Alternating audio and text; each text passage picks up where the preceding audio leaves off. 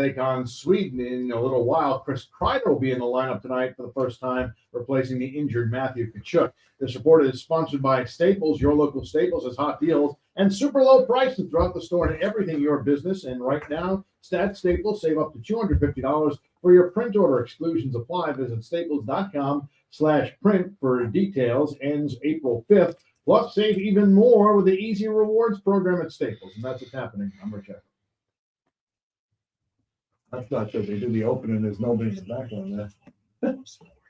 Where are they at? Cornell? Bison? No, Bucknell. Yeah. There's nobody there. All right, see you in an hour. Yep.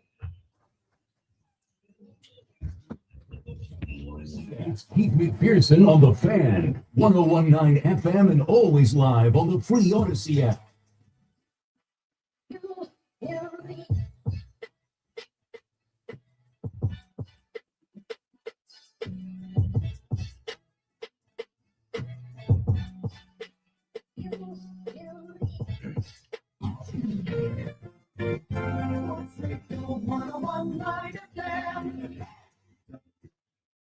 Yeah, right out the cannon. Boom, I'm back, baby. It's been a few days. 888-808-1019. If you'd like to talk to me, I'll be on until midnight. Another 5-hour KM to AM on The Fan in New York. You know what? It's baseball time, but we've got a lot to talk about. In the NHL, the confrontation, Day 4 Nations, the NBA. I don't care about the NBA dunk contest. I don't care about the All-Star game. We'll get into it, though. The NFL was smiling this weekend. That first weekend without NFL football sucks. But the baseball is doing baseball things, and we've got the opportunity to overreact to everything baseball. And it's splendid. Previously on KM to AM, I opened up talking about Marcus Stroman. And I specifically tried to defend Marcus Stroman because I felt like the story around Marcus Stroman was much about nothing. Well, shout out to Marcus Stroman for finding my tweets and videos and content and giving me a little bump and bringing in some people that maybe never heard of me, never saw me. And man, something that I felt over the weekend was, damn, I think I get hated on by little random anonymous idiots. This guy has a ton of haters. He's got a ton of people with just like no face, no name accounts trashing him. No one man should have all that power. But then he shows up to camp earlier than expected. He shows up to camp and he says, I'm a starter. I'm a starter, like 25 times, basically saying that he's not going to pitch out of the bullpen. And now we have a story with Stro. 888-808-1019. I mean, the story really stops there until they trade him, which I don't think they could trade him, but put a pin in that one, right? Being able to trade Marcus Stroman and his $18 million contract and what that means for the New York Yankees with the luxury tax, their roster, and where we are today on February 17th. Reminder, it is February 17th. Games have not started yet. We have just started to hear from players, position players. Position players have just started to report. We'll play some audio from guys like Pete Alonso, who spoke today, Aaron Judge, who spoke today, Juan Soto, who spoke over the weekend. And we'll dissect everything they said, the questions that were asked. I think better questions need to be asked, but who am I? I'm just a radio host. I'm not a reporter. I'm not a journalist. I didn't go to school for journalism. I went to school for communication, radio, and TV. I'm just on camera talking on microphone, saying anything. 888-808-1019. And what I'll say about, this past weekend, which I enjoyed, being off Friday, had a great Valentine's Day off. Shout out to Pat Boyle, PB Radio and TV for filling in. But over the weekend, I mean, everybody talking about the 3-point contest, the skills champion, the skills challenge, the slam dunk competition, and even the game. I could care less. I guess I've grown out of it, right? Because I'm not looking to fix the NBA All-Star weekend. I'm a hockey fan now. I watched the 3-point contest because Brunson was in it. And, Brooklyn net Cam Johnson was quickly in it. And they had guys in it like Damian Lillard who were, trying to defend the title. And, I thought that would be compelling. And I always like to see guys, shoot. Tyler Hero barely won it, but that's all I watched. I didn't watch Mac McClung win the slam dunk contest because, like, Mac McClung is only in, and shout out to Mac McClung from his high school mixtapes of his in-game dunks to Georgetown. I think he went somewhere else and transferred. Like, this kid has made a name and made money for himself just off the ability to leap out of the building as a small, short white guy, and he can dunk with the best dunkers in the world. He is a 3-time champion, but it holds no weight, right? Because what's a three-peat if, people don't really know who you are? What's a three-peat in the dunk competition when guys like Vince Carter and Kobe Bryant and Michael Jordan have won it before? I just didn't get into it, but it's funny because I was about to start watching it, and then I look at Twitter, and 9 seconds into the Four Nations face-off, oh, there's beef. There's smoke. They dropped the gloves. Like, if you remember last year, Devils Rangers, it was just, hey, as soon as this puck drops, we got to fight this out. So it was on site with Brady Tkachuk and Sam Bennett. And so I immediately was like, damn, I missed that in real time. I got to watch the game. And it was an amazing game. It was compelling. It was electric. It was hard hitting. And you know what it was? Competitive. So the NHL going on their break and the NBA going on their break at the same time that the NFL concludes, the NHL won. The NHL won by a lot. And I think I saw something like almost 4 or 5 million people were watching. And then, when I say it's compelling, like, the Canadians booed the national anthem. So if you're American like I am, you're like, oh, hey, wait a second now. And I don't know. I love watching that game. It's just the best on best. And it is guys saying, yeah, we get that this is an exhibition. This doesn't really mean anything. We're supposed to be on a break. But how many times did I tell you guys, man, what I love about hockey? That's the tough guy sport. That's the real sport. It's hard as hell to skate. These guys are skating at full speed, fighting, hitting guys. Bro, I don't even know who it was. I think it was Brady Tkachuk who hit the one guy and his skate was up on the glass. I'm like, this is nuts. So if you're an NBA fan and you're over the NBA All-Star weekend, you should have tuned in to the NHL. I think there's some games on tonight. I think we'll see Sweden versus the United States tonight at 8. And then, hey, run it back, right? Because Canada played earlier. We'll get Canada, U.S. in the championship on Thursday. I won't be on until after the Nets game, so I'll be locked in on that. But that's the weekend, man. And over the weekend, we hear about Aaron Rodgers desperately wanting to stay with the New York Jets. Yeah, it's over, right? Like the ex-girlfriend telling her friends, like, I would have married him. I would have stayed. Yeah, but you cheated on him, and you didn't really love him, and you were distracted by other things, and you had a drug problem, and you used to text your other ex. 888-808-1019. At some point, we will have the conversation around Aaron Rodgers is the song that doesn't end. It's over. It's over. It's over. What else happened over the weekend? Oh, man. Juan Soto meeting the media.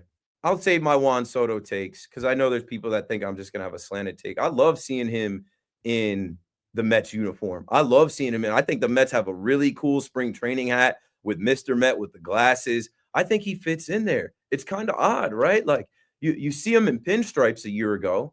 And Yankee fans, please do remember when you did see this guy in pinstripes a year ago, and he put that Yankee hat on, and it was a Zoom press conference, right, that like we all saw. He was Scott Boras Corp from head to toe as far as not even giving a lean of anything. Yankees, pinstripe pride, 27-time champions, wanting to be here, and he was pretty consistent.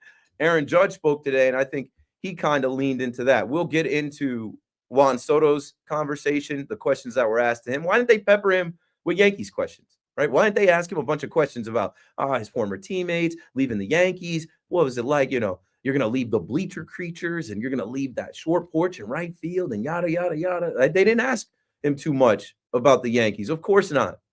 They asked him about his experience and he said it was really nice. But no, all the Juan Soto questionings for the Yankees, they can't match that on the other side, right? One guy could be asked 20 different questions about the Yankees. Instead, they ask 20 different players on the Yankees about one guy. I get it. It's low-hanging fruit. It's basic. It's a lob. It's a layup to ask the Yankees, what are they going to do without Juan Soto now? And I could care less about what they're going to do without Juan Soto. I'm over that. What are they going to do without someone playing third base? What are they going to do about this competition at third base between mid, unknown, and probably washed, as in Oswaldo Cabrera, Oswald Peraza, and DJ LeMahieu. That's and I love those guys, and like, you know, I'm a Yankee fan, whatever, but I got to keep it a bean. That's what is competing at third, mid, unknown, and washed between those guys in that order. 888-808-1019. Don't let the Marcus Stroman talk distract you. Don't let the Juan Soto questioning distract you from the fact that the Yankees are trying to get back to the World Series, and there is a huge hole in the infield and in the lineup. Oh, wait, now there's 2 holes in the lineup because Stanton doesn't play in the field. So I would absolutely have him shut down. And you know what I thought, Yankee fans, as we hear this news about tennis elbow and him being a little bit behind with these elbow issues, I thought after the performance that year 7G had, that Giancarlo Stanton had, I thought after the performance he had in the postseason, he was immune to the criticism. I thought that we couldn't touch that anymore. Like, oh, no, after this, his image has completely changed in the Yankee world. No, you wouldn't be able to tell by WFAN callers. You wouldn't be able to tell by social media. Oh, here we go, Stanton and his contract. Who cares? This contract has been. And you know what? I go back to what I've been saying about the Yankees is, you know, they make other moves that stop them from making moves, and they throw their hands in the air like, well, we can't do anything here. Like, oh, we have DJ LeMahieu for these next 2 years. We can't possibly go trade for another guy. We just got to see it through with DJ. Well, we signed Marcus Stroman to this 2-year deal. He was, you know, not effective in the second half like we've seen in the past, but we took a chance on it and we gave him this money. And now we can't do anything until we get that money off the book. Giancarlo Stanton's contract, the Marlins made that contract, and the people that made that contract got out of baseball, but the Yankees took it on. And then they did not pursue Bryce Harper or Manny Machado because they had a National League MVP and Giancarlo Stanton. He's hurt every year. So much so that Cashman told you this is a part of his game. And a lot of you ran with that to be mad at Cashman. And last year I was saying he told no lies. That's truth. So what I'll say is if the Yankees weren't anticipating this, I don't know what they were anticipating. 888-808-1019. I don't anticipate them making any moves. Prove me wrong. Call my bluff. I don't expect them to trade for Nolan Arenado. Some of you seem to think that they're going to go get Justin Turner. Justin Turner's not shaving that beard. He'll wait it out. JD Martinez, maybe, but I doubt it. I think they're like $4 or $5 million over the luxury tax, something like that. They're trying to get down under the luxury tax. They're not going out to spend. So if you're going to call, like I got a couple people trolling me about Dom Smith DHing or Trent Grisham, sure, whatever. I think the Yankees feel like they can withstand that. I think the Yankees feel like they can go with what they have internally. We've got McDonald's at home. We don't got to go to McDonald's tonight. And we'll see how far that gets them. I don't know if that gets them the number 1 seed in the American League, back to the World Series. I don't even know if that gets them the division. Before the Alex Bregman signing, I was telling you that I feel like the Red Sox are going to be something. I think that the Red Sox with Alex Cora, who shout out to Alex Cora, like that guy has, you know, just a spine and a backbone and doesn't care. He knows he's the skipper. I know you guys heard today, right? The same way Marcus Stroman is a starter and isn't ready to go to the bullpen or isn't willing to go to the bullpen. Here comes John Henry and the Red Sox last week. I was on as it happened. They signed Alex Bregman, which I thought was late. I thought was an overpay. I thought they didn't necessarily need the guy, but I understand them pushing their chips into the, you know, middle of the table to get another bat and a proven champion. Rafael Devers today, in English, they asked him, you know, what about you DHing or playing first base? He said flat out, no. Didn't need a translator for that. No, I play third base. And Alex Cora, when asked about it, pointed to, hey, Heim Bloom is in St. Louis. And that's who told him when he signed his $300 million deal that it was to play third base. We're going to put the best team out on the field, and they'll work on that. But, hey, maybe there's trouble in paradise, right? The Red Sox spent all this money to get pitching and whatnot. Maybe they have some issues there.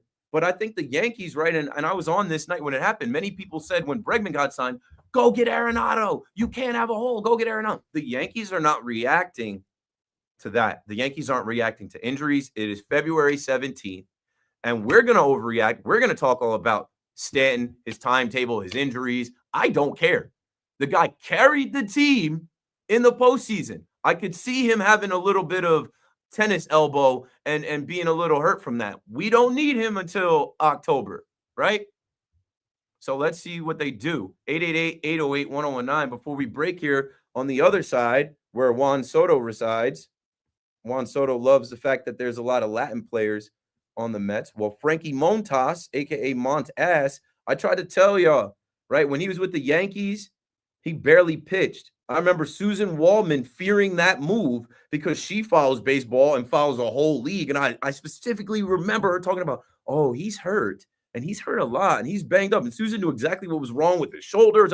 Well, now look, David Stearns in year 2 said he feels really good about the Mets pitching depth. Well, Frankie Montas is down with the lat strain. Who knows how actually long it's going to be? We can compare him to Clark Schmidt. He's not as young as Clark Schmidt. He's not Clark Schmidt. Who knows how long it's going to be? Frankie Montas came out here to tell y'all, oh, this starting rotation is one of the best in baseball any day. It's like we're throwing an ace.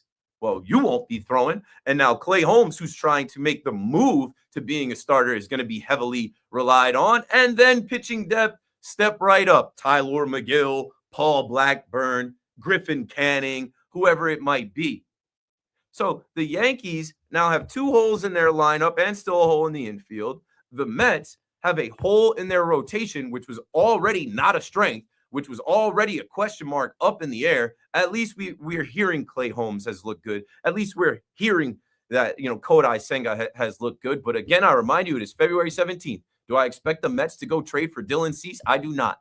Do I expect them to sign somebody? I do not. I think it's hilarious that you even entertain the talk of a Marcus Stroman trade back to the Mets. 888-808-1019. I've said enough. I got a full rack of calls. We're 20 minutes in. This is Keith McPherson on The Fan. We call this KM to AM, a 5-hour sports talk show on The Fan. I will take your calls. We'll talk all around it. I have no guests tonight because there's a lot to unpack from the weekend, and we'll see how you're feeling. Mets fans, Yankee fans, Fairweather fans, diehard fans, fans of The Fan. Call me up. We'll be right back.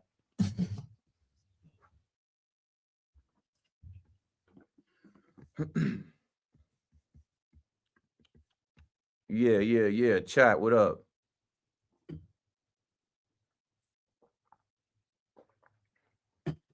What they talking about in the chat?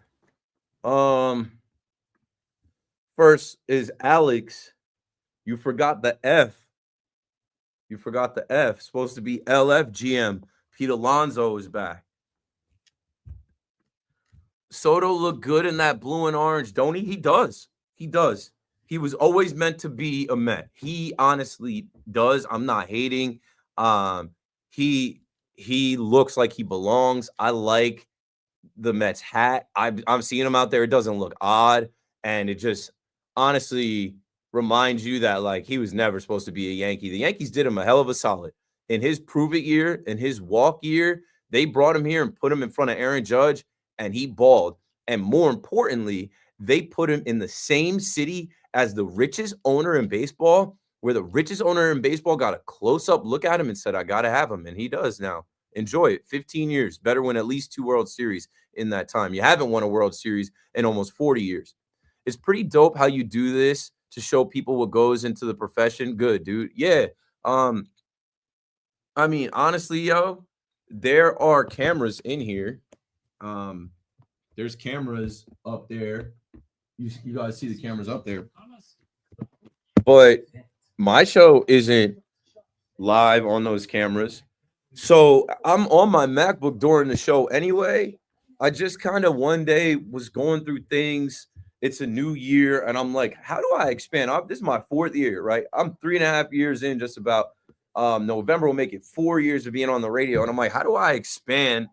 How do I do more than just the audio only? How do I do more? And I pay for a StreamYard account. We're streaming live on Facebook, YouTube, Twitch, X, and Instagram, all under my namesake. WFAN is notoriously anti-basketball. New York is a baseball football town. I would start with the New York Knicks. I would start with the fact that the Knicks were bums for so long. So, like, when you're bums, and even though they were bums that got a ton of hype and got a ton of talk, kind of like unceremoniously, like they're for no real reason besides they play in the middle of Manhattan, you can't really lead with them. I think the football has been terrible more times than not, but since it's the NFL is king. Like I was just saying, like the NFL laughed this weekend. You could talk about the Eagles, you could talk about the Chiefs, you could talk about the refs, you could talk about how you hated the halftime show. Everybody watched. New York is a baseball town and football town and basketball third, but look out for St. John's now really getting in the conversation. 6-man rotation, sure. That's an option for the Mets. But now you're down a guy, and I'm assuming you were saying 6-man rotation because the Yankees haven't said anything about going 6-man. The Mets have, but now you're literally down a guy. You're going 5-man. Pam, what's up, Pam? Appreciate you always. Are they moving the Yankees rotation around? No. You got Garrett Cole. You've got Max Fried. You've got some kind of, I don't know, maybe Max Fried. So then I'd go Luis Seal, Clark Schmidt, or Rodon, Clark Schmidt. And then in the background, you have Stroman, but you also have Carlos Carrasco trying to make the team, Will Warren as a starter. There's a bunch of guys like random, like JT Brubaker, some other guys. So I'm loving the Yankees vibe and roster. Let's get it done in 2025. Good. That's how you're supposed to feel. If you're a Yankee fan, like you should be excited about this time. If you're a Yankee fan, you should be excited about seeing Jason Dominguez go yard, Cody Bellinger go yard. Like we've got some new players. Now, do I think it's a team that is guaranteed to go back to the World Series? I don't. But like they got to come together. They've got a lot of talent. I'd like to see them do more, but I just know they're not. So, yeah. Soto is going to go down as the greatest Met of all time. Perhaps. But one, that's not hard to do. I think right now people view Tom Seaver as the greatest Met of all time, and we know they traded him away. To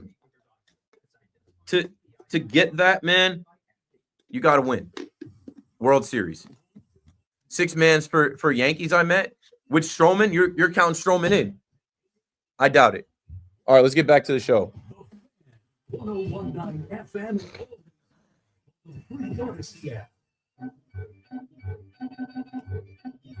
Yeah. Let's do it, man. 888-808-1019. Paulie behind the glass dropping beats already. I'm live online if you want to watch. Streaming on the free Odyssey app and live on 1019 FM and 660 AM. Keith McPherson on the Fan. We're talking baseball to start, but I will take any calls on NBA All-Star Weekend, Four Nations Classic, Aaron Rodgers. But like as far as my show order and run a show, we're just going to get the injury stuff out of the way. We're going to get the, talk about spring training out of the way first. And then as we get later into the night, I'm on till 12. I will, give you my takes on a bunch of different things. Stay with us. Let's start with Tim in Norwalk, Connecticut. Tim, welcome back. It's been a while. Boys, they told me to get in touch with you. They wanted to give a shout out to St. John's, being now number 10, not number 9, but just a little shout out to our country right now, and it's awesome. Like the Four Nations tournament. I mean, the tweets from Tom Brady and J.J. Watt saying it's really cool that they're doing something like this right now. But now it's like, well, how exciting is the game going to be tonight? Because you don't even have one of the Kachuk brothers, at least one of our New York Rangers. I know you're a Devils fan, but Chris Kreider's playing in the game. But it's a really cool thing, and I can't believe the price of the tickets right now. The game on Thursday, they're over. Yo, Devils fan or not, man, Trocheck, JT Miller, like seeing those guys, like we're rooting for the same team right now. You can put, let's see it. Get political or whatever, but like finally, like it's awesome that we're doing this. And then you see like someone like LeBron James, not to like say, but before the All-Star game, you're like, Terrible. You know. Terrible. So spring training right now. All right, obviously we know John Carlos hurt. What I've been reading right now is they're going to go after Arenado. Right now, the New York Yankees look like, and I'm not worried about the Yankees, honestly. I think we have a great pitching staff, and I'm just thinking to myself right now, I'm like the guy that didn't study on his fantasy football team, and I have all the guys like out of their prime, but like they have big names, like having Goldschmidt, having Arenado, having LeMahieu, like all these guys. Yeah, but they're big names that are past their prime. It's not 2019. Oh, exactly. No, I totally get it. I mean, right now, but I mean, like, look at the back end of the bullpen right now. And I mean, going to the Yankees right now, man, I am so glad that I showed up late and didn't get that Juan Soto basketball jersey. Why? It's a Roger Clemens jersey now. Tell you that. It's the old school Robinson Cano. But a lot of people aren't even talking about the Martian, man. I'm ready for the Martian. Yeah, I think he definitely turned some heads today. Thanks for the call, Tim. I mean, going back to if you're American, right? Do you not root for all American sports, whether it's the Olympics, basketball, it could be swimming? I don't know. I don't care that there's no way. I'm a Devils fan, and not for nothing. It isn't like Jack Hughes has dominated in this four nations face-off. So what? And that's what I was saying too about, the Rangers that are playing. We're all playing for the same team. We're all rooting for the same team. And the NHL is on break right now. And we'll see what happens with this game tonight. That's coming up at 8. I don't care if they lose the game. They're already in the championship. That's already locked. So hey, maybe you do rest some guys. Maybe you do chill a little bit and you gear up for Thursday. That is going to be big. I just think that the NBA does come back, but the NBA comes back and it's going to be quiet for that. Cause now it's everybody back to their, their cities and their teams, but all eyes should be on a rematch, Canada versus the United States, and the U.S. should win. It's in Boston. It's in TD Garden. Yeah, no, it's I can't wait. I was telling people I thought Saturday night would be an event and it's a spectacle in Montreal. I was right. It was a spectacle, and I don't care if the first 2 fights were pre-organized. I don't care. That doesn't matter to me. The energy in that building, and let's go Canada. if not a political perspective, the booing of the American anthem in Canada got everyone so riled. Yeah, that the energy was there. I can't wait for Thursday night. I think Americans are going to boo the Canadian national anthem in Boston. I think that's going to happen, whether you like it or not. I think it is what it is. And from a sports perspective, that is what will drive eyes there. I believe there was the most watched game in the past 5 or 6 years, say for the Stanley Cup Game 7 last year. It was over 300% increase that game on Saturday night. Saturday night, 8:00, nothing else going on. And the NHL absolutely crushed it. The best on best will continue next year in the Olympics. 2 years after that is going to be the World Cup of Hockey. And every 2 years, we're going to get to this point in the middle of an NHL regular season where play will stop. And that is fine for best on best, because that is what these players want. And that is the key. The players wanted this. It wasn't like the league forcing the players into it. No, the players actually wanted this stuff. Okay. Yeah, so it's 4.4 million viewers for that game. That many people got to see Sidney Crosby hold an L. And they kept flashing it. What was it, 26 games and multiple years that, in country play for Canada, Sidney Crosby had never lost. Well, hey, you might win some, but you just lost one. 888-808-1019. Tim mentioned LeBron, and I think LeBron getting a lot of the ire, a lot of the blame for where NBA All-Star Weekend is merited. they have been running the video of him from years ago where he says like, oh yeah, preliminarily, I'm putting my name in for the dunk contest. Doesn't do it.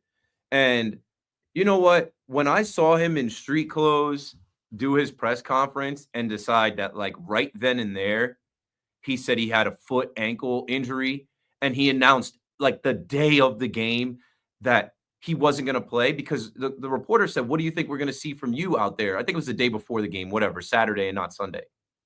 That's wrong.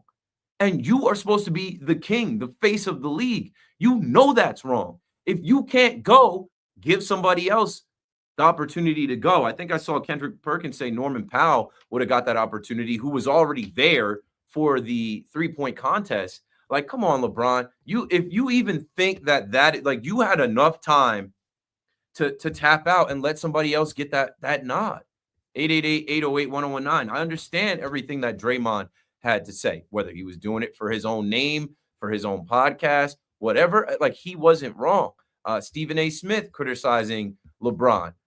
He said LeBron is directly responsible for the erosion of the slam dunk contest over the last several years. LeBron not doing the dunk contest once, right? The greats before you did it. I mentioned Kobe doing it, winning it. I mentioned Michael Jordan doing it and winning it. Like, you had to do that in your prime at least once. You being the face of the league, the new GOAT, like not doing that, man, it's irresponsible, and it sets an example for everybody else behind you. I see John Morant come out there like, yeah, next year, we need to do this. What did he say on Twitter? He said, Mac might make me decide to dunk. If Mac McClung winning 3 times in a row is what it takes for you to go out there, then so be it. But then Giannis quote tweets and says, if you do it, I'll do it with you. And then he says he was hacked, and they're calling on Ant-Man, Anthony Edwards, or, Zach LaVine or Aaron Gordon. Zach LaVine and Aaron Gordon shouldn't do it, by the way. They gave us arguably the greatest back and forth of all time. They're older now. They don't need to do it. But some of these young guys that still have fresh legs that can jump out of the building, they need to do it, but they're not going to do it. Their GMs aren't going to want them to do it. The money that they're getting paid right now, we can't risk you going to jump over a car. Like, Mac McClung almost died jumping over that Kia. Like, we can't risk you doing one of these things. And that's another thing, too. If they want to change it, take the props out. Let it just be you and the basketball. Maybe the only thing you get is one person to pass you the ball. 888-808-1019. And then the last thing that Tim was talking about with the Yankees and, like, their lineup. And, yeah, like, it was great to see Cody Bellinger go deep today. It's practice, right? And I see people like, oh, Carlos Rodon sucks. Yeah, he's just throwing his fastball in there. First time out, facing his teammates, he's grooving his fastball in there. And Jason Dominguez from the right side of the plate ripped one off of him, which was good to see. Shout out to Gary Phillips, who I follow on Twitter. He does a lot of good work. I might have to get Gary on. He wrote an article about how Jason Dominguez said he felt lost from the right side of the plate. Good to see him turn on that one, second deck out there at George M. Steinbrenner Field today. There's some new names and some new faces and some new players. And, I'll say this before we go back to the calls, 888-808-1019 with the Yankees. I really think they took this Dodgers talking about them peeing down their legs, playing Yankee defense. I think they all took that to heart, and they should, because it's hard enough to lose a World Series, especially when you were 1 foot into the air thinking you were going back to Cali and then losing in the fashion that you did. That's forever. The philosophy change here is defense, run prevention. I don't think that they are so concerned with the lineup or who's going to protect who. And, it was good to hear Judge today say he liked batting third, had his best year batting third. Obviously, Juan Soto helps that. But I look at the Yankees like, you don't have enough. And you didn't have enough prior to the Stanton news. But now, depending on how long Stanton is out, who's your DH? You don't have many options. And what happened to you in the World Series last year? You didn't have any bench. You're bringing Oswaldo Cabrera off the bench. You're pinch hitting Jose Trevino. Like, you got to get for real. You got to get serious. But I think that they are serious about staying under or close to under the luxury tax. And that will stop them from doing anything. Again, with the Yankees' allocation of funds, they make other moves that stop them from making other moves. Let's go to Carlos in Deer Park on the Fan. What's up, man? Hey, what's up, Pete? How are you, my brother? I'm good. Always good to talk to you, man. Listen, everything you just said, I agree with you wholeheartedly. Like, the whole thing with the All-Star, All-Star Weekend with the NBA and these superstars not wanting to participate. It's become a thing where now you got these street dunkers winning it all, But I really want to talk to you about really what you just kind of finished talking about is the Yankees, man. And you know what? They do need another bat, and I want to say to you the other night before you cut me off, they got to get Nolan Arenado. He's only 32. Like, he's ain't that old, man. He's not that fucking. Yeah. It was what was it, 9 or 10 times Gold Glove winner in a row? He'd be great. He'd be great in this lineup. He'd be great in the field. But they have numbers that say he's declining. They don't like the number of his contract. They don't like the number of years he's been on the planet. 3 or 4 years. I think it's like 3 or 4 years left. They could convince St. Louis to pay most of the contract. Can they? Why not? I think if they could, it would have been done by now. Thanks for the call, Carlos. 888-808-1019. Someone asked me that today. I'm like, at this point, right, all we've heard is they're not interested, and that's not a real thing, and that doesn't have any legs, and they're not interested in Nolan Arenado. Like, we've heard from Andy Martino, Jack Kerr. I don't know who else has to tell you that the Yankees are not interested in Nolan Arenado. Yankee fans are, right? Yankee fans hit the old trade machine and said, yep, Marcus Stroman for Arenado. They pay $5-6 million, whatever. Like, I don't even know how you cook that up. It wouldn't actually go through any type of trade simulator. But if they could have got it done, it probably would have been done already. I don't think that they like Nolan Arenado as much as we like Nolan Arenado. And honestly, we as Yankee fans like Arenado because we're looking at the internal options we have. They're not great. They're not great. John and Maspeth on the Fan. What's up, John? Are you awake? Yeah, I'm on early tonight. You awake? I'm awake, yeah. I'm actually outside of school waiting for my daughter's basketball game to start in a little bit. Appreciate you calling in. Starting on a school night, man. Little fourth graders. You got to get primetime television. This is a wide open time for TV ratings. You start the game at 8:30. Just sleep. My daughter goes to sleep at 9, and they got a game starting at 8. So leave at half. So leave at the half. Yeah. Yeah, so there's a couple things I want to talk about. One, just oh man, what were we talking about? Yeah. Listen, man, just leave this dude in the bubble, bring him out in September, and let him be our September call. September. Yeah, listen. Oh. DH5, give Austin Wells DH5 on the days he's not catching. You give it to the judge about twice a week so he's off his legs, and do whatever else with it. No, they pay him too much money, and they don't have enough bats in this lineup to just say, yeah, take 6-7 months off.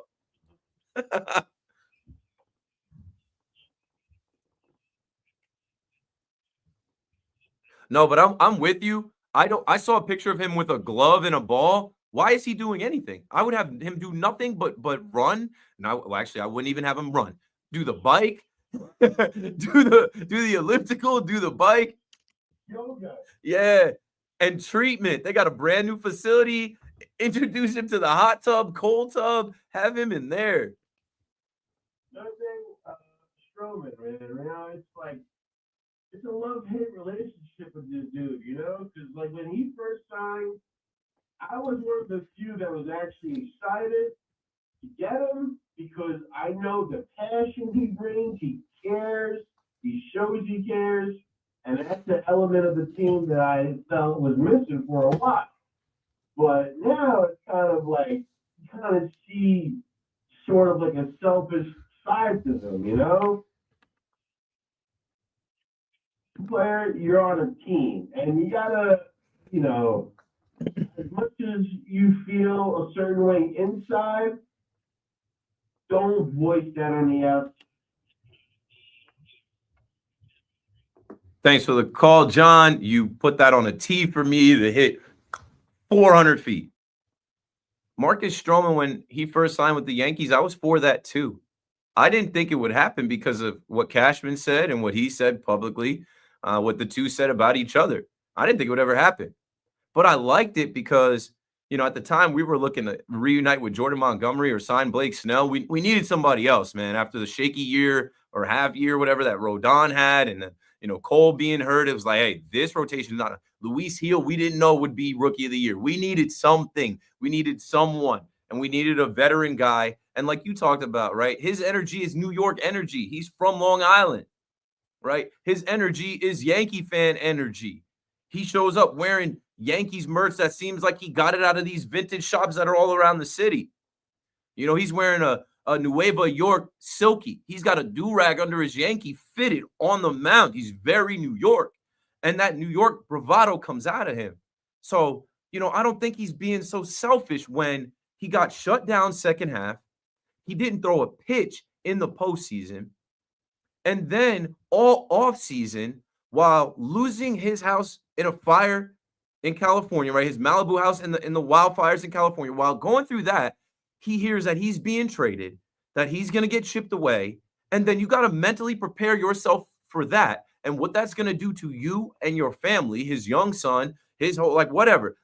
I felt like this guy handled and took on a lot in the last 5-6 months, from being shut down, not pitching, being relegated to having no role on the team, but being supportive, being there on the first step of the dugout, popping champagne with his teammates. And that's the thing. People have all of these critiques of the guy. People have all of these things to say about the guy, but I haven't heard one of his teammates come out and say anything. I heard Andy Martino report, some guys don't like to be asked about it. Yeah, well, ask better questions, right? You're the same guy talking about a Stroman trade to the Mets. Come up with better content for your little Twitter videos. 888-808-1019. I got no problem with Stroman being mad because he has a contract that says he's got to pitch 140 innings to get that vesting option. It's business. If somebody told you that you had to work a certain amount of hours and they say we don't need you, you would fight against that. I'm healthy. I'm prepared. I got my body right. I'm ready to pitch. And we don't know what's going to happen. Frankie Montas has a latch strain. We'll talk about that more when we come back from this break. And you know what? As guys keep throwing and get into competition, into actual games, somebody else from the Yankees could go down. They have a 5-man rotation now. One of those guys could go down. Stroman, you're up. Not Carlos Carrasco or Will Warren or whoever it is. So stay ready so you don't got to get ready. And I look at Marcus Stroman as a guy that's prepared to get shipped potentially anywhere in the country, or also pitch for the Yankees and compete as a starter. Keith McPherson on the Fan. We'll take your Mets calls, talk about the Mets rotation, talk about Jose Iglesias. There was an article written about Jose Iglesias. Somebody went and did a one-on-one with Jose Iglesias. You obviously know who. KM to AM returns right after this.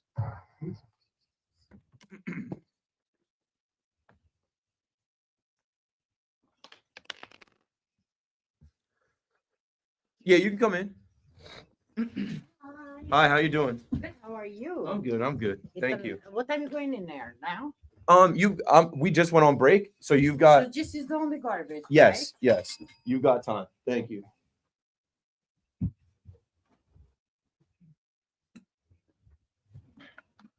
I low-key gotta eat, man. Got the salad. Not really excited about it, but trying to have abs this summer. So got the salad kit. Thank you very much. You're welcome. Enjoy your night. You too. Let's see here. Got the cheese for the salad. Y'all know what I mean? All right. I won't eat on camera. I feel like that's a little much. Got the croutons.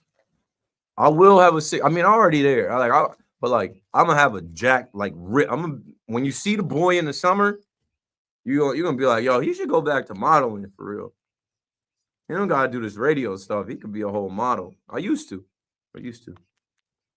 But with the model stuff, if you gotta do something shirtless and you don't have that 6-pack, you got something missing.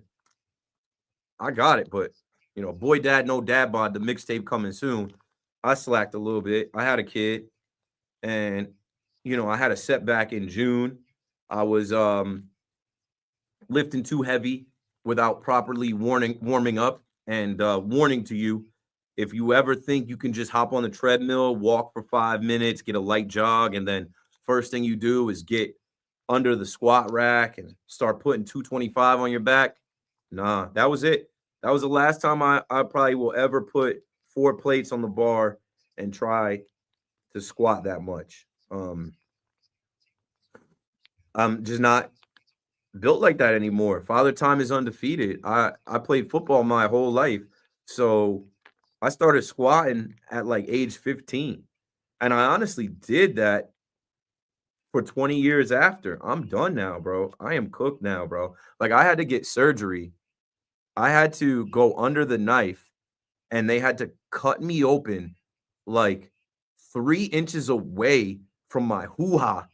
Like, bruh, you know what that's like? Scary. Because I had a hernia, and where I had the hernia was like my lower abs right above my yeah. So it's not worth it, bros. It's not worth it. I'll be right back.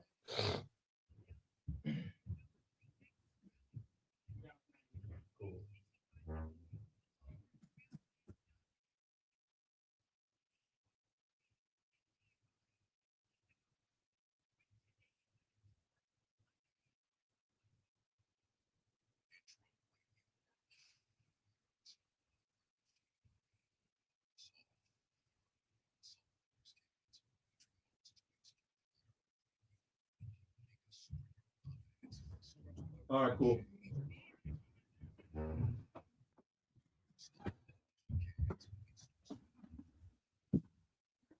I don't want to eat on camera, but when we come back, we'll talk Mets, Jose Iglesias, Frankie Montas, Juan Soto.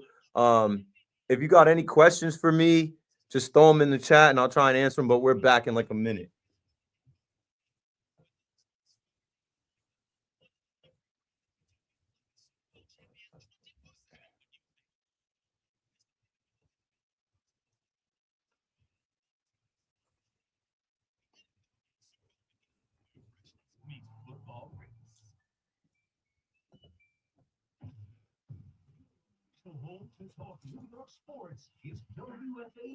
All right, that was short-lived.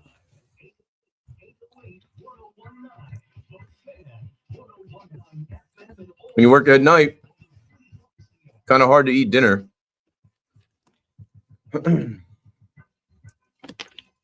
Okay, quickly here. Don't call yet. I'll take these next couple calls and get us to the break, and then it'll be 8 o'clock. Keith McPherson on the Fan. Let's add some of the Mets conversation in here. Frankie Montas is always hurt. I think I said that he played 9 out of like a potential 243 games in a year and a half with the Yankees. And all I know of him is being hurt. Maybe David Stern's cronies that are still in Milwaukee gave him bad info as far as, what he was in Milwaukee for the short time that he also was there. But I feel like he got signed so early in the offseason. It was like a move that they were so sure of. It was like a move that it seemed like they were like, oh, yep, this is the exact type of candidate for our pitching lab. Frankie Montas, come on down. And the Mets signed him for 2 years, $34 million. So far, not so good. With the lat strain, I don't know how long he's going to be out, but he's an injury-prone guy that is used to not pitching. He's used to not being there. And I at least he came to Amazing Day. I thought it was funny that at Amazing Day, he opened his mouth, and I'm like, okay. I'm like, this guy is already drinking the Mets Kool-Aid.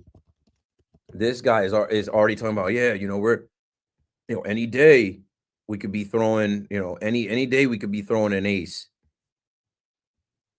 Nah, bro. This is going to be a little bit of a stretch. And, okay, you got Juan Soto now, who Juan Soto meets the media, right? Follow my thread here. Who is Frankie Montas's agent? Same agent as Juan Soto. Juan Soto meets the media, and there's a ton of hype, and I see fans, feed me more Juan Soto content. I see the St. Lucie Mets posted that over 1,700 fans came out to the Mets' first day of full workouts, and there's a ton of hype around Juan Soto, and he deserves it. He is generational. He is ridiculous. I think he really does fit. The more that I see him in that Mets uniform, I'm like, he was always supposed to be a Met. He was always supposed to go to the richest owner. He was always supposed to come to the big city, but not as a Yankee. He didn't vibe with the Yankee history or culture. He didn't see himself in those pinstripes. He certainly got an offer big enough to stay, right? I think that's why Judge kind of had his tone too. When you think about what it took for Judge to get his contract offer, and the Yankees offer Juan Soto almost double it for a guy playing the same position that played it in his ballpark right in front of the judges' chambers that is not a better player than him. But anyway, Scott Boras might as well have a satellite office in Flushing.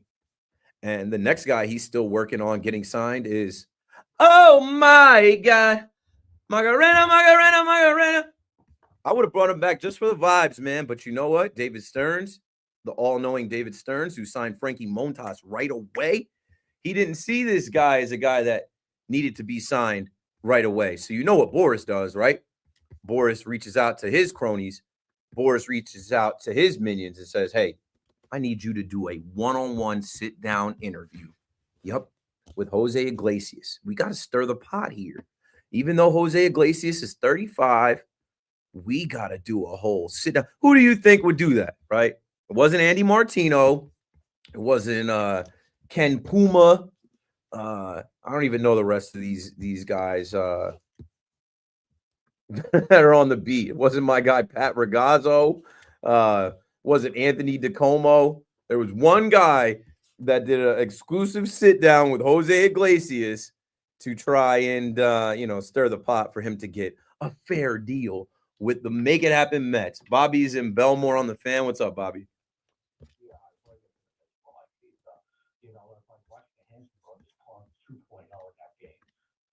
I'm kind of in the minority. I don't get why Russia wasn't invited because these players play in the NHL. They live in American cities, and Ovechkin's going for the Gretzky's breaking. I think we're short play on the NHL. They're the best goalies in the world.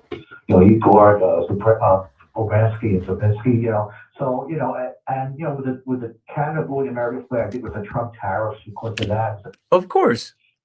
Could you imagine if Russia, yeah.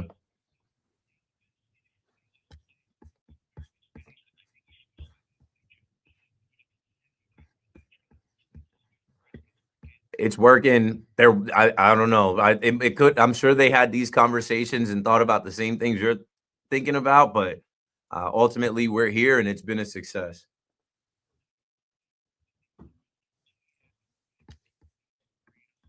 Boris Corp. Boris is like, come on.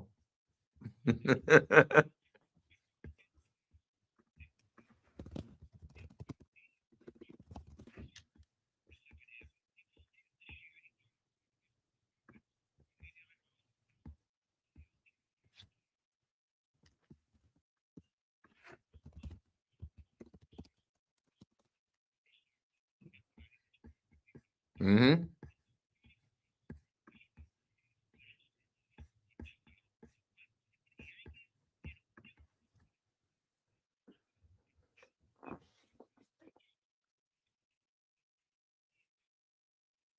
He doesn't want a 1-year deal, Iglesias, from what I've heard.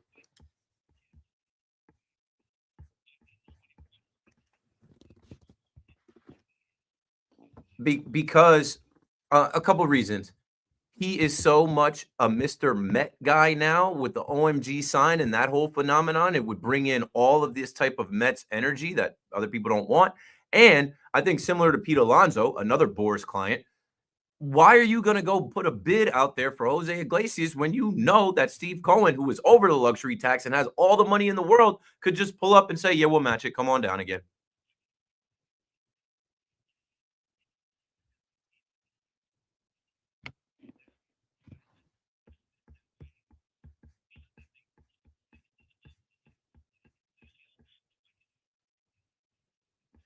They view him as a better player. He's been in the system. He's more of a Met. It wasn't just a 1-year thing with McNeil. I think they liked what they saw from him in the second half, and they, like I always make the joke, which Jeff are you getting? Are you getting happy, Jeff? Are you getting pissed off, agitated, cursing?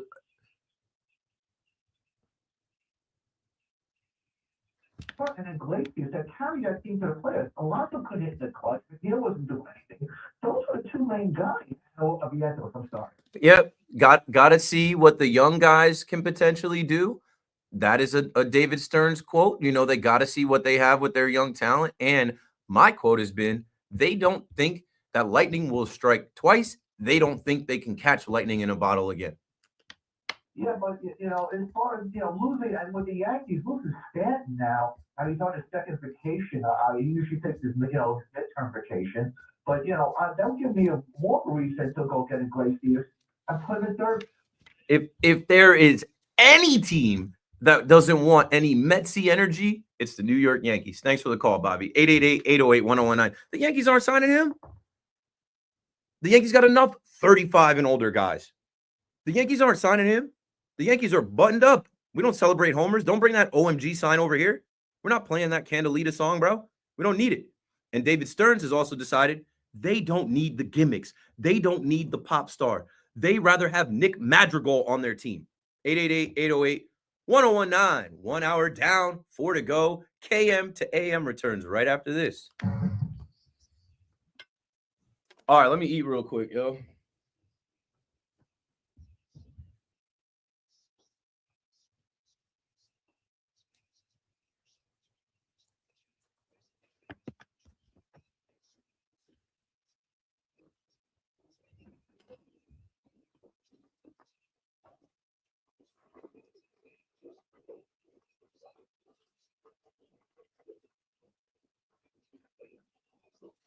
I'm tweaking, bro. Let me see. Not to ignore the chat. 500 in here. What up, y'all? I'll answer these couple questions in a minute. The thing about having long hair that I'm still not even used to, you got to have hair ties at all times. Like, I usually pack a couple. I don't have one. And usually I'll keep one on my arm. I guess I got to go with the freaking beads. Just to eat real quick, yo. Just to grub down real quick, yo. What do you got there? Salad. I'm trying to be healthy. I've lost 17 pounds. Good. Is that because of the back stuff? Or you just, No, because my A1C at my physical was diabetes level.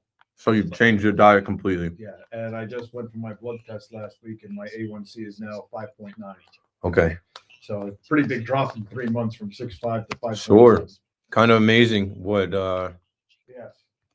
what you can It do. was funny because my A1C jumped so much. I'm like, I don't know if that happened. And then I thought about it. I'm like, I had COVID twice, and all I drank was Gatorade. And then because of the summertime, I was going out, to get stuff here more. Yep. And I was bringing sandwiches on Heroes or rolls. Yep. Carbs. And I'm like, of course, that's why it fucking jumped. And, I did not want to mess with diabetes. My mother and grandfather both had it. And at my age, they got it. And I was like, I'm not doing that. Trying to get this Four Nations Classic on. 59. 59 is TNT. Yes. But I was like, I'm not messing with that. But it happened so fast. I was like, shit.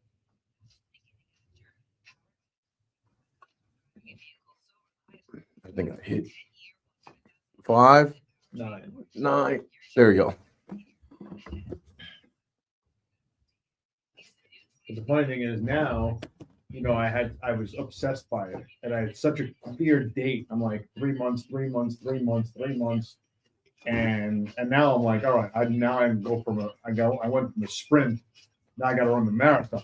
Yeah.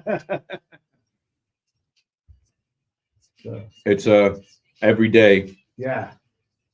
So it's funny. My mom's aide was with us more hours than usual over the weekend. So I said to her, "Hey, is there anything we can get you for food or anything?" She's like, "I'd really like pastrami." So I was like, oh man, I've been hankering from pastrami for weeks. So like I got her a sandwich, but I just got a quarter of a pound of pastrami and put it on bread, and that was it. You know, it was like I was like, I don't want to undo what I just did in like 20 minutes. That's the hardest part, like consistency, Yeah. not giving in to urges. Yep. You're a human being. Yeah. Naturally, you're gonna smell something and be like, Oh fuck! I've been dying for pizza and what? you're gonna see a commercial and it's gonna trigger it. And Yeah, yeah, we live in a place where you can get whatever food you want literally brought to you in minutes. yeah. What do you got? What's in that salad? It's a chicken Caesar salad. All right.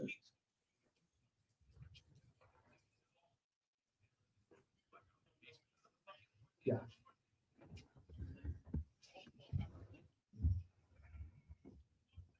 That's why Linus Olmark is not playing.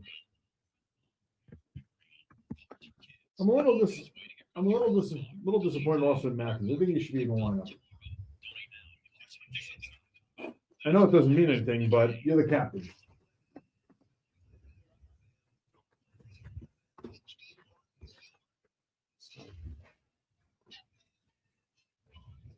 Good evening at 8 o'clock. This is Rich Ackerman. Spring training is not even a week old, and both the Mets and Yankees are dealing with some injuries.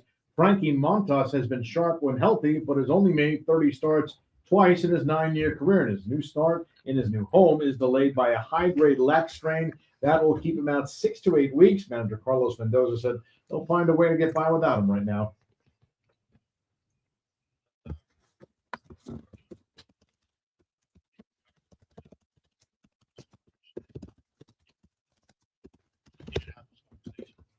Giancarlo Stanton is now questionable for opening day due to tendonitis in his elbow dating back to last year. He hasn't swung a bat in 3 to 4 weeks. He said the pain is more than soreness, and it's always there. The Rangers' Chris Kreider in the lineup for the U.S. tonight against Sweden in the Four Nations tournament. He takes the place of the injured Matthew Tkachuk. Mika Zibanejad out for Sweden due to the flu. The U.S. automatically in Thursday's final after its win over Canada Saturday, and we'll get a rematch of that thriller with Canada getting past Finland earlier today, 5-3. And that's what's happening. I'm Rich Ackerman.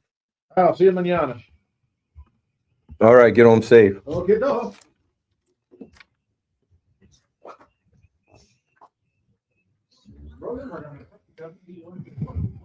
FM and always live. New York City. You're now rocking with the best. Depending on who you ask. KM to AM on the Fan inside the 8 p.m. hour as we proceed to give you what you need. We talk sports over here. 888-808-1019. Opened up talking about the weekend that was.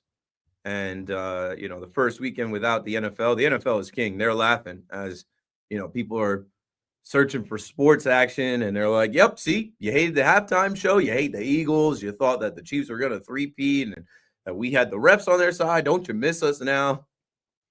And, NBA All-Star out there in San Francisco, the Chase Center for the first time.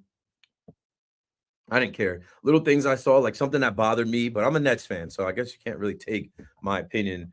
I take it with a grain of salt. Something that bothered me was just like seeing, like Kevin Durant, James Harden, Kyrie Irving on the same team with Kenny Atkinson right there on the bench. I'm like, these guys were in Brooklyn.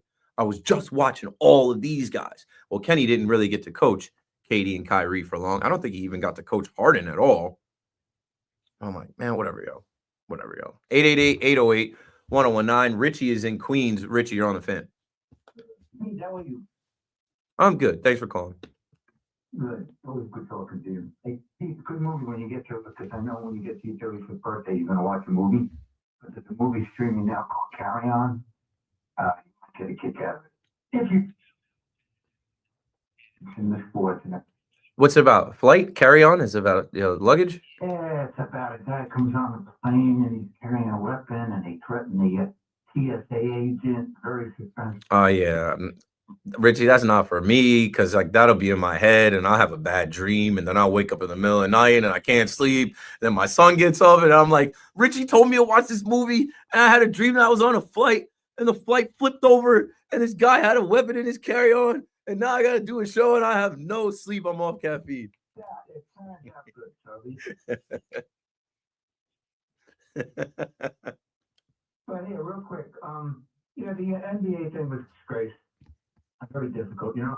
I find a lot of people my age that were real NBA diehards have really lost it because of players taking off, players controlling who they want to have to coach, and not playing, the 3-point game, taking it away. So, and then when LeBron did what he did, and I'm a big LeBron fan, and then Steph not playing the 3-point in his own building. Yeah. Come on, give me a break. That's just a strike one. But I want to get to my Yankee point. At least Buddy Hield, not to cut you off, but at least Buddy Hield represented in his own building. I thought Buddy was going to win it with that round that he had. I think he had 31. Yeah, I called the SF radio because I talked to him because I'm a Giant fan, so I called out to, California. And they couldn't believe it. They said, Buddy Hield, he hit every shot. He had 27 points, and he tied it, highest higher ever. Yeah. And they said he can't make a three for this team with his life. It's different. We're kind of ripping him for that. The NHL did a real good job. I mean, its comparison is, that was another one that I never watched, but that kind of competitiveness, people are really going to get caught up with that. Then people might say, hey, they're playing so hard. Is it worth it? If somebody gets hurt, It's hockey. but that's a history, And I thought that was a great. It's hockey. I love it. Keith, the St. John's is amazing. I mean, if you tell me a team shoots 34% from the field, takes the lowest amount of threes, shoots 52% from the foul line, but their defense is so good, and they get, the other day against Connecticut, they had 22 points first on turnovers, and they still only won by 4 because they missed those one-on-ones. That's going to kill them in the playoffs. It's seriously when they get to the tournament. And you've got to be able to make those foul shots at the end of the game. And I applaud what Rick has done. It's a great story. Now, as far as the Yankees go, you mentioned Montos. I was totally against that. Like you said, he's an injury machine. The Stanton thing, am I shocked? No. The Red Sox, because I really feel the Yankees are the best team in the league. It's between them and the Red Sox. I do not have any faith in Baltimore. I just don't. I don't like their pitching. And I'm not too crazy about the Red Sox with Hendricks at the end and maybe Chapman. They got this kid, Stanton, who's not too bad, or Slayton, I believe it is. But their lineup of Story's back. I love Duran. Obviously getting Bregman and Devers. I don't understand how Devers, can you confer with Devers without getting a third baseman? And he might have to play first. I mean, Cora's a good communicator. I'm shocked at that. But I think that's going to be a very competitive between those two. And your point taken about there is age with Goldschmidt at first. You get Arenado, who's 30. I know he's 32, but it seems like he's playing like he's 35. He's 3 years away from being really, really good. So, yeah, there's question marks. And the thing with the pitch you were talking about, it's escaping me. This is the senior. Montas, Stroman. No, yeah, Stroman. Well, I like that deal, Keith. We spoke about that. It's amazing. He's just been put in the closet, and that the respect. And you're right. And you've done 40 innings to get him. He's looking at his livelihood too. So maybe he can be, productive. I don't think they will trade him. I think your point is well taken. That we can't do this with LeMayo, or we can't do that because we have this guy signed. And I think that hurts them, and I know they're under the budget and they want to stay under it. But the Red Sox, the story is back. I love Duran. I know you watched the game. I think he had a terrific year. It's a real spark plug. And I love the kid at first. Is it Casas? Cases? Or the first baseman for Boston? I think Tristan Casas. Yeah, so, I think the back end of the bullpen is where the Yankees have a real big advantage over them. Thanks for the call, Richie. This always happens. I give you guys run, and then you give me 5 different things that I want to react to, and then I can't remember them all. Even though it's live happening, I'm like, I wanted to say something to this, and I got to cut you off at some point. I didn't watch the NBA All-Star game. There was no need to. Richie talks about watching movies. I always say I don't watch movies. I don't watch TV shows. I was watching the first 5 minutes of the NBA All-Star game just because it was the only thing on. in the HBO Max app on Apple TV, and they played an ad for White Lotus. And I did watch one of those seasons with my wife. So my wife does the Leonardo DiCaprio meme and points at the TV. Like, I want to watch that. It's Valentine's Day weekend. I deferred to her. I'm like, let's watch that because I could care less about this NBA All-Star game. So I didn't watch the game. I'm on social media. And that's another thing. If you're on social media, you don't have to watch the game. You can see the clips. You can see the highlights. You can see Trae Young throw the ball off of Kyrie's back and then a nutmeg on Steph, and then, give the ball up and have a highlight like that. You can see Kyrie won the MVP. And what's funny? When all the voting and everything initially happened, Trae Young and Kyrie weren't included. So they didn't even want those guys in the game. And those were two guys that actually were very entertaining to watch. Go ahead, Paulie. Talking about like how there's really, what you're going to watch with the NBA All-Star game already, because you just know it's going to be no defense, even though apparently there was defense played last night. But if you're the NBA, you're going up against, on Saturday night, an incredible event in Montreal with the Four Nations. And then last night, you're going up against this SNL 50th anniversary. Oh, yeah, that too. Starry had to have had some sort of effect. 100%. Widely more appealing than. And there's crossover, and Peyton Manning is there, and Lil Wayne is, and we spoke about. Yeah. Yep. Adam Sandler, Eddie Murphy, Chris Rock, like all of the big guys going back. Will Ferrell, yeah. Not like once in a life. No, but they're celebrating half a century. Compared to an All-Star game, which you really don't care about. So the NBA put themselves up in a really bad spot, choosing to go on this weekend against USA Canada on Saturday night and against the SNL 50 event. And Draymond Green, leading up to that, was consistently trashing it. Draymond Green talking about, the rising stars getting to play, right? He said, he had to work to get to be an all-star. And because ratings are down, the game is bad, we're bringing in rising stars. That's not right. So if you've got one of the most, polarizing, more famous guys talking down on the all-star game, it doesn't matter. Like, people are not good. That's not making people tune in. It literally doesn't matter. There's no way to fix it. And I don't care, because there are other options. You don't have to watch it. And like, they added go back to East and West, go back to these guys going out there wearing their white jerseys versus the color uniforms. Just go East and West and incentivize it, right?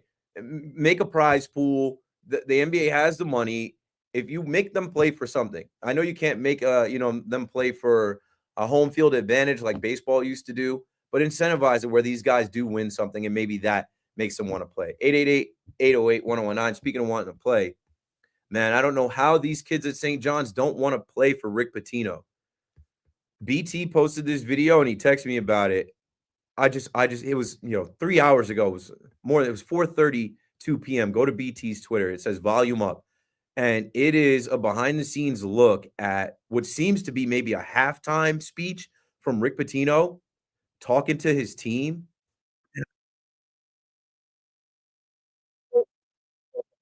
He's an old school coach, and he has done this long enough. He doesn't care who hears, who sees, whatever. He's trying to get the best out of his team. And we can say what we want about St. John's shooting percentage from the charity stripe, from deep. We can say what we want about their style of play, their defense, whatever. They have people in New York City interested in college basketball again, showing up for their games at the Garden, and they have a chance to really, create some buzz going into March Madness that we haven't had for almost 40 years around this team. This team has me watching games. I was never watching St. John's games, but now I'm like, all right, I got to watch RJ Lewis Jr. I got to watch Kadari Richmond. I got to watch Ejiofor. I got to learn who these kids are. And man, I just saw Rick Pitino go out there and give a shout out to James Dolan for making St. John's relevant again. No, Rick Pitino made St. John's relevant again. And he told you he was going to do it. And when you hear him speak to these kids about playing defense and not worrying about missed shots, and we don't care about your missed shots, and who raised you guys You guys are so scared of adversity. You wilt like little children. Dig in, lock in, play defense, show some toughness. I'm like, man, this is a throwback coach. And these kids don't understand the life lessons that they're learning from this guy. These kids don't understand how these moments are molding them as men. I'm loving this whole St. John's resurgence. It was unexpected. I mean, some expected it last year. I didn't think it was going to happen this fast, but through the power of the transfer portal and NIL, anything is possible. And I'm rooting for these guys to make a run through the Big East tournament and March Madness just to give us something else to talk about. Richard is in Manhattan on the Fan. Go for it, Richard. You're 100% right. St. John, I don't know what people are complaining about the All-Star game or talking about football withdrawal. St. John's is more than filled the bills for me, man. Last week, UConn, and today, yesterday. Now, let me tell you, you mentioned the two names, R.J. Luis and Kaderi Richmond. Man, them two guys, I tell you, I think Patino, Rick's got to feature those two guys more.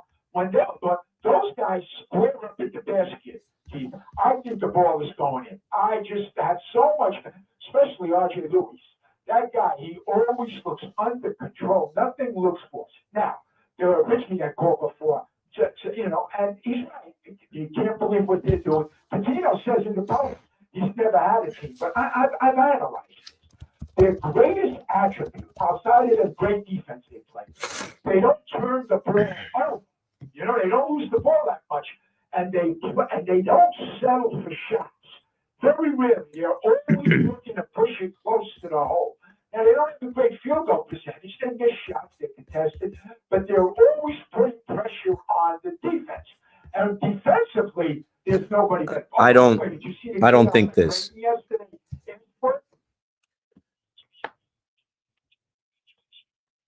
Yeah. It's good with the ball. And when the big guy went down, that sort of blew out their steam a little bit. They lost about 7. You know what? I wish they beat Villanova. I watched that entire game, and they were so close to doing that. But now, they're the hunted. Now they have the target on their back. Now they come into other buildings. You're going to get everybody's best shot, and so be it. I think it's a great story. Thanks for the call, Richard. I think more people are jumping on the bandwagon, and we should. We should. It's good. Like it's good for the city. It's good for WFAN. Shout out to BT for holding it down all those years, calling the games. And, now you get a year like this, and now more people are paying attention. I have to, and I've said this on air, I have to go back to, BT's. I want to watch it on YouTube and not listen to it. BT interviewed Rick Pitino on the Unkillable podcast for the Jets. I got to watch that. And then I did catch some of there's like a Red Storm report, and BT is the host of that. Like, if you want to get into St. John's basketball, it is all out there for you. And I just think it adds to what we can talk about. So we don't have to talk about Aaron Rodgers forever. We don't have to keep talking about, I don't know, Matt Stafford to the Giants. Like, there are actual real tangible things. And here in New York, we're starving for a winner. We're starving for a champion. And there's a chance that these guys win the Big Ten or win the Big East. And there's a chance that they make some noise depending on where they're seated. And you know what it's like with March Madness, like just to have a rooting interest, just to have a team that makes a run that's local. I think it's something that everybody can get behind. 888-808-1019. The Four Nations face-off, Confrontation Day Four Nations is about to start here. I think I saw Matthews is out, Kachuk is out, Kreider is in. Who else is out? That's the flu. Okay. Is out. The starting goaltender Linus Olmark is out. The Samuel Erson is now starting. So this will be a little bit of a slower paced game. Well, let's see it. If you guys are looking for something to watch, maybe while you listen to the radio, or if you just want to watch and come back, we'll be talking about that. We'll keep you updated on what goes on. Obviously, we're rooting for Team USA. Man, I've talked about everything so far from Marcus Stroman to Frankie Montas to Giancarlo Stanton, as well as the NBA All-Star Weekend, the Four Nations Classic, St. John's basketball. I haven't gotten to my Aaron Rodgers thoughts and takes yet. I haven't gotten to any cuts from Pete Alonso meeting the media, Juan Soto meeting the media, or Aaron Judge meeting the media. There's plenty left to do. This is Keith McPherson on the Fan. Dial 888-808-1019. We've got plenty of show. We'll be right back. I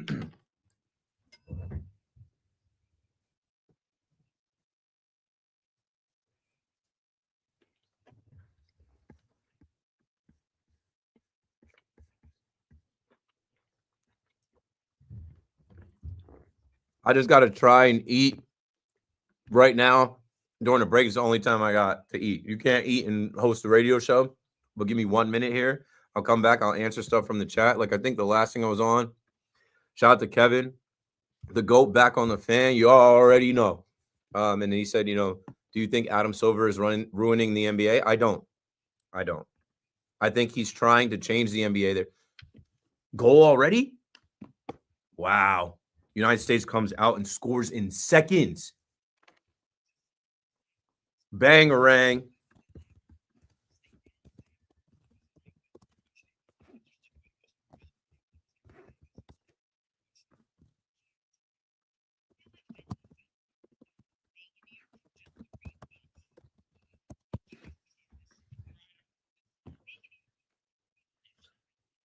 Shout out to Chris Kreider.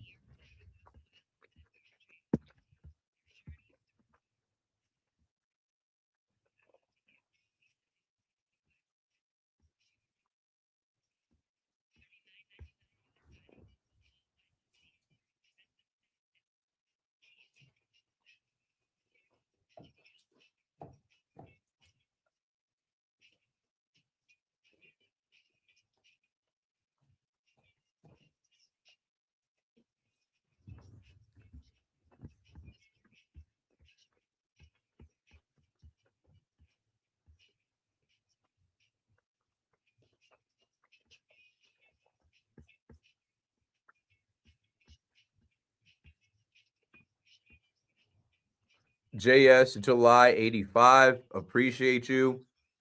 Savannah Bananas territory. In the chat, let me know where you guys are watching from. I'm streaming live from New York, downtown, Hudson Square, NYC, live at WFAN, the fan in New York. Appreciate y'all tuning in for like a little behind the scenes. Been doing these live streams to let people see, just what it looks like when I'm in here. I'm obviously on the radio, but I had this conversation last week that like I find some people, if they have the option to watch and they're stationary, they're at home, they'll watch. If you're in the car, you're more inclined to listen. If you're in the gym, you're more inclined to listen. And I'm glad to give you the option, either one. If the audio is not good, you can listen on the Odyssey app or on the radio or WFAN.com.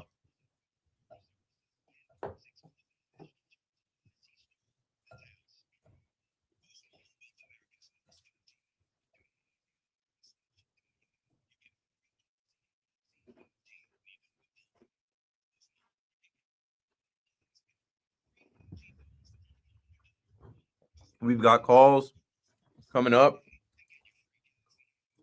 on the NBA All-Star game.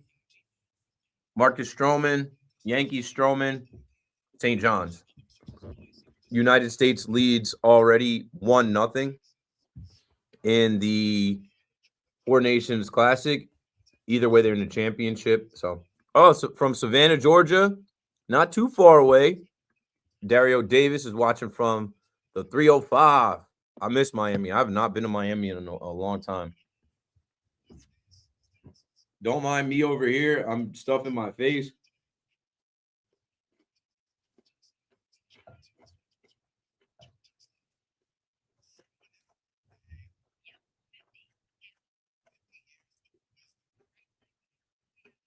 I just got to eat while I can.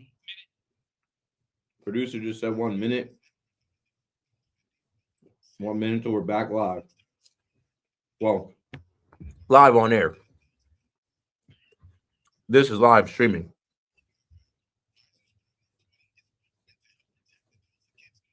I think most of you are watching on Twitter, which is awesome.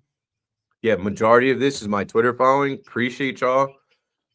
Twitter is my largest following, but there are people watching on my YouTube channel. Appreciate y'all as well. Stuck around from flipping the YouTube channel from strictly Nets content to now my personal content. We got one person on Twitch, one person on Facebook. And then for some reason they don't give us the count on Instagram, but that's fine.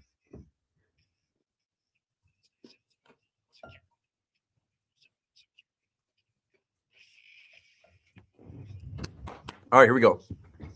WFAN. Call us anytime at 888-808-1019. 19 is live on the free Odyssey. I know. Oh yeah, let's ride. USA. USA. Paulie is already expecting another win because 35 seconds into this one, Chris Kreider from your New York Rangers lights the lamp. Let's go. I'm like, they just scored already? I literally looked down for 1 second. Bangarang. And Brady Tkachuk is an absolute menace. He is on kill mode all the time.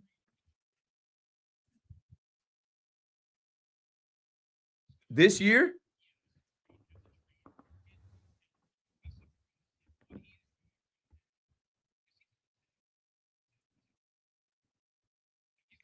and that's a factor. Don't be surprised if the Brady Tkachuk steam train gets into high gear when it comes to the Rangers and teams wanting him, because they're going to see the energy that this guy's playing with right now, and every team is going to want. Yeah, he's a menace. He is a wrecking ball. All I've seen watching these games is if he has a chance to knock you off your skates, he's going to knock you off your skates. 888-808-1019. So that is all the way up. The game is going on at TD Garden. Boston fans, and not just Boston fans, shout out to Steve Fortunato. Steve's not listening right now, but I haven't gotten back to my text. He texted me to say he was up there with his daughter. Big Devils fans. Steve Fortunato is Bernie Williams' manager. Slight flex, but that's my guy. And you guys know that I always talk about Bernie and Forch. But he went up there for this game, and the arena erupted for the national anthem. So, like, little things like that we talked about from the weekend, right? The Canadians booing the national anthem. Now we get it on home turf. And, you know, the Americans, and the home of the let's go. So it's lit, man. It's turned up. And the NHL is winning right now. I took a call a couple weeks ago from a caller, and I remember the caller kind of putting me on the spot, but not really, just being a fan of hockey and me being a new fan of hockey, saying, you know, what is with the resurgence right now in the NHL? What is the NHL doing right? And we talked through a couple things. Add this Four Nations Classic, Confrontation Days, Four Nations. Add this to the list of something they absolutely got right. And I don't know, you know, what the NBA can do to counter or what other sports can do to counter, but that doesn't matter. Good for, you know, the NHL, knowing their product, knowing their players, knowing their fans, and setting up something dope like this right after the NFL ends. In Monmouth County, great place to be. Chris, you're on the fan. What's up, man? Yo, Keith, thanks for taking the call. You got it. Listen, Keith, man, NBA All-Star, a couple things, all right? First, I don't know, man, and this is going to sound bad. I'm not talking about LeBron, Steph, KD, even Kyrie, or Doncic if he was playing, but I watched that game. Dude, there's no superstars, man. There's no excitement. I'll give you an example. Shai Gilgeous-Alexander. That guy's a great player. Highly skilled. Phenomenal. Not exciting to watch. I'm sorry. Like, there's no chill when you watch these guys. Okay, I'm 47. I'm the 90s. I'm the 2000s early with the Iversons and the Kobes, and the Vince Carter. But I mean, even the court with the Blues, there's no sound to the game. There's no like that. You feel that heat and that. Yeah. Good, but they're not stars. I think the NBA is lacking stars. I don't think I don't think they're lacking stars, Chris, because there's a bunch of stars, and there's guys that like they just did the picture of the OGs, and the OGs now are LeBron, Steph, KD, Harden, Kyrie. Like these guys have been around, but they've changed teams so much. What it is they don't stay in the same city. They don't stay in the same jersey anymore. So like you start to dilute the fan base, and we are in this culture of stands, the stand culture. Yeah, there's stands for all of these players, but they really exist online. Back in the day, you wanted to see what it was going to look like when, you know, AI is out there versus Kobe, or Kobe versus, yeah, yeah. Listen, man, these gimmicks are terrible. I mean, they are what they are. Why do we do this? One-on-one. Not a one-on-one like I'm hitting from the three, but ready? You got the dunker and you got a defender. And that guy has to make 3 dunks over his defender. And you can put a great shot blocker in, and guess what? You make a defender a real person, and some superstar has to make a move, turn around and dunk over some dude. I'm telling you. I kind of like the idea. Thanks for the call, Chris. If you're paying attention right now to this women's one-on-one competition that's called Unrivaled, I haven't watched it live, but I'm on the internet all day, and they're doing this one-on-one league. The NBA should steal some of that for All-Star. So kind of along the lines of what Chris was talking about, and I think that'd be crazy, right? Because, you know, in-game dunking is way different than these, you know, jumping over a car, using props, wearing costumes. But also they have to do that because we've seen everything. We've seen everything almost humanly possible in the dunk contest. You got to use props. It's got to go beyond just, you know, a man with a ball. But I like the thought of having a one-on-one competition. I like to make it tournament style, right? Like you just tried to make the game tournament style. Make it a one-on-one tournament style, 8 teams or 8 guys, and, you know, they face off or more. It could be 16. I would take this Unrivaled, what we're seeing with these WNBA stars and them going against each other right now in the offseason, take some of that and put that into the All-Star game. And then again, right, you know, Chris mentioned SGA as being a star but not exciting.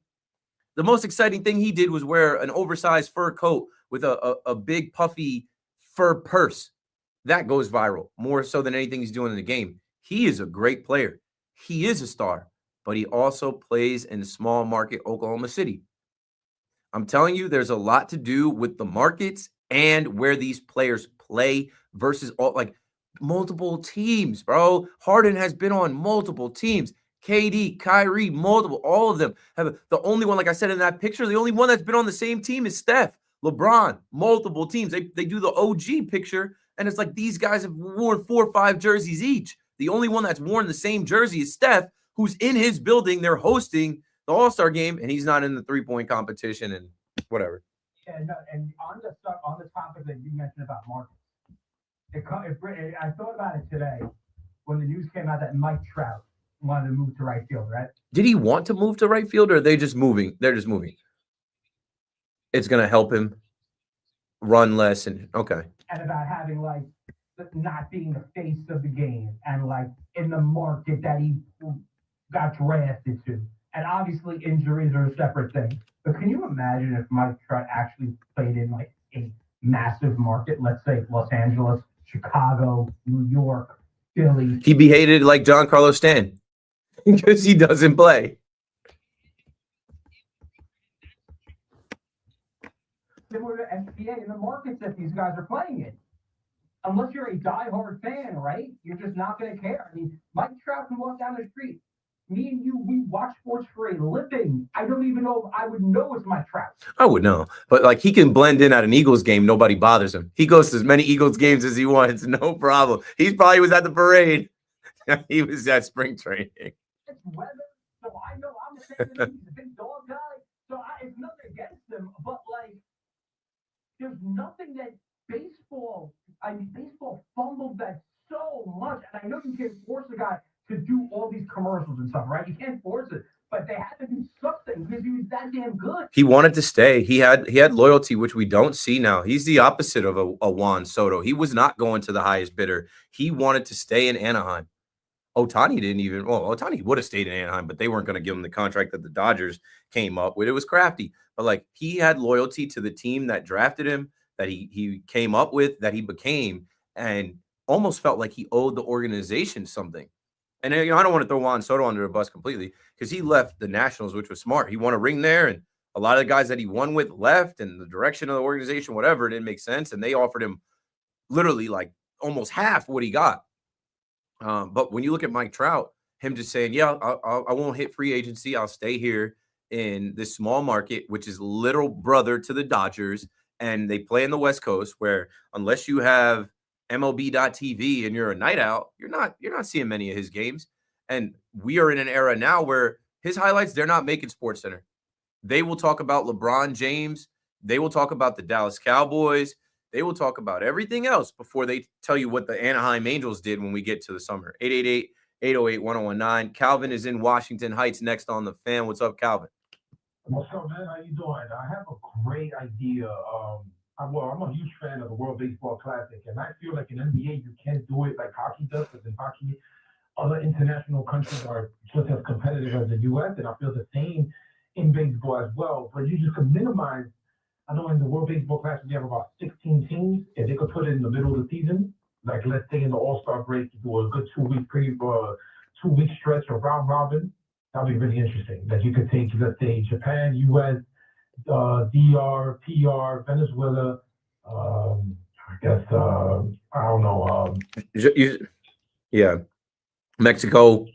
Yeah, you could put those 6 countries. You know, because some of those countries is not going to be as competitive as those major 6 teams. Because Japan got an easy way to get to the finals, or their route is a lot easier than what the other countries have to face, right? So if you put them in the pool together, I think people will tune in and be like, wow, this is amazing. This is going to be more interesting. Because the World Baseball Classic is extremely excited. The players are already talking about it, committing themselves. Like you even got, I follow it, I don't know if you know, but Albert Pujols has committed to being the manager for the Dominican Republic team. He says he wants to be the manager. He's going to be coach the team, and he's getting his bench coach first being. I'm like, wow, we're already excited about it. It's almost a year from now. You know, so it's the same excitement that we have in hockey as well. Thanks for the call, Calvin. Major League Baseball will never do it as currently constructed. They will never take that time. What is it? It's about a month, right? Isn't it and we just had it and I forget, but isn't it like a month during, it isn't like a month. It is about a month during spring training. And there's already issues with that. This is a pain point for Mets fans. Edwin Diaz went down, not in gameplay. He went down in celebration, and not even celebrating the championship win. Like he went down in celebration because PR was just geeked up that they beat DR. Like it meant something for Puerto Rico to beat the Dominican Republic. The baseball won't do it. The owners don't want them to do it. The managers don't want them to do it. I'm trying to imagine a way. Maybe if we shorten the season from 162 games to more like 120 something. Maybe if they do this conference realignment or division realignment, maybe that can open way for it. But I think they like it the way it is. It's been going on for a couple decades now. I think like 20 years now. They like the World Baseball Classic where it is and the way that it is.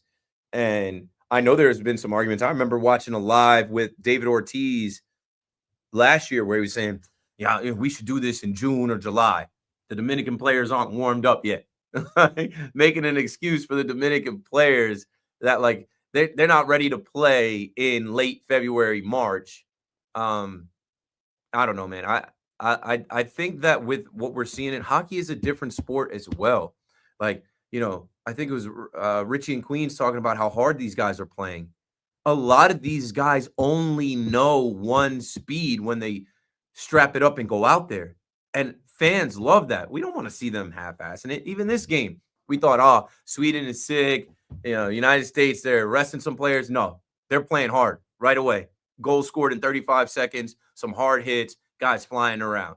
It's a different kind of thing. Baseball, they only take a few of these players from each team and obviously, you know, these countries, and they play this World Baseball Classic every 4 years. And it's in the beginning of the season, and there's just no way. The All-Star break is going to stay. Baseball's All-Star break looks great as well. The Home Run Derby looks like the best skills competition we have in sports. the Major League Baseball All-Star game is pretty good and pretty competitive. It's always fun to see those ridiculous lineups and then see the best pitchers going against the best hitters. And it's just talent after talent after talent after talent coming out of the bullpen. I think baseball is great. I've been to like 4 or 5 All-Star games. I can't wait. I'm definitely going to Atlanta this year. I don't think that they ever change it. I don't think that the World Baseball Classic will be put in the Midsummer Classic or in place like they don't need to change it. And I think they like it the way that it is. And they're above the NHL. This is great for the NHL, but like baseball just made the most money they ever made this year, over $12 billion. It was a 33% jump. And like, no, they're good with what they've got. 888-808-1019. Let's go to the phones. We haven't taken a call on this topic in a little bit, but I spoke on it. And let's go to Zevi in Tom's River and see what he's got to say. Hey, Keith, what's up? What's up, man? How are you? Great. I wanted to talk about Marcus Stroman. His deal was. Okay, go ahead and tell me. What do you have to say when he says Which thing? about when he said he's going to stay here and just stay in spring training? Well, I mean, I don't know if he said that. I know. I mean, he's got no choice but to stay. He's a New York Yankee. He's under contract. He reported, and you know, now he's throwing, now he's pitching. He's got to stay ready and see what happens. His fate is unknown, whether he'll get traded or whether he'll actually, you know, play a part for the Yankees starting games. We don't know yet. I have no problem with what he said. I think he's a prideful guy. I think he's an underdog that's had to prove it every single year of his career. I think he's got a ton of critics. I think he's an enigma. I think he's misunderstood. And I think that he is prepared. You know, everything that I've seen from Boone's comments to Matt Blake, thanks for the call. You know, and Zevi, you sound like a young guy that's probably on the internet. And if you're a young guy on the internet, they're going to paint Marcus Stroman in a bad light. I'm not going to do that. If you're a young guy on the internet, right, you couldn't even put into words what he said. But when you read what everybody else says, it just, oh, this guy is insubordinate. This guy's not a team player. He's a team cancer. No, he's a 10-year veteran in this league. He's got a contract that if he throws 140 innings this season, the contract vests into 2026. He signed that deal. Who are you mad at? Again, I asked Yankee fans, who are you mad at? Marcus Stroman or the New York Yankees, who went out and got him, went to his house last year and signed that deal, knowing who he was, knowing that, yeah, he might scrub his Instagram, unfollow the Yankees, and put out all cinematic content of him at his home, him in the offseason, him in his life. And who cares? For the life of me, I don't understand why you care about social media unfollowings and what guys do on social media. I think he wanted a round number. He wanted to be following 200 people on his Instagram. And maybe he's got 200 people and companies and businesses that he felt like, hey, I can't unfollow those guys. I can unfollow the Yankees that are talking about trading me. 888-808-1019. The thing about Marcus Stroman that I was saying last week too, don't let this distract you from the hole in the infield. Also, don't let this distract you now from 2 holes in the lineup. Marcus Stroman might not see the mound. He's a non-factor. But since he's an enigma, he's polarizing, he's got tattoos on his head. Since there are Mets fans that want to say, see, I told you so. I told you he was a team cancer.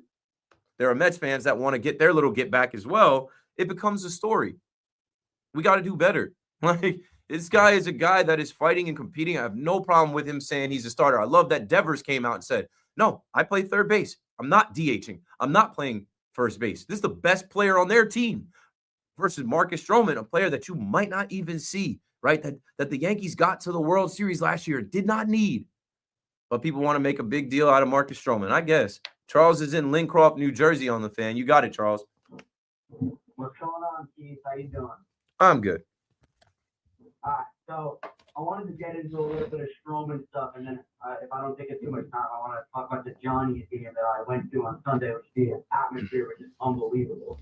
But with the Yankee stuff, people all, like, look at Stroman and they go, you know, he's being, as a lot of the stuff you're hearing on social media, like, oh, he's a diva, or, you know, he's not a team player. This makes no sense. If I would put the blame on anyone, I would actually look towards Brian Cashman. I mean, this is a guy who, like, signs a bunch of pitchers to a bunch of contracts. Like, he gave Carlos Rodon a 6-year deal, and then he gives Fried an 8-year deal this year, gave Stroman. Like, if you're going to sign a pitcher to a multi-year deal, you can't just, like, neglect the fact that they're on your roster and treat them like a number. Like, that guy's still a person. He's an all-star pitcher, former all-star. He's had a good career. He's a competitor. And if you're gonna trade him, then trade him, right? You can't have trade rumors out there, and then when you don't get exactly the offer you want, be like, nah, not doing that. Like, and I think that's where Cashman is. He will not get fleeced. He will not, in his mind, lose a trade. But if there's rumors for, that's what I'm saying. I really leaned into the human element and also what you're saying. That's why I say, who you mad at? The Yankees make moves that stop them from making other moves. You did that. You signed that contract. You went and got that player. So don't let that prohibit you from making the team better. And then, with Stroman, this is professional sports. This is an athlete that is undersized, that his entire life was told you're too small to play in the big leagues. He just hit 10 years of service time. That's so rare for a guy of his stature. And he's had to have a chip on his shoulder the size of a boulder. You expect him to fold now? With a vesting option that says you got to pitch 140 innings for this to roll over to next year? I don't. I expect him to fight. I expect him to continue to fight the whole way he's fought his whole career and say, no, I'm a starter. I'm not going to get to that 140 million if I agree to being in the bullpen. If you're going to trade me, then trade me. Maybe I get that 140 innings elsewhere. But this is not Marcus Stroman's fault. This is the Yankees' fault. Yeah, and you brought up the part where he's, an undersized pitcher and had to deal with adversity to get to where he is. I'm a pitcher in college myself. I'm so undersized, but I'm 5'10". Like, it is not easy out there. Like, people are out there, they want the guy who's 6'5". Like, often not even just his height, you get overlooked. Like, you have to really perform well and be such a strong competitor and like do things that other people can't on the field to get even recognition. And this is a guy they signed to a deal. Like, they paid him $18 million a year. Like, you gave him a contract for a reason. You can't, and let's not act like he was this this kid. Like, he made 30 starts. Like, he goes out there and he takes the baseball and he gives you a chance to win every. And Chris, you being a pitcher, you can relate to this. Brian Cashman himself said that the defense let him down a lot.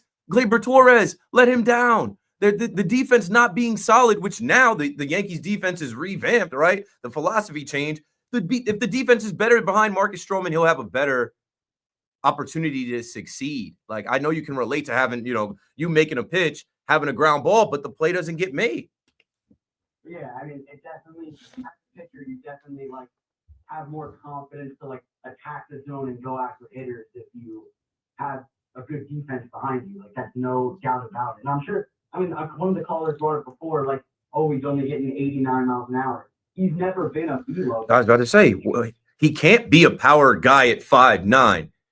He's a ground ball pitcher. Again, he's trying to get guys to ground into double plays. He expects double plays to be turned. You know what? The short porch got him a couple times last year. Guys, him, nibbling on the outside, guys getting the bat to ball, and that ball is traveling, 320 feet gone. But I don't know. Again, I just think, thanks for the call, Chris. I just think, Charles. I think that we're wasting time and energy on something that does not rank in the importance for what the Yankees need to win and get back to the World Series. They didn't need Marcus Stroman last year. So why do you care? That's what trips me out about Stroman. This time last year, he gets signed. Half the fan base doesn't want him, and then the other half does. Then when he gets shut down and he doesn't make the ALDS roster, I was fine with it. He had no role. Half the fan base, where's Stroman? Why can't you throw Stroman? Why can't you pitch him out of the bullpen? He's a starter. He's not a bullpen guy. You just think that these guys can just flip the switch and be a long man? You guys wanted to kill him for not taking the ball on opening day last year. He's a creature of habit. For him, being undersized, he has to do everything from have his diet right, his sleep regimen right, his training right, his stretching, his lifting, his running, endurance, his throwing program. Everything's got to be on. And last year, when he didn't want to take the ball on opening day, we heard the same narrative. He's a team cancer. He's worn out his welcome already. He's a selfish guy. Give me a break, bro. I'm trying to get back to the World Series. And I don't look at this Yankees team right now as a team going back to the World Series for sure. 888-808-1019. I don't feel so solid about that. Let's go to Savannah, Georgia, and talk to Bob. B.O.B., you're live on the Fan in New York. Hey, Keith, how you doing tonight? Good. Thanks for calling it. I wanted to get your input on what's going on with Giancarlo, and what I'm hearing about that he has all this tendonitis in both arms and stuff. So I don't understand why the Yankees throughout the season don't hold their players that are signed to, I don't know if you can help me out with this, but to physicals throughout, even though they're signed, and then they just also supposed to show up for spring training, and they show up and say, "Oh, my arms are hurt." I'll say this, Bob. They played later than they have in 15 years. That they played all of October, and then the holidays hit, and a lot of those guys do show up right after the New Year. A lot of those guys are there January 7th to start getting ready. But a guy like Stanton, and this is why I'm not so worried about him. A guy like Stanton is 35 years old. I kind of look at it as like a NFL quarterback that's 35 years old that's played this much. No, they said he hasn't swung in 3 to 4 weeks, and he shouldn't be swinging. They should have him shut down. I'm not worried about him. I'm worried more about what are the Yankees going to do to pivot. I don't think that they're going to do anything. I think when they hold these players that they sign from free agency to physicals right off the bat. Well, you gotta do that. They're signed. They gotta pass the physical for the deal to go through. They have to sign they have to go through the physical with the contract to sign, or the deal's not going to go through. They got to check the medical records and all that. They're basically bringing in an asset. They got to check all that before they bring the guy in. Stanton is already signed. Stanton is hurt every year. No one should be surprised. Sure, he's in good health throughout. He was hurt. He was hurt at the end of last season. He was just dealing with the pain and just playing through it. All he's got to do is well, you won't hear about it in October when he's hitting home runs and he's playing through it. And then he's also a weightlifter. I can speak from experience trying to curl those 50-pound dumbbells. That's taxing on your arms.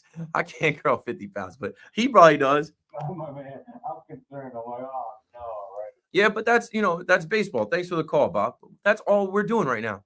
We are going through the motions of the initial intake, the start of another journey, another baseball season. Nothing can faze me. Last year, Garrett Cole, he came up with an issue. And I was like, well, what are we going to do? And you know what the Yankees did? Nothing. They didn't sign another pitcher.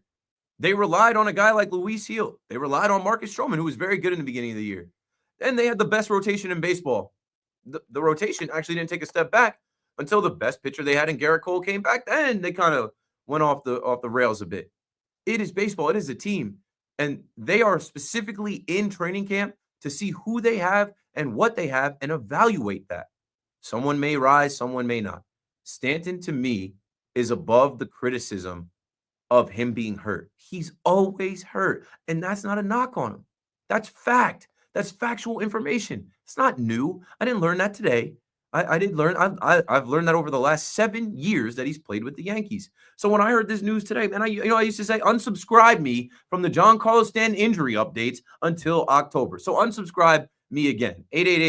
888-808-1019. Keith McPherson on the Fan with 3 hours to go. We're just starting to cook. When we come back, I'll add some new topics and some new takes. BRB.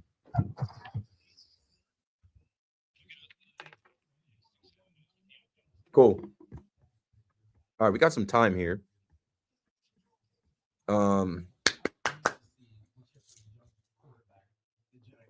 Yo, where's my phone? Okay. I'm going to answer the chat here as we try to get to 1,000. Send this link to your homie, your homegirl, your family member, somebody that likes sports talk, radio, maybe somebody that's not in New York, maybe somebody that is in New York. Maybe somebody that isn't up on me, isn't aware of me, never heard of the guy. Put somebody on. Let's see what you guys were saying in this chat here. Jimmy says, thanks for live streaming this. You're going to be big time. I'm already bigger at this time than I honestly imagined. I thank you for that because that's real. That's just like, recognizing talent and who I am. I put in a lot of work to get here, but there's more. There's much more to do. Josh says, what's good, Keith? 2 hours down, 3 hours to go. This is a 5-hour vehicle. I call this KM to AM. It's a sprint, not a marathon. Thoughts on Lindor becoming the new Mets captain? We can hit that. I'll write that in my notes. When do they name Lindor captain? It's got to be ceremonious, right? Jalen Brunson got named captain last year. Aaron Judge the year before. Lindor is next. The Three Kings. What else we got? Keith, how are those Devils doing? The only Devils that we have eyes on tonight are Jesper Bratt playing for Sweden and Jack Hughes playing for Team USA. It is tied 1-1, and Jack hopefully, finds his way to put the puck in the net tonight. Why is Kevin Durant always going to be traded from other teams? His own doing? He's actually only been traded twice. I think he's only been traded twice. He went from OKC, signed with the Warriors. Oh, Sweden just scored. They take the lead. From OKC, he signed with the Warriors as a free agent. And then he got traded from Golden State to Brooklyn. And then he forced his way out of Brooklyn to be traded to the Phoenix Suns. He's currently a Phoenix Sun. What's up, Keith? Happy to have you back on the air tonight during another Team USA game. Yeah, I wasn't on air this weekend, but it was lit. I was on the tweets, and I'm glad to be on the air now. Now we've got a game here, folks. 999999999 watching as we go for 1K. 2-1 Sweden, so they got to compete. They got to figure it out. I think as much as we should trade Stroman, there's also a big chance that we may need him as depth, who is our sixth starter without him. Exactly. Will Warren, Cookie Carrasco. Everybody sit tight. We don't know what's going to happen here. We do not know what's going to happen here. I already hit that one. Cheap viewers on streambo.com. Remove the space. Yo, you Twitch bots got to relax. Take it easy. All right, I'll be right back, man. I'll let you guys watch the hockey game.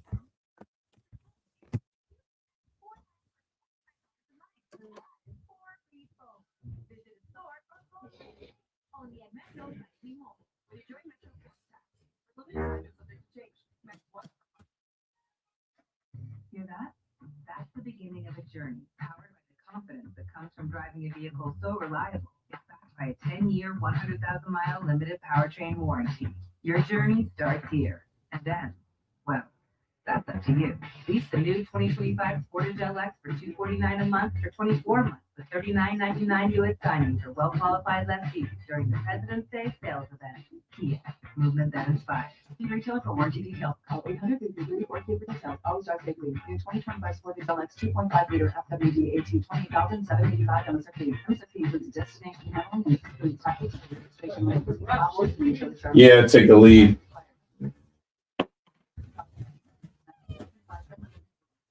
Yeah. Hey.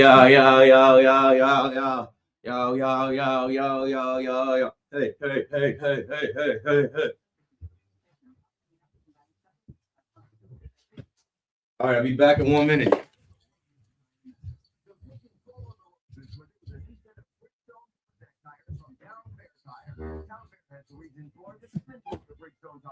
of the guaranteed lowest prices you'll find anywhere. And with 100 locations, you'll find a town fair near you. For the guaranteed lowest price on Bridgestone Blindac tires and the most free services for life, nobody beats Town Fair Tire. Nobody.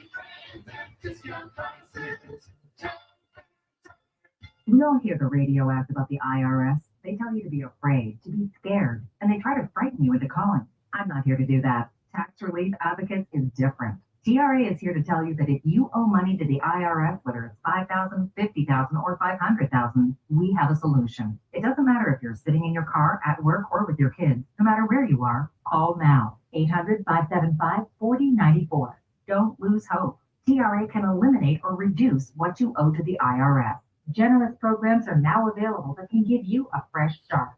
Our passion is taxes and helping individuals fix their IRS problems. We have over 1,000 five-star reviews on Google and an 8+ with the Better Business Bureau. You don't need to be afraid of the IRS any longer. End your tax nightmare today by visiting us online at TRA.com or call 800-575-4094. That's 800-575-4094. Tax Relief Advocates. Real solutions for real people.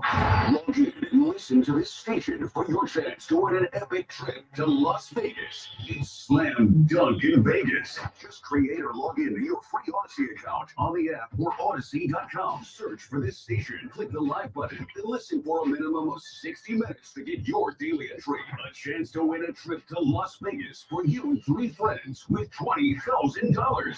It's Slam Dunk in Vegas. For more, go to Odyssey.com/slam dunk. This is an actual contest.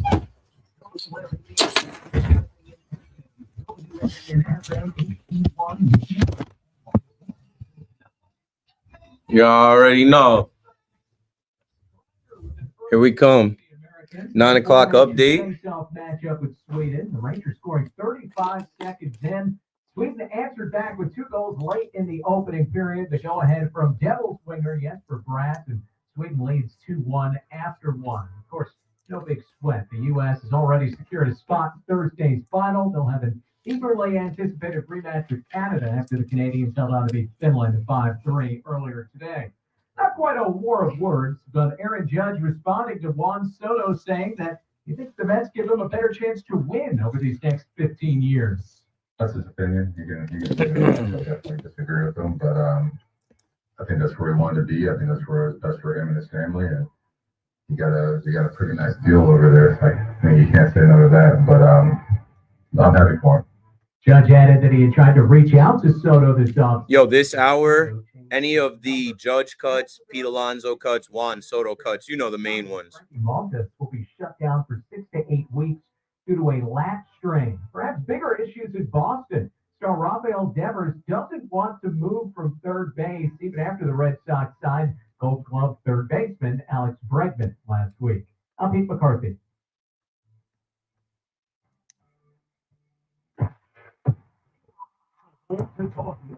Sports is WFAN.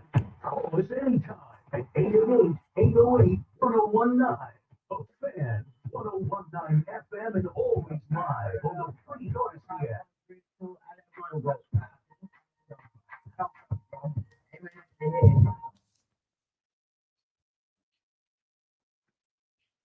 That's enough jokes.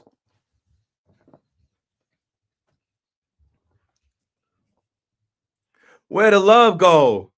Wayne. I mean, might be the greatest rapper alive and the greatest rapper all time. I just said, just put it out there. Paulie and I were talking about it. He texted me like, yo, did you see his performance on SNL? I'm like, of course I did. I'll say this. I was campaigning for Lil Wayne to be the halftime performance in New Orleans, where he's born, raised, and reps. He doesn't rep the Saints. His story is he became a Packers fan when they won the Super Bowl in New Orleans, and he got all the merchandise and all that stuff. I just think he's already tied in, and Kendrick did nothing to give a nod to the area. He would have, and then I love that SNL brought him on to do a quick ensemble where you got just snippets of some of his hit records. What I said to Paulie was he could have went on for, if he had longer, he could have went on for 10, 20 minutes. We forget how many hit records Lil Wayne has. And I don't know. I just feel like he's getting his flowers now. And I think that was strategic that SNL booked him. And I think the fact that he showed he can play with the live band and he can seamlessly go from song to song and play his hits, I thought that was good. So, I mean, and I don't care that Kendrick got the nod. Hip hop, I understand it. as someone who worked at Rock Nation and was a big Jay-Z fan and got to see the beginning of the Inspired Change initiative and Rock Nation partnering with the NFL on the heels of what went down with Colin Kaepernick, I understand what they're doing. Diversity, you know, they're trying to make the Super Bowl halftime show, I don't know, make it just more diverse, but more like it was regional at one point. They just, you know, they're a far cry from the Who performing. But I bet you next year we go back. I joked, I was like, they're about to have Billy Joel and Rod Stewart do the halftime in Santa Clara next year. They about to have Paul McCartney or somebody do that. Taylor Swift will never do it. I don't know. You know what I did see? I saw Drake, speaking of Kendrick Lamar, is doing Wireless Fest.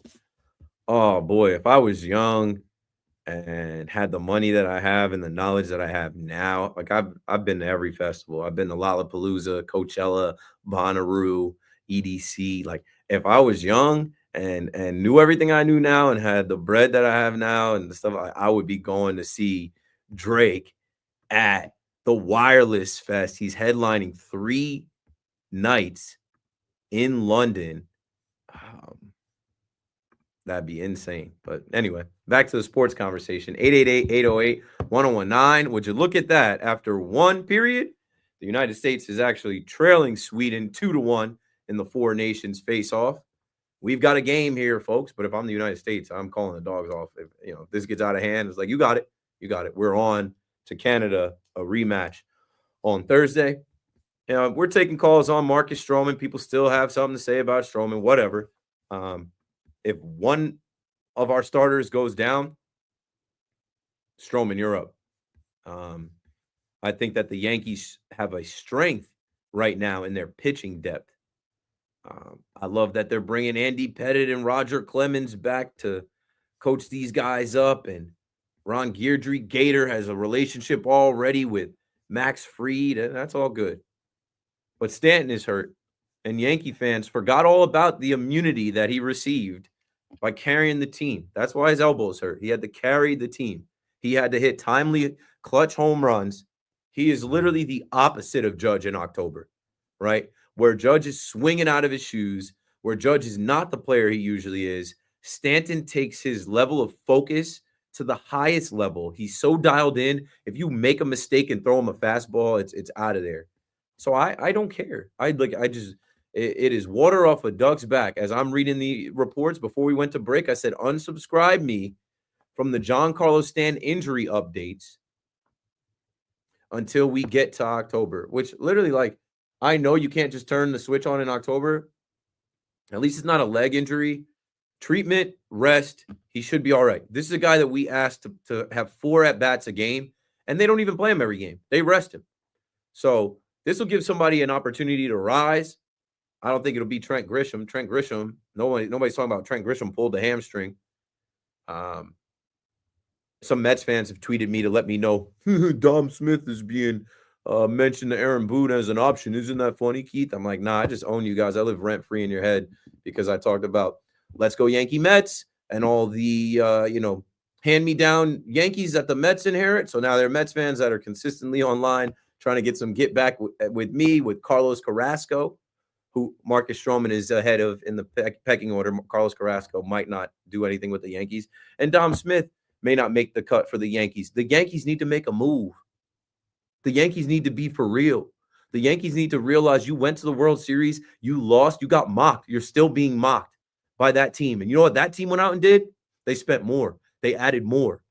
Yes, they put all their, payments on layaway. They put these players on payment plans. They're splitting up the pay, whatever. They want to win. They want to go back to back. And not only are they a threat to you this year, they're a threat to your history. You're the last team to go back to back. I don't know. If it was me, I'd say to hell with the luxury tax. We're $5 million over it, $4 million over it. Well, if we're over it, we're over it. We can't move Marcus Stroman. Go out and bring in JD Martinez, or see if Justin Turner wants to shave his beard, or make the trade for Nolan Arenado. It's now. Your window is closing. Judge is not getting any younger. Cole is not getting any younger. Stanton is not getting any younger or healthier. What are we doing?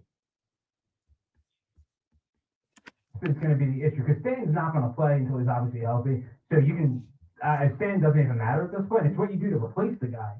And whether that's, I know Evan and Tiki mentioned today, Alex Verdugo or Mark Kent. Nah. One of those. No. Right, but at least that is a literal waste of money. If you're being tight with your money, that is a waste of money. We just did the Verdugo experiment. And I know he'd tell you, yeah, I want to come back. I want another crack at it. No, thanks. No, thanks. I need to see Dominguez this year, whether he's terrible, whether he's decent, whether he's rookie of the year. I need to see the Martian, embrace the Martian all the way. And like you have Cody Bellinger that can play all three infield positions.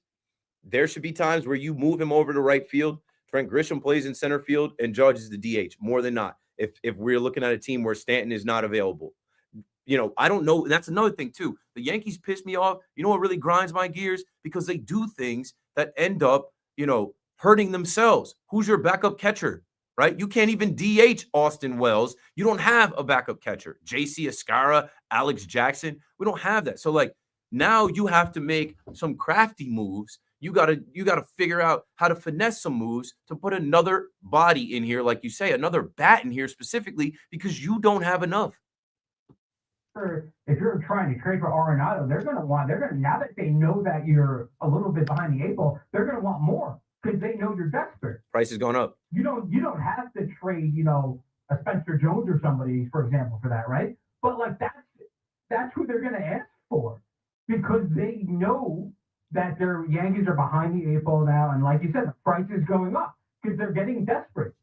And this is the Yankees, and we go back and forth about this, how much money they spent, and the pivoting from Soto, and this, that, the other thing. And does it really matter as long as Stan's healthy in the postseason? You got to get there. And I'm not saying Stan's going to be out for the year. I wonder why he didn't get this taken care of the second the Yankees were out of the foot. That's a good thought. If this was hurting in October, how come this wasn't operated on, right? How come you didn't elect for surgery right away? How come this was? Why do they lie? Why do they keep things so under wraps? I would think that if you're Stanton and if you're the Yankees, if Stanton goes to the Yankees and says, "Hey, my elbows are hurting me. What should I do?" And you can look on like the Mount Sinai, for example, in the hospital for special surgery website. It's a 4 to 6 month recovery for tennis elbow surgery. Whatever that means, 4 to 6 months. It's for each elbow, for both elbows. I don't know how that would go. Maybe if he got one done, he would have to get the other done, and then he's out a whole season. But there has to be some sort of communication here about why this didn't get taken care of.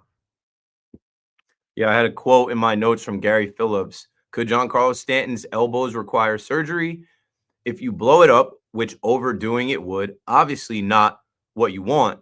That would be the same if anything were to tear off, but that's not a worry. So I just think what this is right now, again, and I'm not getting worked up over the fact that Stanton is hurt. The sky is blue. Water is wet. What I'm getting worked up over is like the Yankees doing these things and then not doing other things. Man, build a way out. If you built this maze and box yourself in, man, build yourself a way out and don't just be, here we are. This is what we got. Guess we're gonna have to rely on Ben Rice. Guess Dom Smith has an opportunity. He's been taking reps in the outfield. And then you're gonna sell me on DJ LeMahieu being healthy. And please, I can't. Victor is in the Bronx on the fan. What's up, Victor? Well, welcome back, Keith. Thanks, man. So listen, I've been listening, and I said, let me call and get my 2 cents in the Marcus Stroman. So he made it clear that he's not going to pitch out of the bullpen. So I want to know, what are the Yankees' options when it comes to that? Would that force them to go to a 6-man rotation, release them? No. And so I'm not sure what they could do if he forces their hand.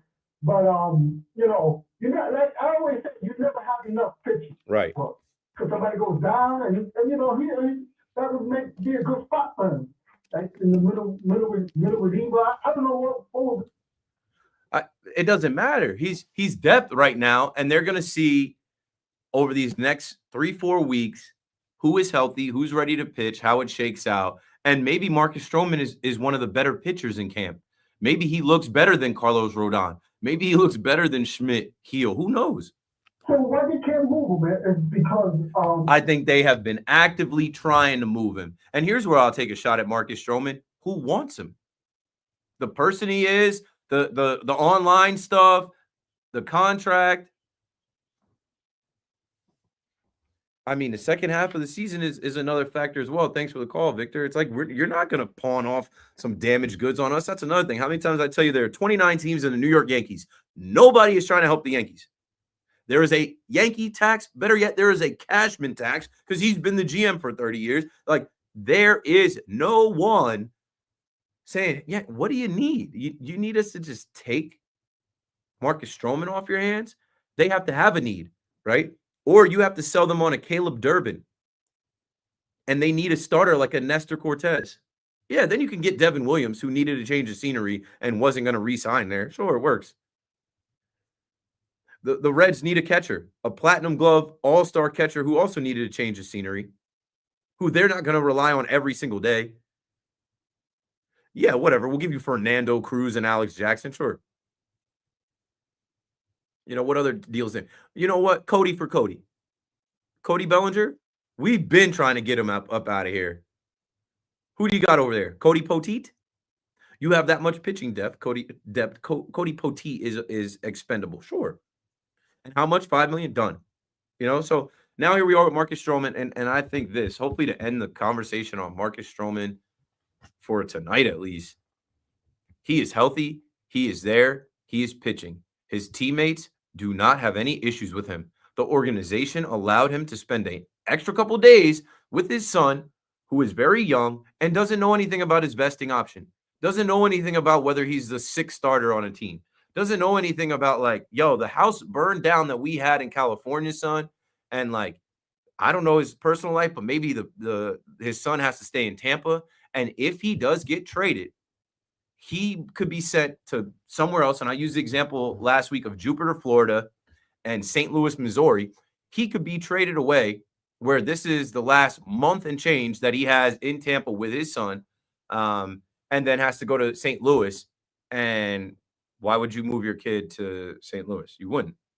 So he is a depth piece for the Yankees, and you can never have enough pitching. The Yankees have a lot of depth, but you know, and I know, as we have just started the position players reporting this weekend, when these guys start swinging a bat and throwing a ball again, somebody is hurt. And on both sides of town, Giancarlo Stanton is out for weeks, and Frankie Montas is out for months.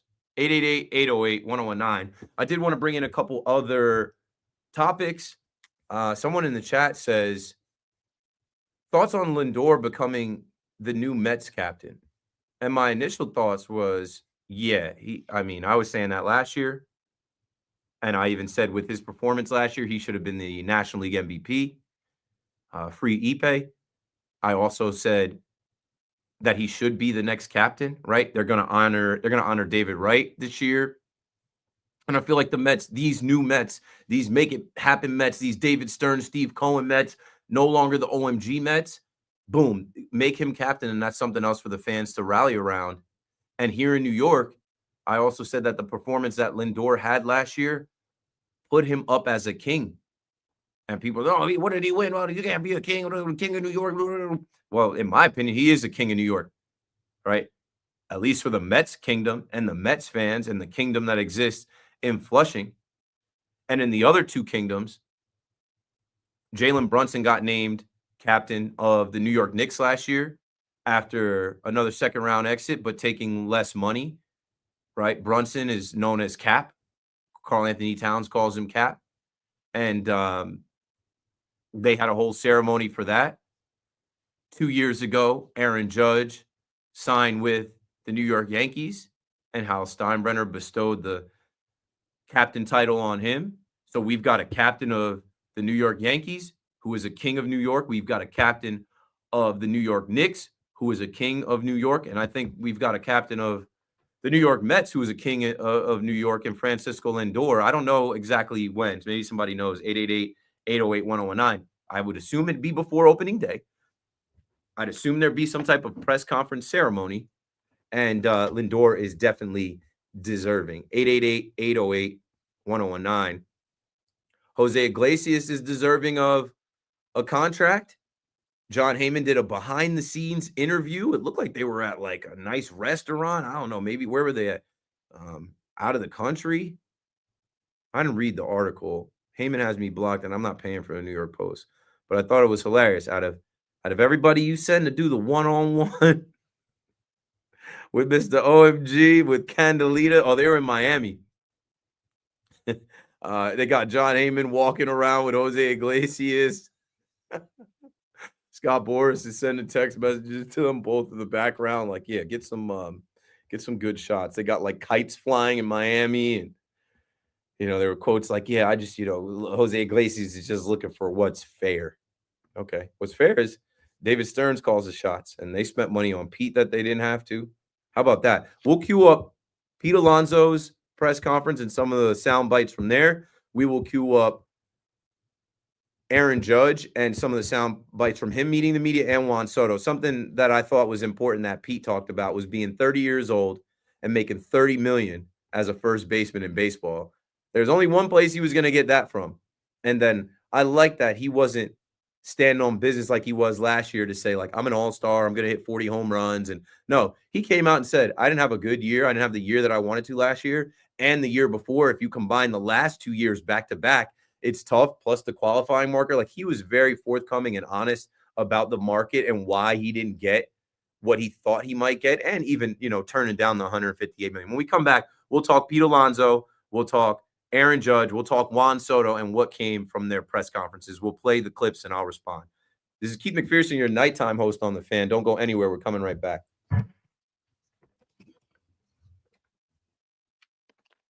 Okay.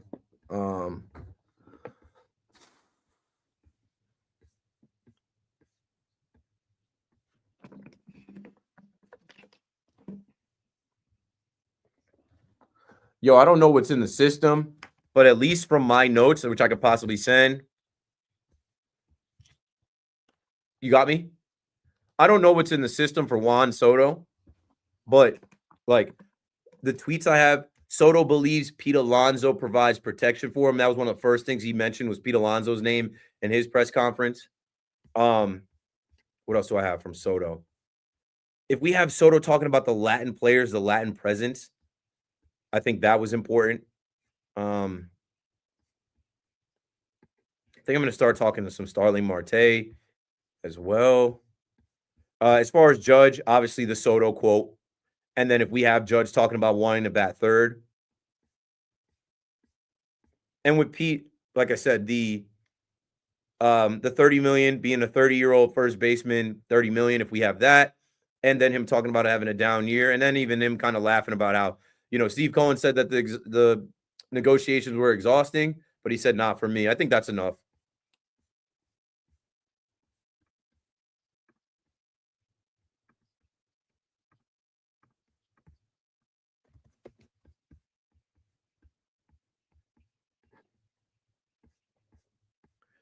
I will be with the chat in 1 minute, just doing some work on the next segments coming up.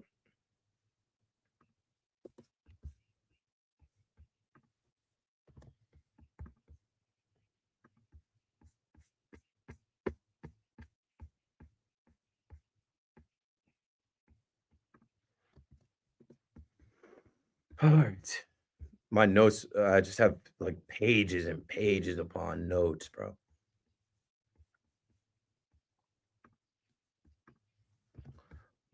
Let me make this small.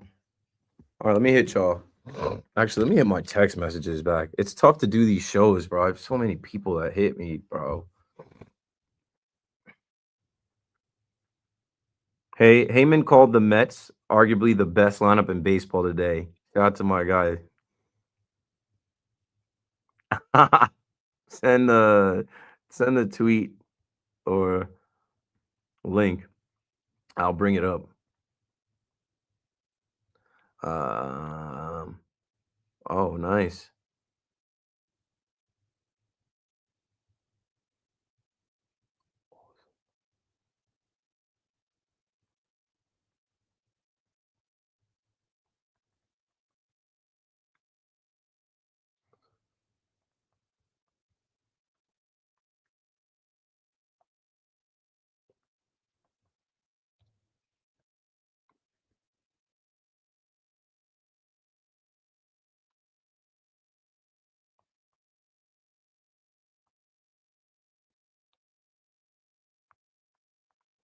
All right, and my tweets.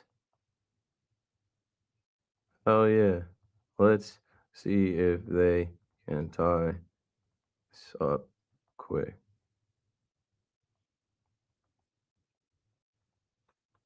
Let's see.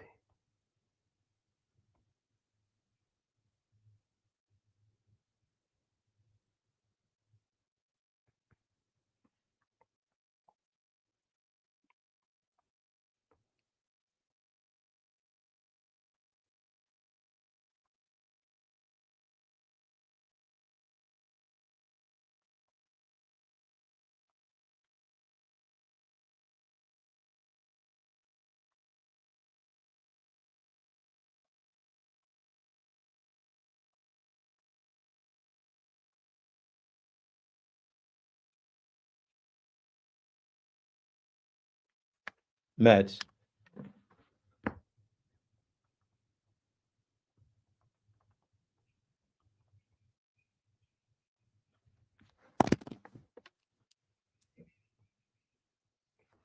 Yeah, I think the way, I mean, if we got any other cuts from Soto, I think the Latin presence, maybe even how he felt with the Yankees, and then a segue into Pete is him mentioning Pete and protection. I think that was one of the first things he said. Then we can play some cuts from Pete, and then we can get to Judge.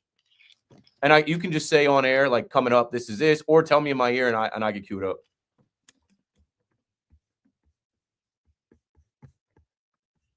All right, we're back. I have it. I can read it.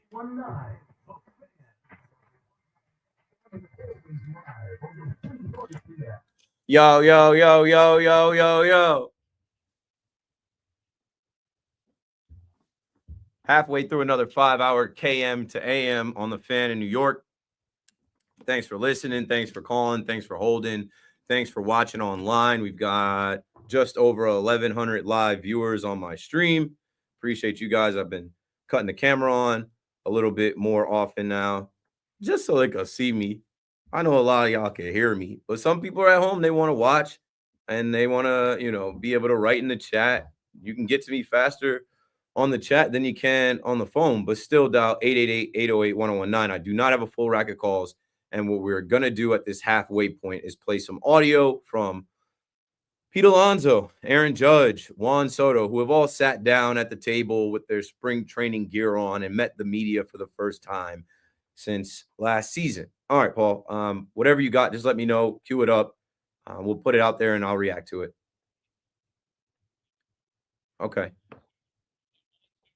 Juan Soto first, of course, the highest contract in the history of sports. Got to.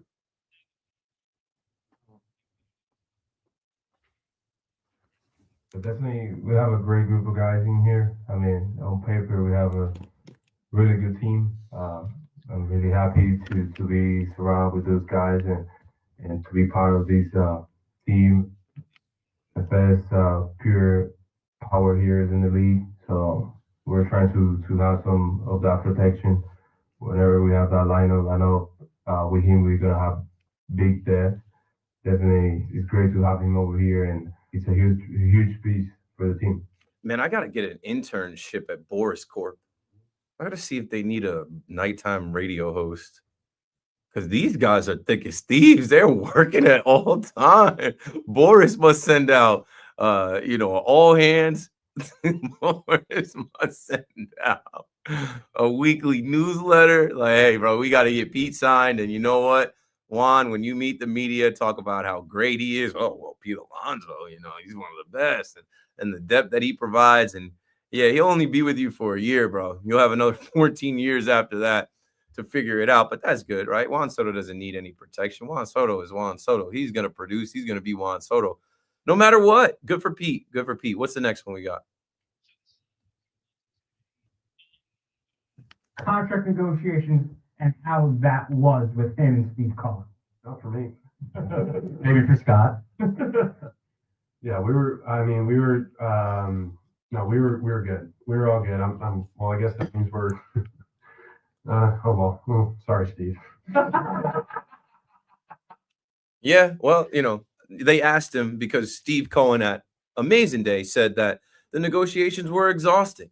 They weren't exhausting for Pete. Pete wasn't really, involved until they went down there to meet him at the social club in Tampa, whatever. And that is supposedly what sealed the deal, right? Made him feel wanted. Pete also said something about not believing everything you read online. He's human. He's got a phone, and I'm sure he heard and read a lot of things. I thought he was gone. A lot of us did. And then when they pivoted to start signing other players, we thought that he was definitely out. So I think that, man, Pete was so professional in his approach today, so measured and prepared for all of that. And like I said, he was honest and forthcoming. And like, if you're a Mets fan who loved Pete Alonso and still loves Pete Alonso, he said nothing negative about the organization, about being there, about being on this team, playing in front of those fans, and being excited this year to go out and give you the best version of himself. And the one thing is, and then we'll get right back to the Pete Alonso, because is that he really didn't have a choice in the matter, right? Like, he came crawling back. And if you're a Mets fan, and listen, I'm a Mets fan, I'm thrilled Pete is back. The lineup is better with Pete. I'm not one of the Mets fans that I would call are like simping for Pete. That's not me. But what I would say is that this is going to happen again next offseason, because it's a $24 million option. And if he has the season that he thinks he's going to have, and I want him to have, he is not going to lock into that option. No, he's opting out. He's opting out. So $30 million, you got paid. That's fine. Good for you. This is going to happen again next season. It is going to happen again. So as long as Mets fans prepare for that, and listen, Mets fans are not going to give a crap if the Mets win the World Series. That's not going to matter, right? But Pete's going to opt out again, and this is going to be another whole song and dance. And I'll remind people that he chose a 1-year deal, even when a 3-year deal was offered to him. Yeah, because there is some ego involved with, like he said it, at 30 years old, not having good seasons leading up to this, to get $30 million at 30 years old and be the highest paid first baseman, like, that is something that, yeah. And the one thing you can understand about baseball players, as much as they go against each other on the field, off the field, they're in lockstep with that. That is one goal for every player in the league, and that's to make as much money as humanly possible. Yeah, they want the next guy to make money. That's what Cole said when asked about Soto, how it's good for all these guys. Pete knew he wasn't getting that anywhere else. It's a win for Pete. It's a win for the Mets, and they got to win this year with him. Or if he has a terrible year and they don't win anything, then here we are in a year, 10 months, and it's like, okay, he's opting out, and he's probably on his way to Canada. He's probably on his way to Toronto. He talked about how the dialogue between the Mets was the best. They did want him. I don't think Toronto really wanted him. I think they just explored it because it was out there to explore, and Boris is blowing up their phone. Same with Anaheim. It was always he was coming back to the Mets. One note before we play the next cut. Speaking of Toronto, what came across my desk today, the Blue Jays and Vladimir Guerrero are entering their final hours before their extension deadline. And if the two sides can't come to an agreement on an extension by the time that Vladdy steps out of his car and strolls into the clubhouse Tuesday morning, the conversation will hang over the Blue Jays all season. So I remember Judge putting a self-imposed deadline on the Yankees for opening day, and the Yankees played that stupid game until hours before. I'll never forget being in the car, racing up to Yankee Stadium, trying to catch Tiki and Tierney at the Hard Rock, and hearing, I'm like, why is Judge speaking right now? Why are they talking to him right now? I'm like, oh, they put the numbers out. I was in the car driving for over an hour. I hadn't looked at my phone. I'm like, they offered him, they put the numbers out. He turned it down. I think we'll find out tomorrow. And I think most things lead to Vladdy's not signing anything tomorrow. He's going to enter camp and do what he's got to do. And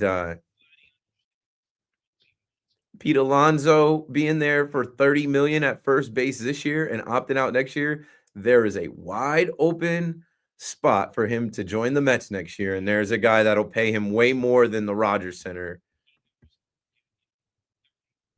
He can get at least Pete Alonso money for like 10 years. Like that's it. And he knows Steve Cohen's going to do it because Steve Cohen now, in a little bit of an ego match, has to try to keep up with the Dodgers. That's what the game is right now. Yeah, and keep his players happy. Juan Soto spoke today. We don't have the cut, but shout out to my boy Dan Bartles. I see you at Yankee Stadium. Probably won't catch you at Citi Field, but I'm going to make a point to get to Queens more than just the Subway Series. I'm repairing my image in the Mets community. I went online and there's this Mets community on Twitter, and I went to join it to stay up on, all things Mets, and it said you're blocked, and I was like, why am I blocked? Why can't I join in on the Mets conversation? But Dan Bartles put out a quote from Juan Soto where he said, speaking about the Latin presence, what he noticed with the team. He said, when I started looking around the roster and everything, we have a lot of Latin players.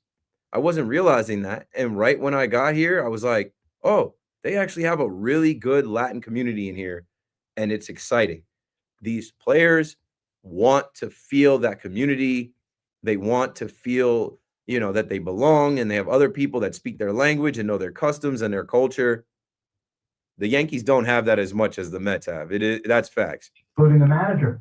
Including the manager. And I was saying that about Carlos Mendoza last year. I said the biggest thing for him is his respect, not just in the Venezuelan community, but in the Latin community, and how these players revere him and look at him as like the guy. He is.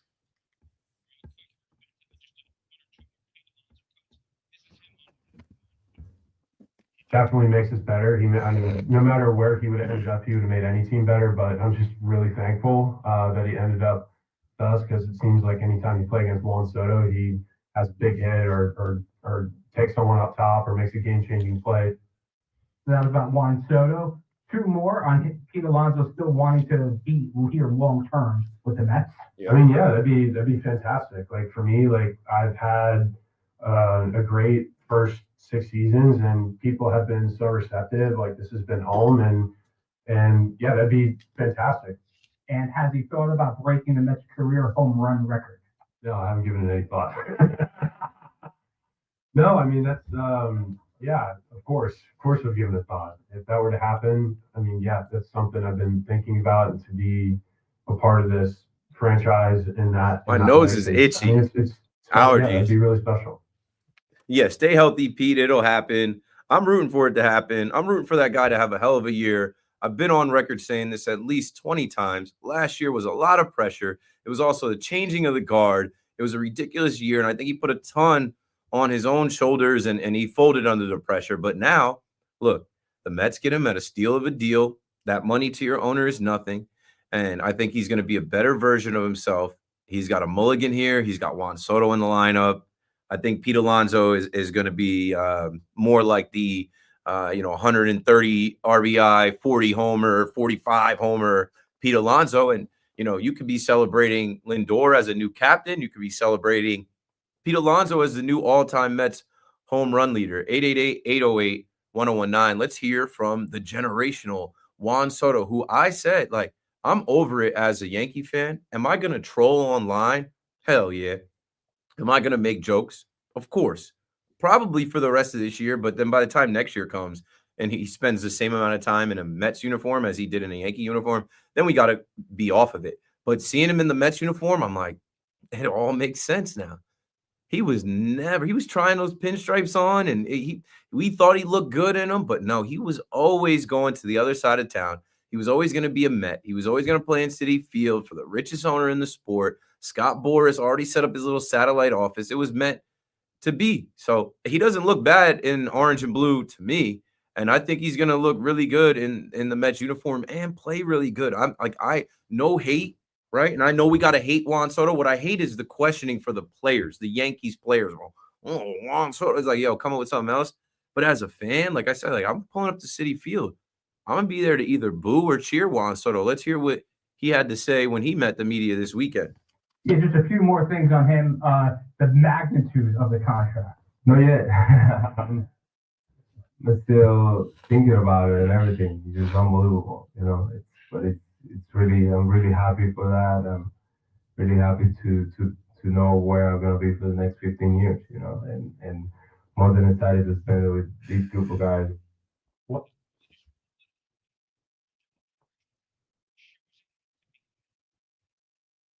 I choose the money.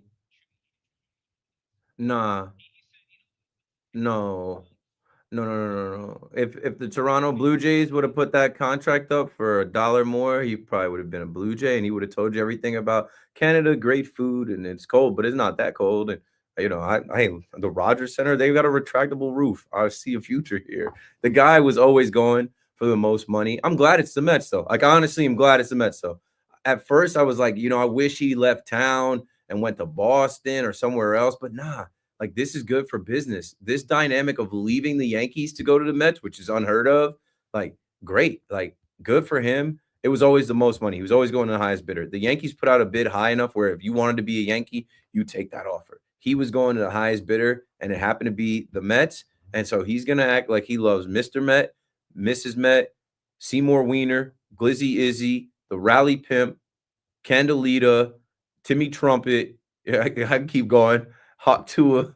I was gonna cap it off with the Happy Meal mascot himself, with a seat up there in the 300 level.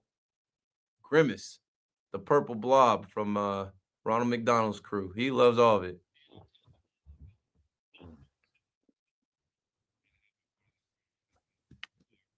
But really hungry for more. Really hungry for more. I want more. I want to keep winning. I want to keep feeling that the same way I've been feeling since day one. So we're here for that.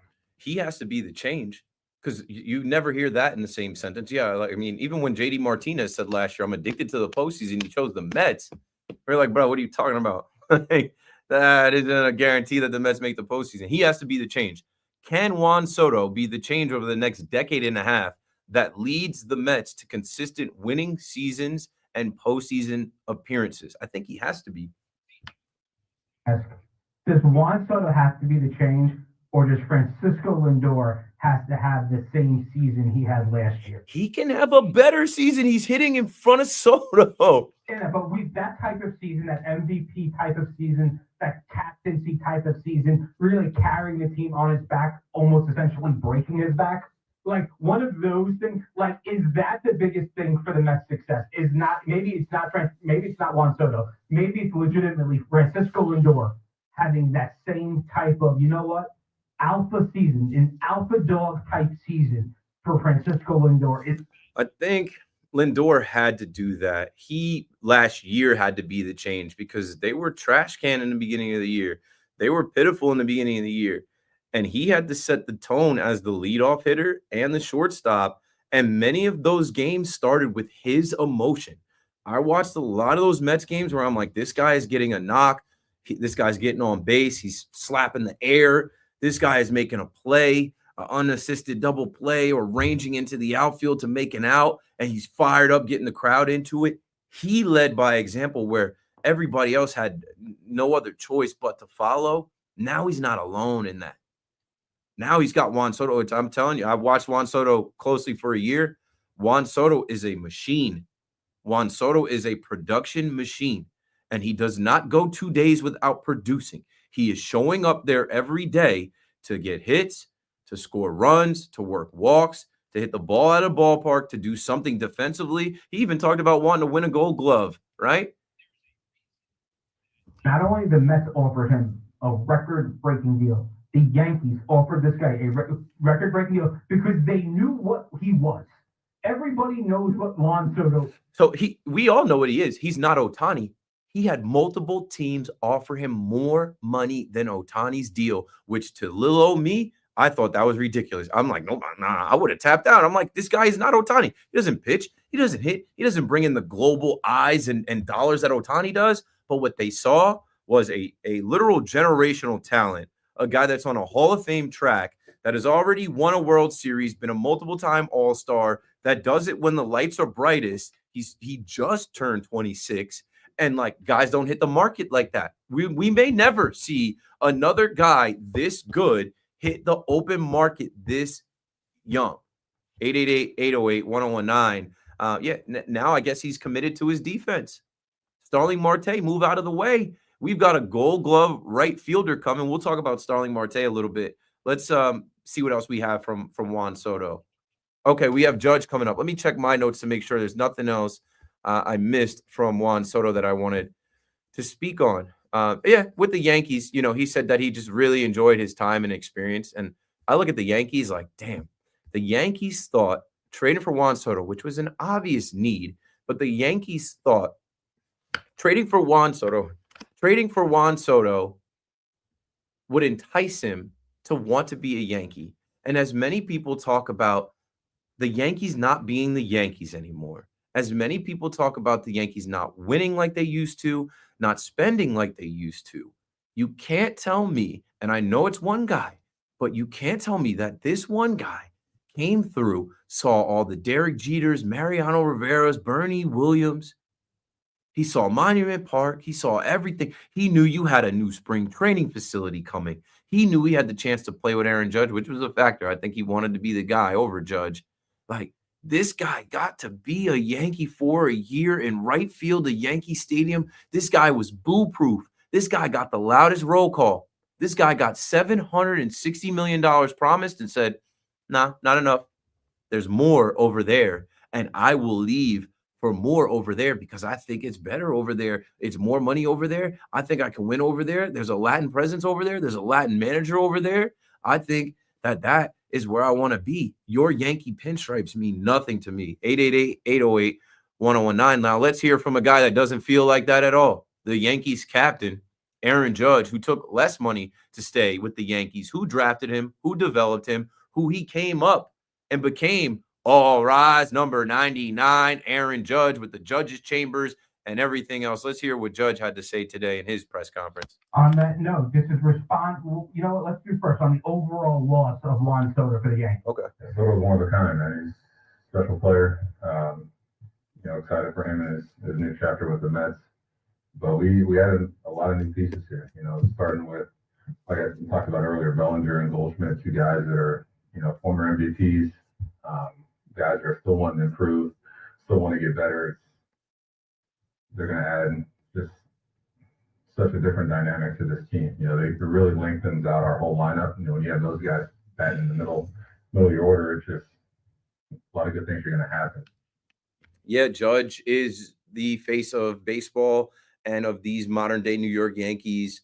I swear it pains me that he gets joked about. He gets trashed for dropping that pop-up, for not being effective in the postseason. It's hard to defend him against all of that stuff, but he will get in front of that mic and say what he needs to say to defend the New York Yankees and be all about the Yankees as he should be. The Yankees. This isn't his response to Juan Soto saying the Mets gave him a better chance to win. That's his opinion. He can say what he wants. I definitely disagree with him, but I wasn't too surprised by it. I think that's where he wanted to be. I think that's where it's best for him and his family, and you got a pretty nice deal over there. It's like, you can't say no to that. But I'm happy for him. He's gonna be in a great spot. It's gonna be great having him in town. We're gonna be battling back and forth for quite a few years. So I'm definitely happy for him. Yeah, I'm not surprised because, when I did drop that pop-up, which led to that terrible fifth inning, really that inning started with Juan Soto's negative energy. Kike Hernandez hit that single to right field, and Juan touched the ball. So his negative energy, his Boris Corp speech that he had prepared in the event that we lost that game, which we eventually did, even though we were up 5-0, his negative energy touched that ball in that fifth inning. And that's what unraveled all of us. And I knew he was going to leave and go to the Mets because while we were all sobbing and crying and mourning the season that was lost, the game that was lost, getting the gentleman's sweep when we were, 1 foot out the door on the way back to LA, Juan turned his Yankee cap around and he was ready to talk to the media about, I'm available to all 30 teams. Nobody has an advantage to sign me. Oh, the bleacher creatures, the love of the fans, that should tell this organization something. That should tell the front office something about what I'm worth. Yeah, Judge wasn't surprised because he knew if you wanted to be a Yankee, you had every opportunity to be a Yankee, and you never connected with the Yankees through that year because you were always on the way out. There was never, ever a lean or loyalty or any way to sway you. And Judge being right next to you in the batting order, being right next to you through this whole thing, he could tell that the smell of the Yankees never got in your nose, Juan Soto. And that's fine. No, and that's his decision. And what you mentioned earlier, too, is that maybe Juan Soto just didn't want to be in Judge's shadow for the next 15 years, right? And I think that's honestly, if you just forget about the money, and I know it's tough when you forget about $800 million, but forget about all that for a second. Maybe he just wanted his own team, and you were never going to have his own team because that's Aaron Judge's team. And not just Judge. in my live chat, somebody said, Juan Soto is going to be the greatest Met of all time. Juan Soto can't be the greatest Yankee of all time. He's got to wait in line. He might not be able to crack the top 10. You know what I'm saying? So, like, not just Judge, right? Like, he's looking at it in the pantheon of this long history that the Yankees market and sell. Maybe he did take a look at Monument Park and say, well, damn, no matter what I do, like, I'd have to win 5 World Series in this next 15 years as a Yankee to be held in the regard of some of these other guys. Certainly going to be tough when Aaron Judge is hitting 200 in the postseason. It's going to be very tough to. Sure, when you're pulling Garrett Cole after 88 pitches, when you're throwing Nestor Cortez in there, when you can't field ground balls, when you can't cover first base, when you can't do a lot of these little things, when you're running Alex Verdugo out there, when you're running Anthony Rizzo out there. Do you think him getting a legit field level view of what happened to the Yankees in the World Series, if it was almost like if they would have lost to like the Royals or the Indians, do you think he resigns? Because it's one of those. No, again, he goes to the highest bidder, which was always going to be the $20 billion owner that exists inside of Major League Baseball, no matter how the season ended or played out. And that's why I said the Yankees almost got swept. He had his Boris Corp material ready. Him and Boris had a Zoom call, and hey, this is what you say. This is how you answer the question. No matter how the season ended for the New York Yankees, he was always ready to hit free agency. He had worked his whole life for it. Oh, I think he pretty much said that going into it, that he was going to go to free agency, so that's not surprising. Bro, this dude hit a home run in U.S. Cellular guaranteed rate field, and after the game, he smiled and talked about hitting a home run in all 30 major league ballparks and how good that is, how that was a goal, how happy he was about that heading into free agency. That made me raise an eyebrow and go, what are you talking about? Nobody asked you about free agency, bro. It's the summer right now. I think it's August right now. What are you talking about free agency for? And, I defended him. I was like, when you write goals in your division board, sometimes it just comes out like that. You don't mean any offense to who you're with. No, it was tried and true. It was easy to see the whole time, but a lot of us wear Yankee glasses, myself included. We didn't want to see it. We did not want to see the fact that this guy was leaving for the highest bidder, and there's only one guy. There's literally one guy that's going to win all the bids. Steve Cohen, Moneybag Cohen, the Make It Happen Mets. You got Juan Soto now. Heavy is the head that wears the crown. What I say is like Juan Soto can't pitch. What I say is Juan Soto is not made out of steel either. Juan Soto can get hurt. Juan Soto had a little bit of a wrist injury.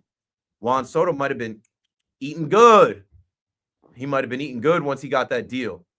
I read an article that says he loves the Italian food in New York. Who doesn't? So what I'm saying is like, yeah, you put all that money out for Juan Soto. If you don't win, if you don't consistently go to the postseason with the Centurion, right? If you don't win a World Series, then that's when it starts to turn a little bit. Fans will turn. Critics will turn. It's all well and good now in spring training. And he's going to produce. I have no doubts that he's going to hit and he's going to be him. But it takes a team to win. And he said that. He knew that with the Yankees. He knows that with the Mets. So if you're relying on Clay Holmes as your fourth starter, if you're relying on Tyler McGill or one of these depth pieces in that National League East, in that National League, Juan Soto can't win every game for you. He's going to hit it, 2 homers, maybe even 3 homers in a game, power you to some victories. You're going to need more. And now you have a target on your back. And I can't wait to watch these games because I can't wait to see what the Mets look like when everybody's gunning for them, right? That's why I say welcome to town. Welcome to New York. Welcome to Market One. You want to be big, bro? You got to act like it. 888-808-1019. Now we're going to the 10 o'clock break. Update. Only 2 hours left. I will mix in some conversation, but, now the phones are ringing from the Juan Soto, Judge, and Pete Alonso chatter as intended. I still haven't talked about Aaron Rodgers. We will. This is Keith McPherson on The Fan. Don't go anywhere. We're coming right back. Yo, let me hit this Chizat. What up, y'all? I gotta go get some water too. I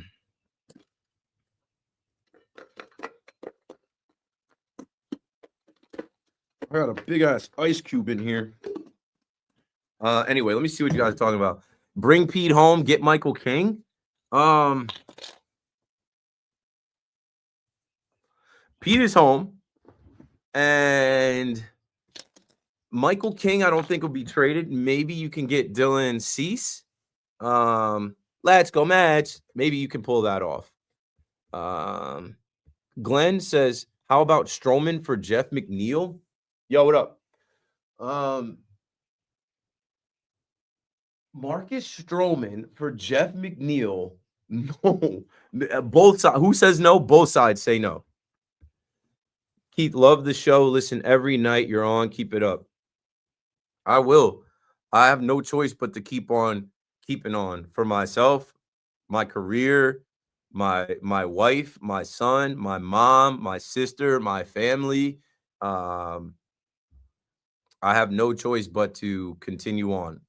As long as God is putting breath into my lungs and allowing me to see another day, I am working, I am stacking, and you watching, you listening every night is helping me win. So I appreciate you, bro. Gorilla Ben 2345 is the 2345 for Jordan. Come back like Jordan wearing the 4-5. Yo, what up, bro? Truth, Keith, he was always going to play the field. Who are you talking about? Soto? Soto was always going to play the field? Or who are we talking about? I'm trying to think. Who else was I talking about? Obviously, Soto was going to play right field. Now, is he going to be a Gold Glover in right field? I don't know about that. He says he'll be, trying to win a Gold Glove, but that's easier said than done. Monta, sheesh, already out 2 months or more, at least. Wonder why Yanks let him go after one season. Best ability is availability. Mets pitching was already shaky going into the season. Much shakier now. Good luck, Metropolitans. Laughing my ass off. # Yankees. Frankie Mont ass. I just have beef with bro because he ruined Derek Jeter night. And I also have beef with him because I'll talk about it on air. The Yankees pivoted and traded for him instead of going to get Luis Castillo that year. And I was just like, no, this isn't a good pivot. This isn't a good move. He wasn't able to handle it here in New York. And then he was completely MIA. He played 9 out of a potential 243 games for the New York Yankees. And the Mets got what they knew they were going to get. You know what I'm saying? Like, out 2 months, at least, because he's got to get healthy. He's got to ramp back up, and he's got to go through his ramp up without any setbacks. Good luck, yo. And you gave him $34 million? Good luck. Keep it thorough. You already. Paulie is dropping the beats, but I usually play that Keep It Thorough coming back from the rejoin. Sometimes, let the producers, drop the songs that they want to drop. And, I have my beat pack, but, I don't really get in the way too much, Let's see what else we got here, man.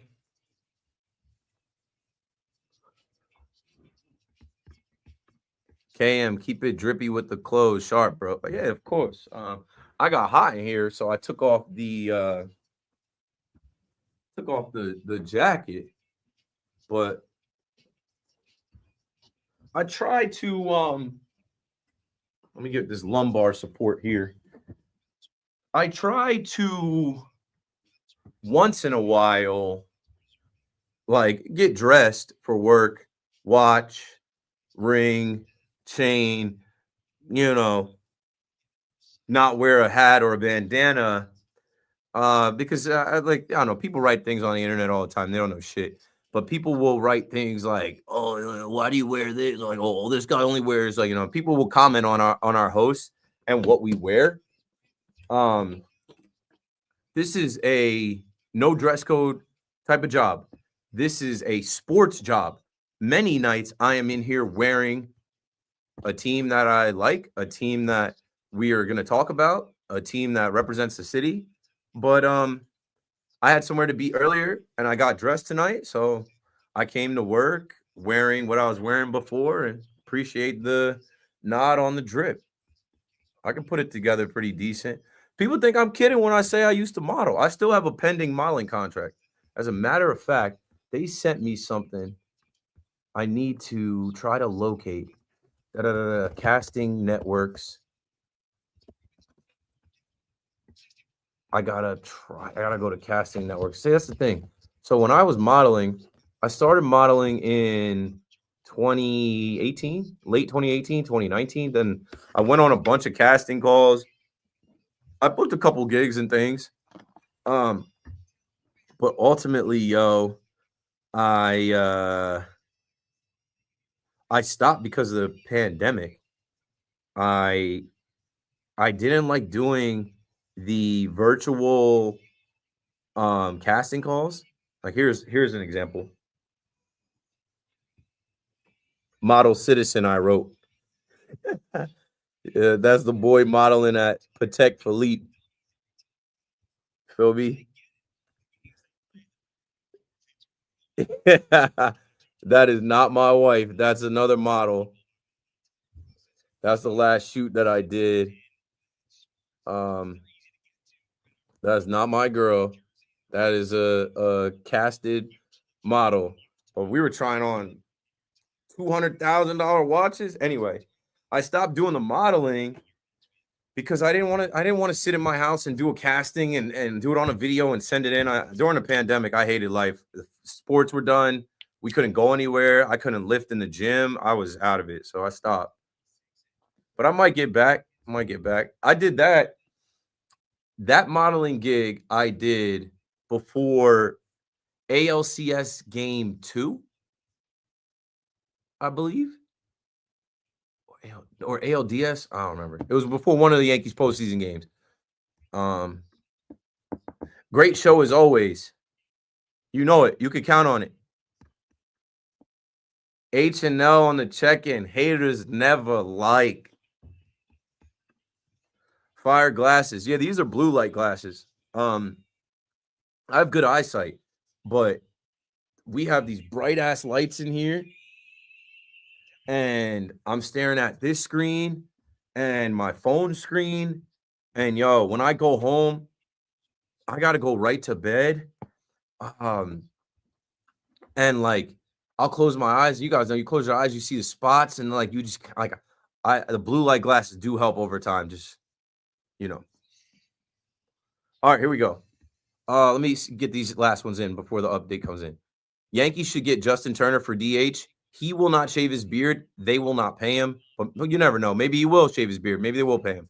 Keith, you are a great model. Or you are a great model, Keith. Pam, you just a biased Keith McPherson fan, and I love you for that. Damn the Fit 100. Hey, I can put that on. Even they didn't even see the varsity jacket in the background, bro. I'm gonna start showing off some fits for real. Patek didn't hook you up with a watch or two, bro? No, they don't hook anybody up with free watches. We brought home my son literally right before the COVID shutdown. Wow, your son was born in a hospital right before that. My son was born after. I could not imagine.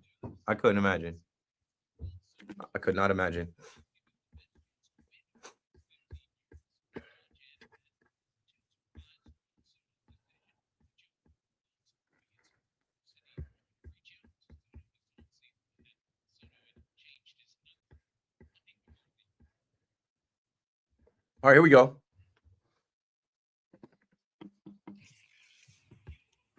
Hey, let's rock, man. 2 hours to go, and I'm taking calls, and I'm doing the live here. Almost 1,400 people watching the live. I appreciate y'all. Let's do this.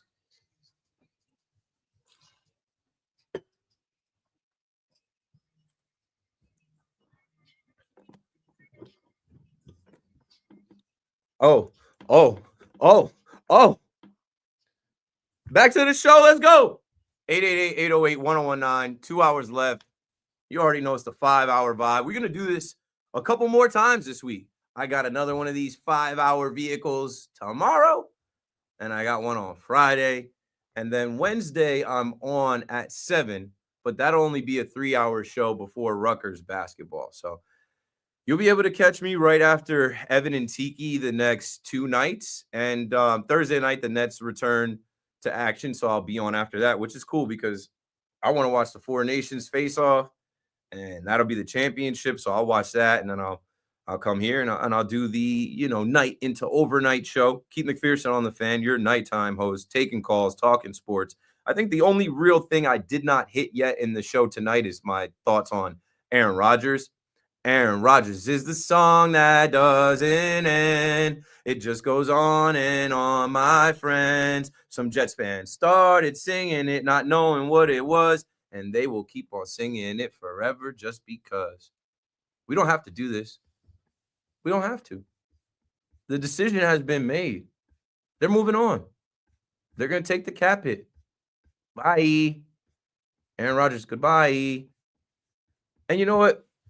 I think in my open, I equated him to like the girlfriend, the toxic girlfriend, the toxic ex-girlfriend that you finally do move on from.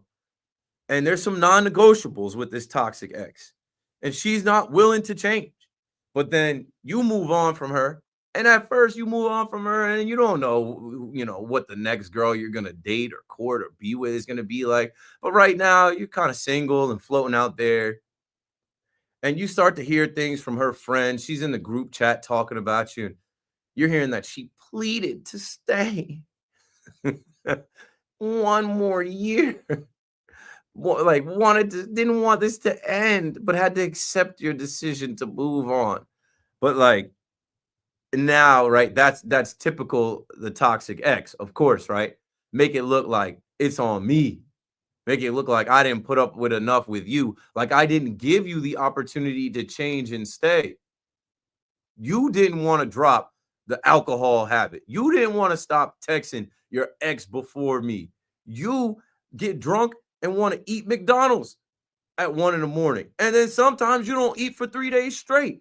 You have an anger issue. You hit people. That's all Aaron Rodgers things.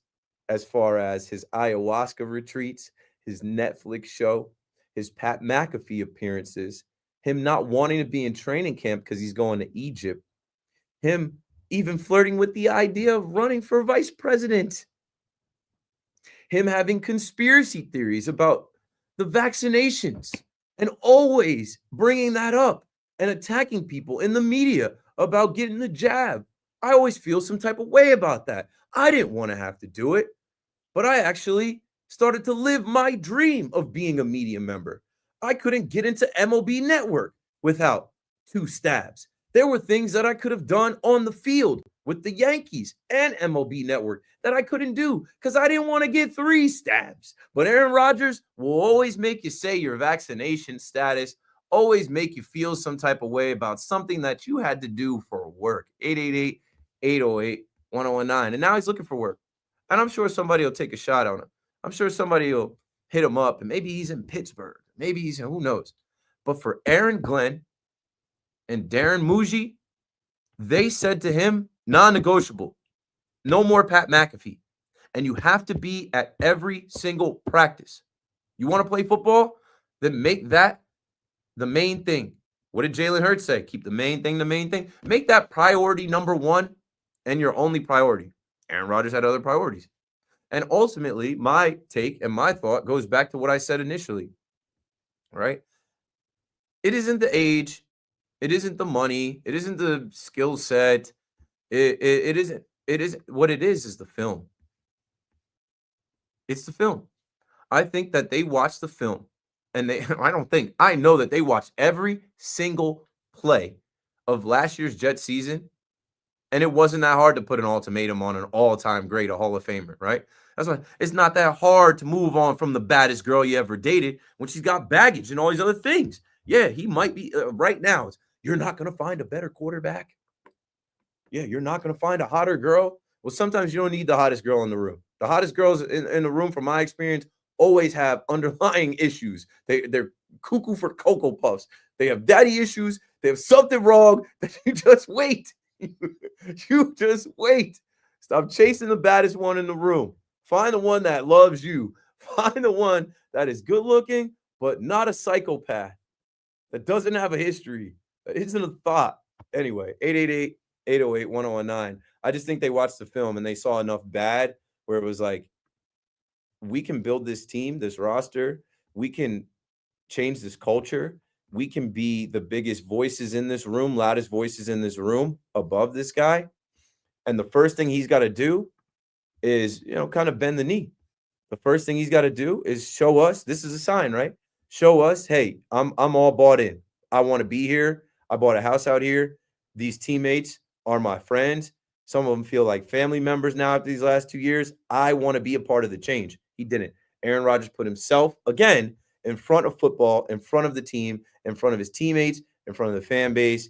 He'd rather be on Pat McAfee. He already has his trip booked. I don't know, he might be going to Japan to do some ayahuasca. And okay, if that's non-negotiable for you, it's non-negotiable for us, meaning the Jets. Tyrod Taylor is under contract. He's got plenty of experience.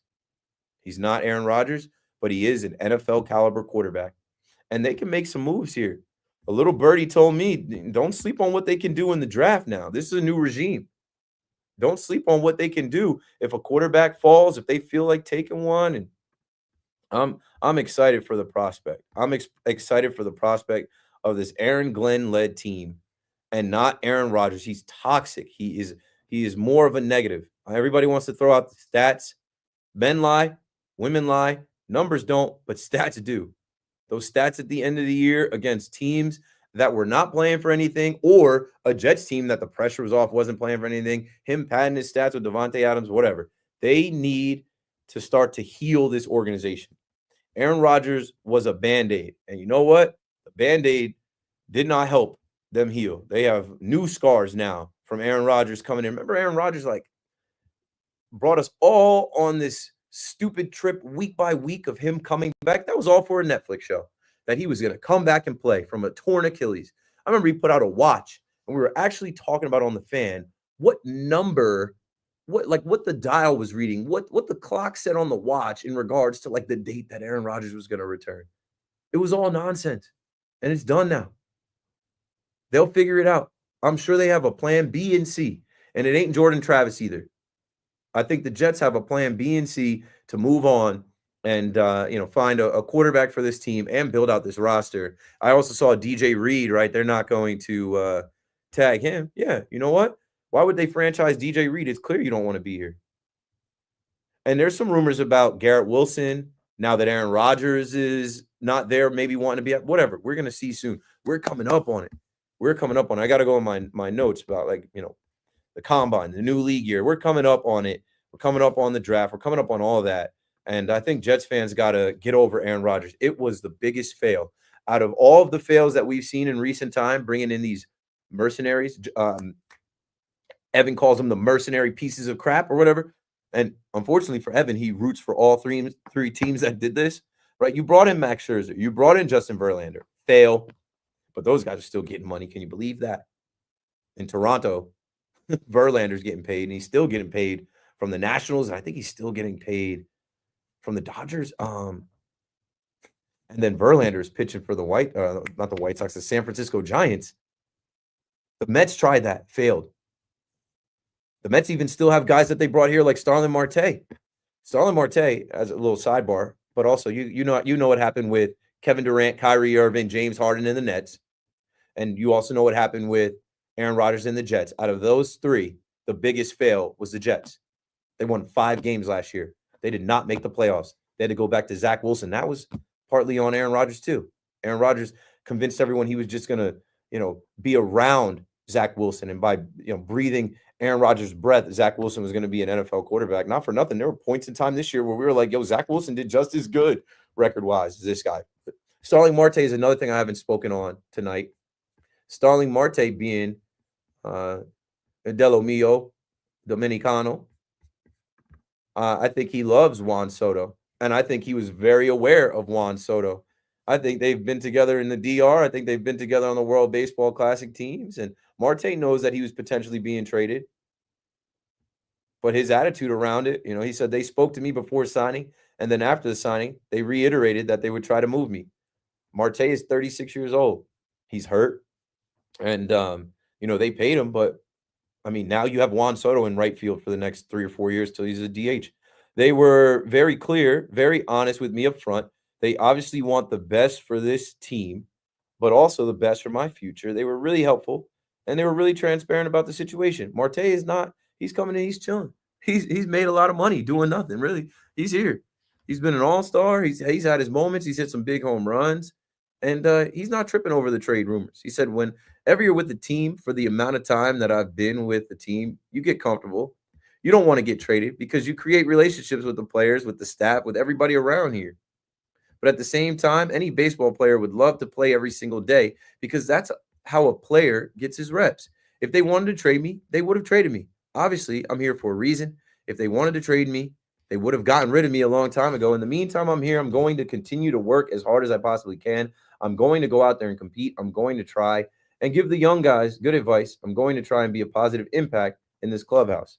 So, yeah, you're paying a lot of money for a guy right now that's going to be a fourth outfielder, platoon DH, rather. But he's not making any issue of it because, like I said, I think he is a fan of Juan Soto, a countryman of Juan Soto, understands you got the opportunity to sign Juan Soto. You go sign Juan Soto. And he gets to be on the team with Juan Soto. And he gets to stay in New York where he is. And we'll see how it all shakes out if they're able to trade Starling Marte. 888-808-1019. Let's go to my guy Mario out in Long Beach. What's going on, Keith? How you doing? Good show as always. Thanks for calling in. I'm all right. How are you? Yeah, I can't complain. A couple of things. Well, Rogers, the Yankees, and the Jets. So I think Rogers, I hear what you're saying about the wins, with Zach Wilson. But let's not even put Zach Wilson in the same category as Aaron Rodgers. That's not even. Why? Jets quarterbacks. In terms of production and this the type of quarterback he is. I mean, look, he had 3,800 yards passing and 28 touchdowns. You think Zach Wilson will ever have that in his career? No. They're not in the same league at all, especially a 24-year-old and a 41-year-old. But as far as productivity for the Jets, Zach Wilson won more games for the Jets than Aaron Rodgers. He just happened to be the one who was sitting there. He had nothing to do with it. He really didn't win games or anything. But I hear what you're saying. You're right on that. Now, in terms of the Yankees, I think right now, what do you think? I think right now the Yankees right now are better than they were last year. If they would have kept the same team and not added anybody, they have a big problem with defense in the outfield. Soto staying in right field and center field with Judge doesn't make it. Because Judge is only what would you say? He's an average center fielder? Maybe. I mean, he's average, but everybody's going to tell you he's terrible because he dropped that pop-up. That was his first error the whole year. He's a plus right fielder, and you're 100% correct that moving on from Juan Soto and putting Judge back there, we're going to notice the difference. Judge is much better in right field. And let's not put him like in the category of all these other guys, Soto, like when you talk about Mickey Mantle. Those guys hit 340. His lifetime average is 288. He's not 340. He's not like at that level. And I think you said it good earlier when you said if he stayed with the Yankees, he wouldn't even be in the top 10. And that's true. I don't think he would be. And not without winning multiple World Series, and that's hard to do. And one last thing that you said was really funny. He wants to be a Gold Glover. He's terrible. How about getting to be average before you're a Gold Glover? He's not even average. In his mind, I bet you he feels like he's closer, and I bet you he's just playing the game. He hears the criticism of his defense. Keith Hernandez criticized his defense specifically in right field, in Citi Field, on the broadcast last year. I'll let you go with the other calls I know. If the ball's hit right over his head, he has no clue what to do. He can't handle it. He's not even at a professional level when it's right over his head. Well, yeah, and they put that on the Yankees. Thanks for the call, Mario. They said that the Yankees weren't lined up properly. That was in the scouting report. Well, maybe Mendoza and David Stearns will get Juan Soto to learn how to stand in the right spot on the field, depending on who's up at the plate. 888-808-1019. Let's take one more call before we break here. Rocky, thanks for holding. Let's go to Island Park and talk to Rocky on the fan. What's up, man? Pete, first time call, long time. Thank you. Couldn't agree with you more in regards to the Super Bowl halftime show. I just feel like New Orleans, like, how do you not have Lil Wayne? Like, I couldn't have said it better. I just think in that atmosphere, I think it would have been electric. It would have been like a whole different vibe. I know Kendrick did good. I just feel like, I don't know. He would have had like New Orleans jazz and a band, and there's definitely some kind of Lil Wayne song that he could flip the instrumental and the beat to make it that Louisiana, like in the beginning of the Super Bowl, they had some of that flavor, some of that Louisiana style. I just think it was a complete miss, and like not having Wayne, but I understand the year that Kendrick had, and then wanting to keep it hip hop. He's next to Drake, and Drake's never going to do a Super Bowl. He's the biggest artist in hip hop right now, so they had to do it. But it did not to me feel like a Super Bowl halftime show. It did not to me appeal to the region. 100%, yeah. No, I agree. I see both sides. I just thought, I just couldn't see Lil Wayne not blowing up New Orleans. I thought it would have been amazing. But maybe that call too is like another hot topic now is about, who's having a better week, the, NBA in terms of All-Star Weekend or there's a Four Nations hockey. And I'll just tell you, I'm not a big hockey guy. I'll be straight up. I love watching it in person. I think it's on par with other sports in terms of watching live in person. It's just like I'm not going out of my way to like turn on a game regular season. I watch playoffs like anybody else, but not a big regular season guy. But the NBA just took an L this week. Like I'm actually looking at every game now with this Four Nations tournament. I'm actually tuned in. I love how like the Canadian fan base just started booing during the national anthem. That got me like my blood boiling. I'm a former, military veteran. Mm-hmm. When they came out and they started fighting, I was like, this is like, I love it. It was just great. And then to beat them was even the icing on the cake.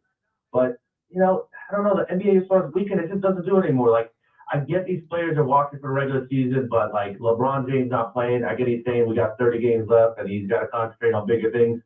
I'll be honest with you, I think the NBA is soft in terms of All-Star Weekend. They're not going out there like playing hard. It's like a practice game, if you will. But I don't know. I thought that was a little bit of a miss. And then, how does Steph Curry not play in his own stadium in a three-point contest? He's older. Oh, dang it. Yeah, he's older now. These guys can opt out.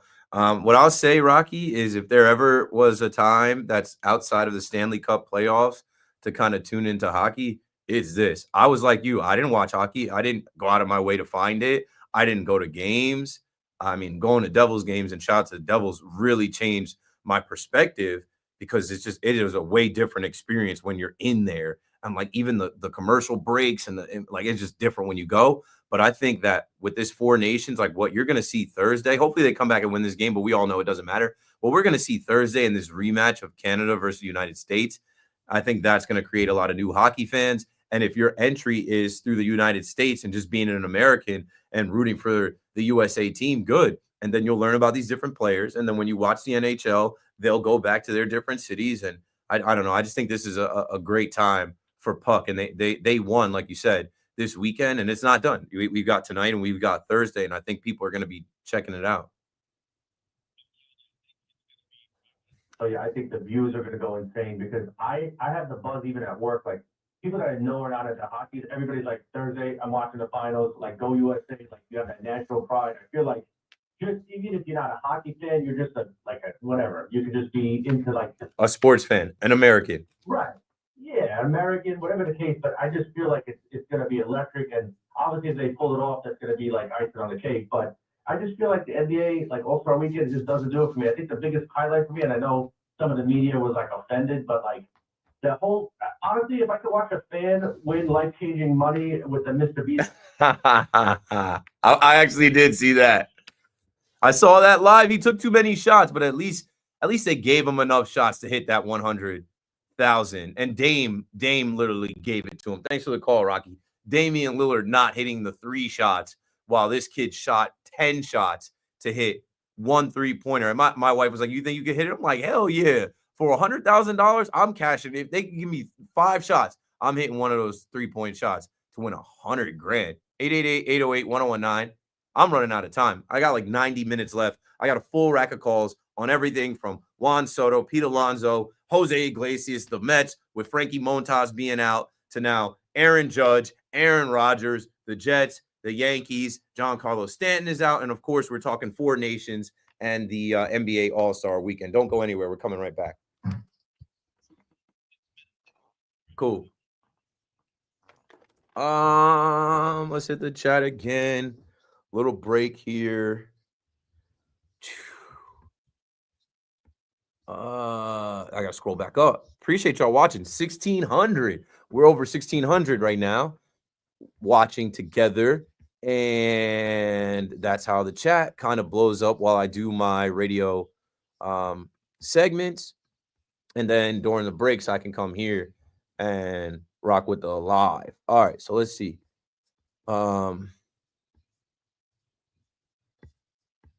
Yeah, it was insane. So, okay, Maestro Cards was responding to me talking about him having his son and bringing his son or, bringing his son home right before COVID shutdowns. You were blessed to get out of there. Hospitals just thought it was the flu. I remember, bro. I remember being in a restaurant. Like, I live in the shore area. Well, I live in Jersey City, Hoboken. I work in New York, but I'm from the shore area. So I remember going back home actually to celebrate my wife's birthday. Like, my wife's birthday is the 12th, so I guess we were down there like maybe 3 days before, like the 9th or the 8th, and we were in a restaurant, very nice restaurant. I can't remember the name. Maybe it's called Amy's. We were in the restaurant and we're right next to a bunch of people, and I'm coming out of New York where people are stopping, everything. They're not on the subways. They're not on public transits. They're wearing masks. They're telling you to wash your hands.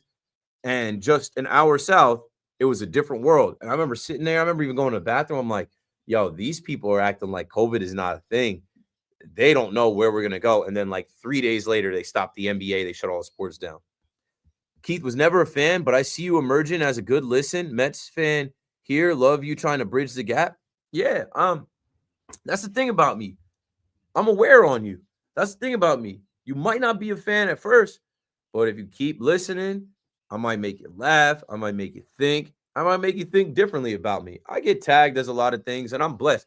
Like, it was quiet for me when I was unemployed, when I was pop. Nobody was calling me anything. But, I appreciate that. I know I might not be the most popular guy in the Mets community, but I'm repairing my image, and I am bridging the gap. But, yeah, I've turned a lot of people.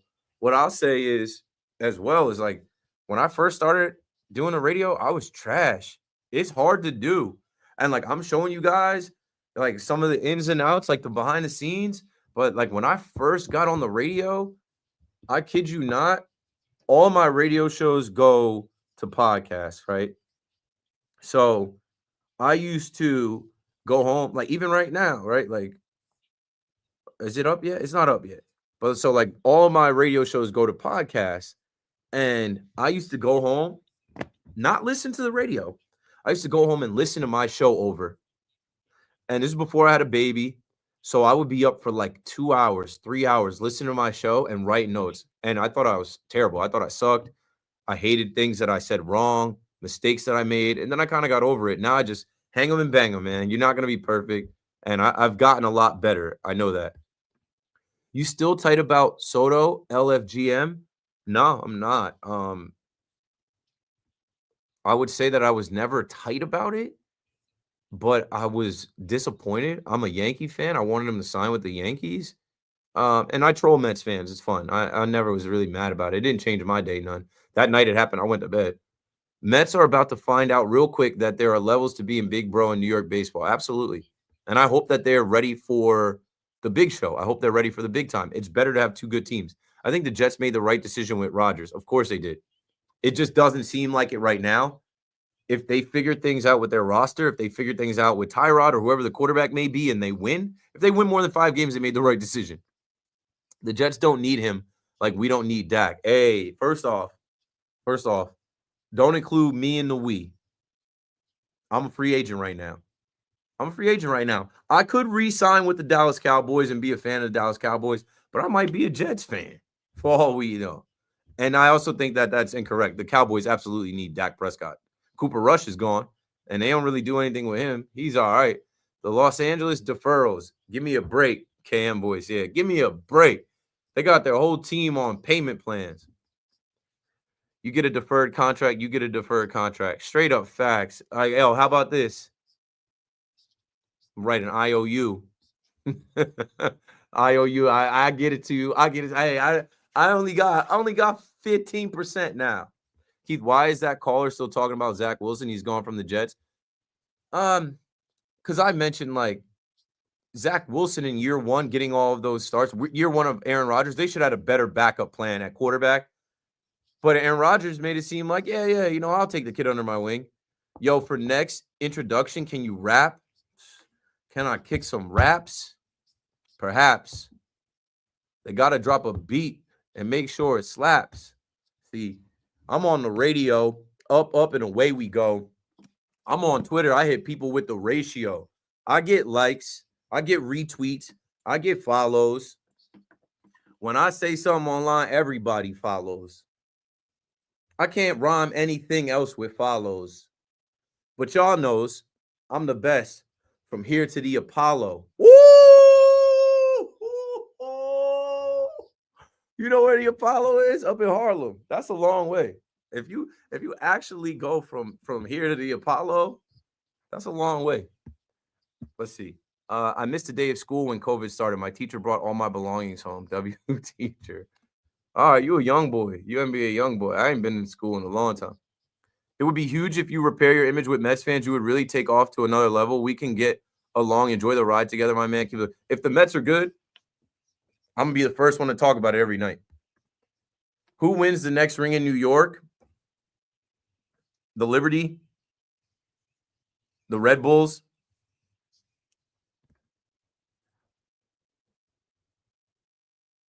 Well, that's an S&Y thing, you know.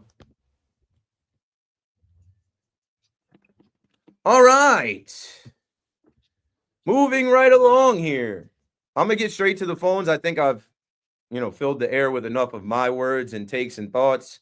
Dial 888-808-1019 if you'd like to get on the line. Streaming live on Twitter, YouTube, Facebook, Instagram, Twitch, wherever you can find me at Keith McPherson. My mom came up with the name. I did the rest. I've got 1,675 people watching right now, and I appreciate y'all. And the chat is going crazy during the breaks. We've been, taking questions via the internet and chat.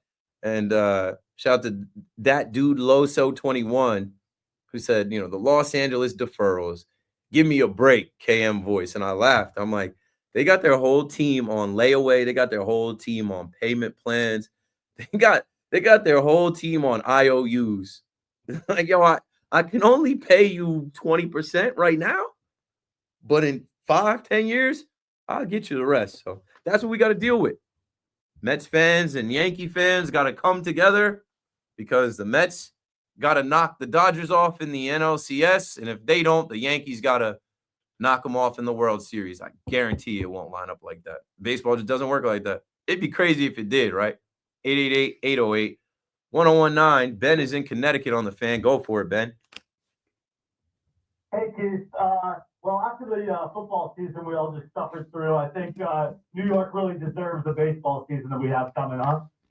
I think the hype is there. I think the overanalyzing, overreacting is already there. I really do hope that both of these teams are two of the top teams in baseball, kind of like in 2022, where we had a top team in the American League, top team in the National League. That was a fun ride until it wasn't. Absolutely. But I'm a Yankee fan, and I'm very, very optimistic about this year. I couldn't be more excited. I actually think the pivot away from Soto was, as good as it could be, right? I mean, if Jason Dominguez has a big year, plus Cody Bellinger has a big year, if those two guys step up, then obviously there's no replacing, perhaps the best player in baseball. But those are really great. Those are excellent, players that can really put up numbers, and it's two for the price of less than one, so to speak. So, I mean, I think from the Yankee side, we should be, obviously we are the favorites to win the AL East, and I expect us to. And then on the other side of town, I mean, if you're a Met fan, you have a good team, but let's be honest, man, the Braves and the Phillies are both as good. So, really the Mets have we know Met fans have done a lot of talking. They're really feeling themselves, but actually they have a much tougher division to win than we do. So we actually probably at this point might be in a better spot. What do you think about that? Thanks for the call, Ben. Don't let your Yankee pinstripes show through the phone. It's okay. Like, that is such a Yankee fan perspective and call.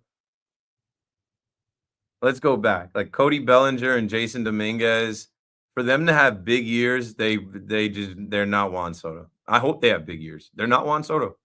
They're not. And they're not the tandem that Juan Soto and Judge were. I just think Yankee fans, you're gonna get over Juan Soto, but you're gonna notice like there's a few good players, and I like that. There's a team now, but it is going to be a different brand of baseball.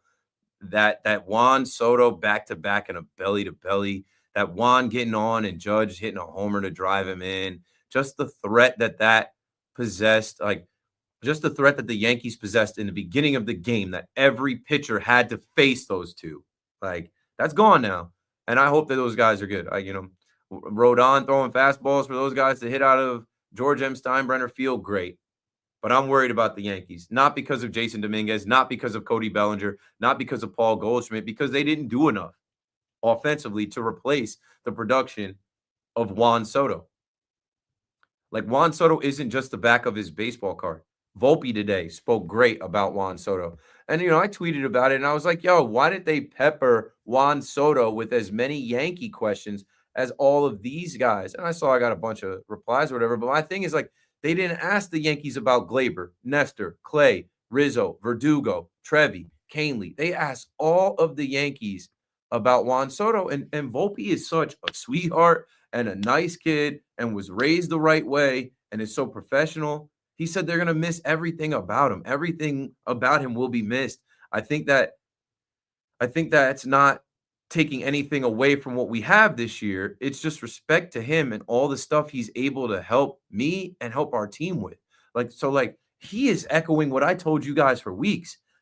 Juan Soto is the high tide that raises all ships. Juan Soto just taking BP helps his teammates. Juan Soto, I think, helped Volpe's approach, his plate discipline, his pitch selection early on in the year. Cabrera spoke about that, right? Juan Soto and his level of compete and how he goes about his business, that is infectious. It rubs off on other guys. And we don't know what else he did, like what he said off the field. Like that's considered on the field stuff. We don't know what else Juan Soto did. We paint him in a bad light. We want to paint him as a bad guy that didn't care about his teammates, but none of them have a bad word to say about him. Now that is in the Mets organization. Now he's there, and I think he's even more bought in. He knew he wasn't going to stay with the Yankees unless they had the highest bid. And just the thought that they might not have the highest bid gives you the thought that I'm not going to be here when you know Steve Cohen exists. He is a Met for the rest of his life. He is all the way invested, all the way bought in. He wants to win. He is going to help every single player on that team. Absolutely, you're right. And you had mentioned like 3 minutes ago about Gleyber Torres. I want to ask you if you saw the Gleyber Torres commentary. I didn't see the comments, but I saw the beard. Gleyber has been growing that beard since the World Series. This is all good. So the natural reaction. This is from The Athletic on the Yankees and his separation from them. To be honest, I don't know what's going on there. I believed everything was good, but now I think no. I don't want to give any comment.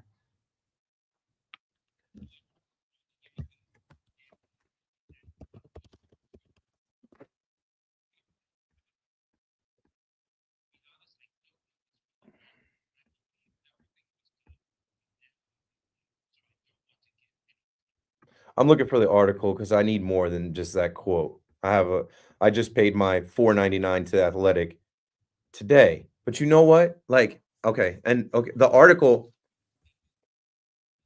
Yeah, the article starts off with the tweet that Gleyber put out in response to Cashman going on Hot Stove and letting the world know, hey, when I traded for Jazz Chisholm, that was for him to play second base. And that's how that whole back and forth started in Boston about I'm a second baseman, not a third baseman. Like, Cashman didn't have to let anybody know that. It's water under the bridge. But so this article starts with the still just turn the page. And I think that's what Gleyber is referring to. He's got beef with Cashman, but a lot of guys have beef with Cashman. And I think that quote from Gleyber, I'll read the rest of this article at some point. I'll get back to you. But I think that is more about like, I don't know what's going on with Cashman. And I think he probably feels that Cashman feels some way, and Cashman should feel some type of way about his defense that got mocked and how he knew that. He probably lost some sleep last night knowing this defense is inadequate. He probably lost some sleep at night. He's probably losing a little bit of sleep. Might toss and turn and wake up over the fact that you had Anthony Rizzo and Alex Verdugo starting for you in the World Series. Where are they playing right now? Are they signed? Are they in camp? Are they anywhere? No, they're free agents. Nobody wants them. But you had them starting for you. Why? Because Aaron Judge, like Rizzo, their dogs play together. Because Judge had his eye on Verdugo. Because he was a dog. Judge, the same Judge that dropped the pop-up in center field that started that 5th inning, and Judge, the same guy that lowered his postseason average that couldn't come through for you if he, so letting him be a shadow GM to our eternal GM.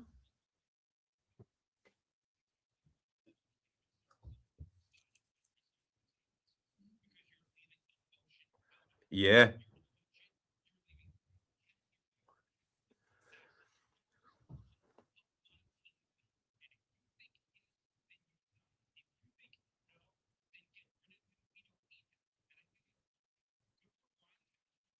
Comes down ground with Gleyber Torres. And yes, Gleyber had been in 85,000 trade rumors the past 5 years.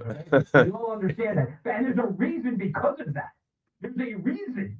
Because he drove the majority of Yankees fans crazy. Yo, he led the league in errors. He was one of the worst fielding second basemen. He ran into outs.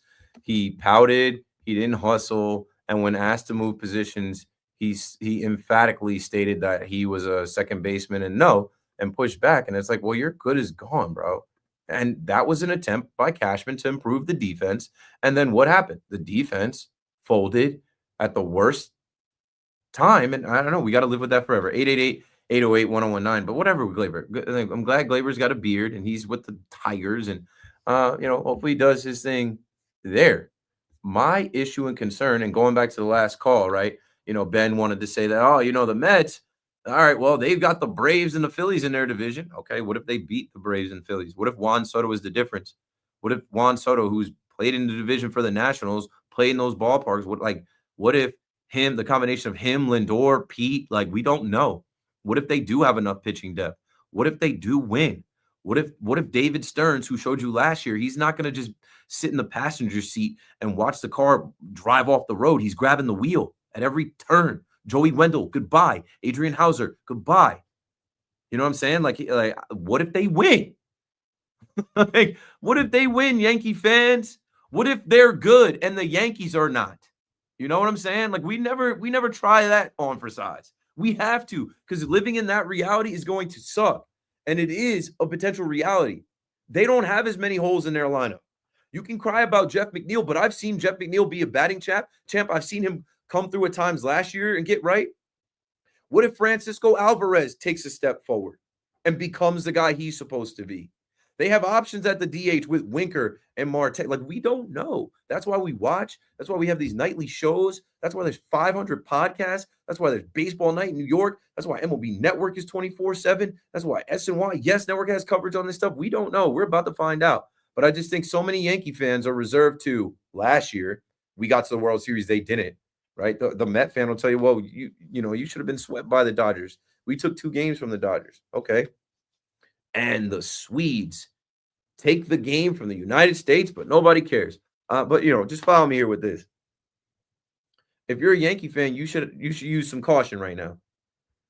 They lost a generational player who is a top 5 player in baseball, who literally hit the home run to send them to the World Series and was a huge part of the run to win the division, to win the American League, to get that number 1 seed.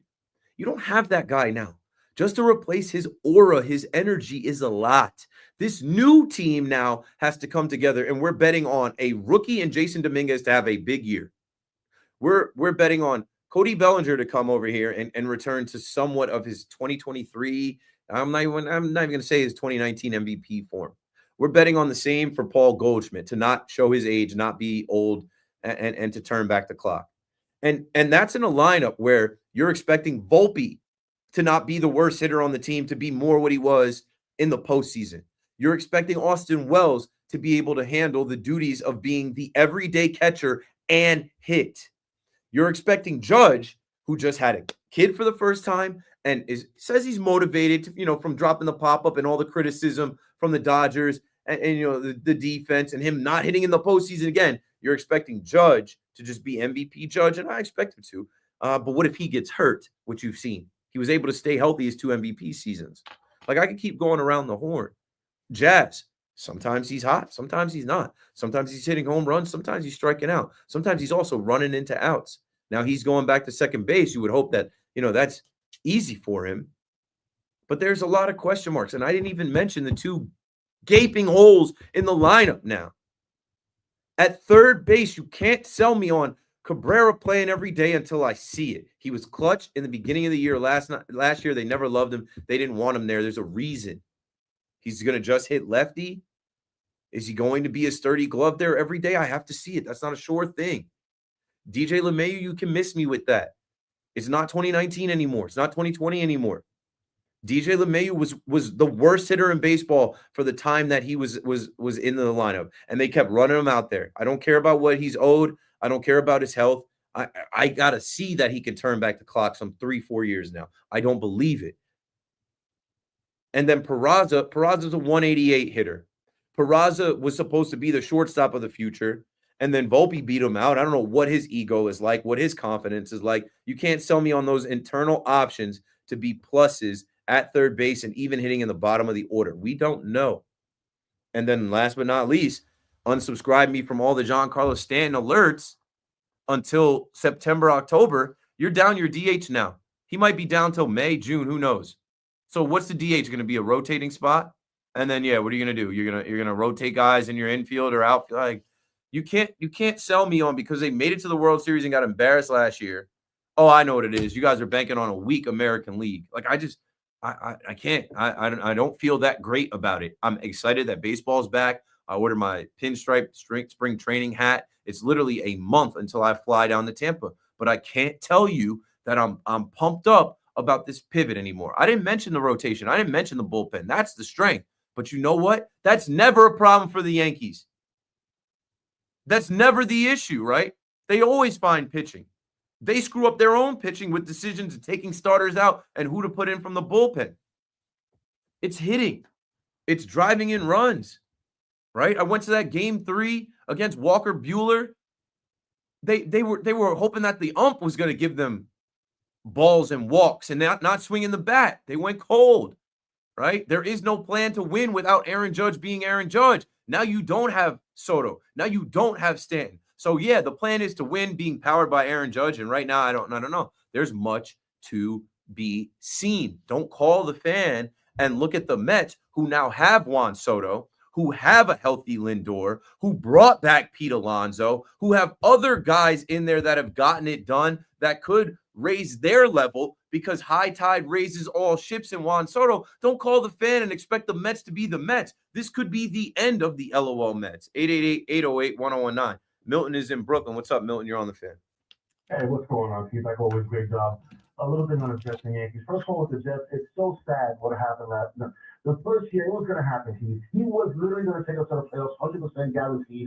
If they won 7 games without a quarterback, it just sucks being a Jet fan because that's the typical thing that happened. But I got to give one thing for him. I want to always say thank you to him for one thing. The fact that he did come back, the fact that he tried so hard, he just really wanted to prove it. You know what? It didn't work out. It sucked. It all just went down the drain. But you know what? The guy did try, and he got healthy in the last 4 games. That's why he played better. Now, whoever gets him, if somebody gets him, watch him do great. Now, as far as the Yankees, Keith, I don't know what's going on, I love you, but you're killing me here with this Mets. First of all, any Yankee fan out there that's thinking Mets, you're a fool. There's nothing to think about when you are rooting for the greatest franchise in sports. Let the Mets be the Mets. If we play them in the World Series, worry about it. And the Mets have a lot of holes too. Okay, they got Pete Alonso coming back with his 180 batting average type thing. And Soto is going to carry that team, like you said. And I hope they make the World Series. Because I want the Mets to win. I want the Mets to finally do what the Red Sox fans felt. They could stop being jealous of us. They could see how it feels to win, leave us alone, and now you're going to just see a little more fun in the future. Because I'm just sick and tired of it. I'm sick and tired of every Met fan bringing up the Yankees every time they talk. And some Yankee fans do the same thing, which I don't understand. Like, what did you have to worry about the Mets for? You beat them in 2000, so what? Wait till they beat us. Keith? I'm here. I'm letting you go. Go for it. No, he hung up. No. I'm not Milton. Milton was on one. That's the cowbell man, bleacher creatures on both sides of the phone. When I wasn't letting you go hanging up on you, he just dropped. What I meant was I'm letting you go. Keep on. You had a great point about like because of this Juan Soto free agency decision, right? After the Yankees traded for him, he played 1 year and got to the World Series. Juan Soto deciding to go to the Mets. It has been nonstop. You have a great point. What do you have to think about the Mets for? The Yankees have their own problems that don't concern the Mets. But that is also what I'm getting at with like Ben in Connecticut or any Yankee fan, which I take a lot of the calls calling it like saying, oh, well, you know, our problems are our problems, but look at the Mets problems. Don't worry about that. We've got our own issues to deal with. You know what the Mets fans can say? Well, if our owner does wake up in the middle of the night and decide he doesn't care about the luxury tax again, he can push David Stearns to go sign somebody else, to go make a trade. We can't say that about us. We can't say that they're going to spend the money to fill the holes, to fix the issues that they have, right? And you shouldn't care, but you're going to care because if you live in this tri-state area, if you have a phone, if you have the internet, if you go on these apps, it is Mets versus Yankees, and it's been for months. But I just don't think that, like, Yankee fans, yeah, historically you have the upper hand and you can talk down on Mets fans, but they swept us in the regular season. Again, they took more games from the Dodgers. Again, they took Juan Soto. Again, they have the owner who is willing to spend and the GM who is taking emotion out and making decisions and showed you last year that he's not going to let this ship sink, that he's going to tweak and change this team. He completely revamped their bullpen. He did what they had to do last year to get there, and now he's deciding we don't need any gimmicks, right? With Jose Iglesias, there's no data, there's no analytics to quantify what he did. So many people have called me already to say that Jose Iglesias batted .335 and had X amount of hits. David Stearns don't believe that that's him. Doesn't believe that he could do it again. Thanks for the memories, but we're moving on. 888-808-1019. Mo is in Manhattan. Mo, you're on the fan. Hey, what's up, Keith? Great show. Thanks. Things I wanted to say. First of all, I hear everybody talking about the Mets trading Starling Marte for Stroman. It's not happening. The Yankees made a huge mistake when they signed Stroman. They got the head case. He just cares about it. Yeah, Mo, that again is Yankee fans and Mets fans doing too much talking and intermingling. Like there's no way in hell that trade goes down. That is just fan talk. Starling Marte could be great in the DH spot. The guy has power. He'll stay off his legs. He'll be more healthy. He'll be great over there. Yeah, but he's making $20 million. They're trying to move on from Stroman's $18 million. They're not. And then Stroman, do people forget what happened with Stroman? And I don't want to rehash it, but around that Black Lives Matter time and the COVID time, and when Stroman was over there and what he accused Mets fans of, the things he's like, he's not going back to Queens. They're not going to trade for him.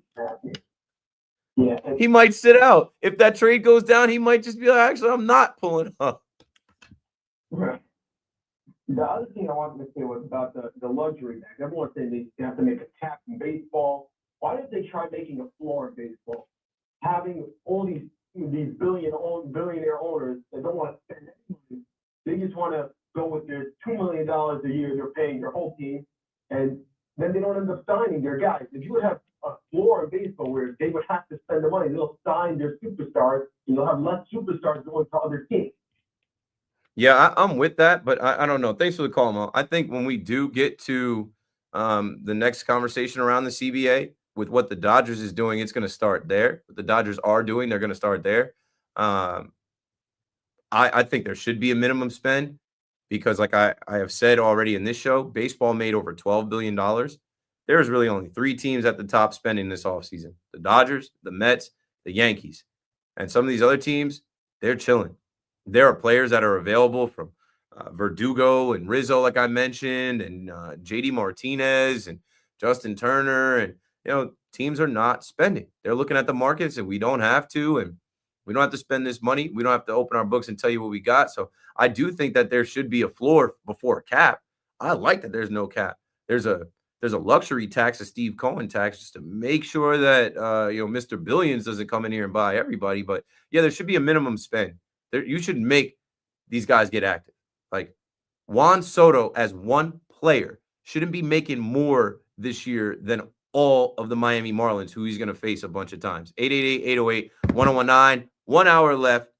Open mic time. Whatever you guys want to talk about. Keith McPherson on the Fan. I'll be right back.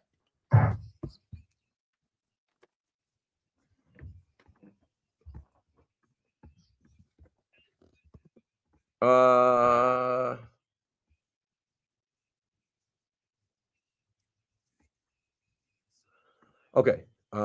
Back to the chat. That was turned up. Let's see where we are here.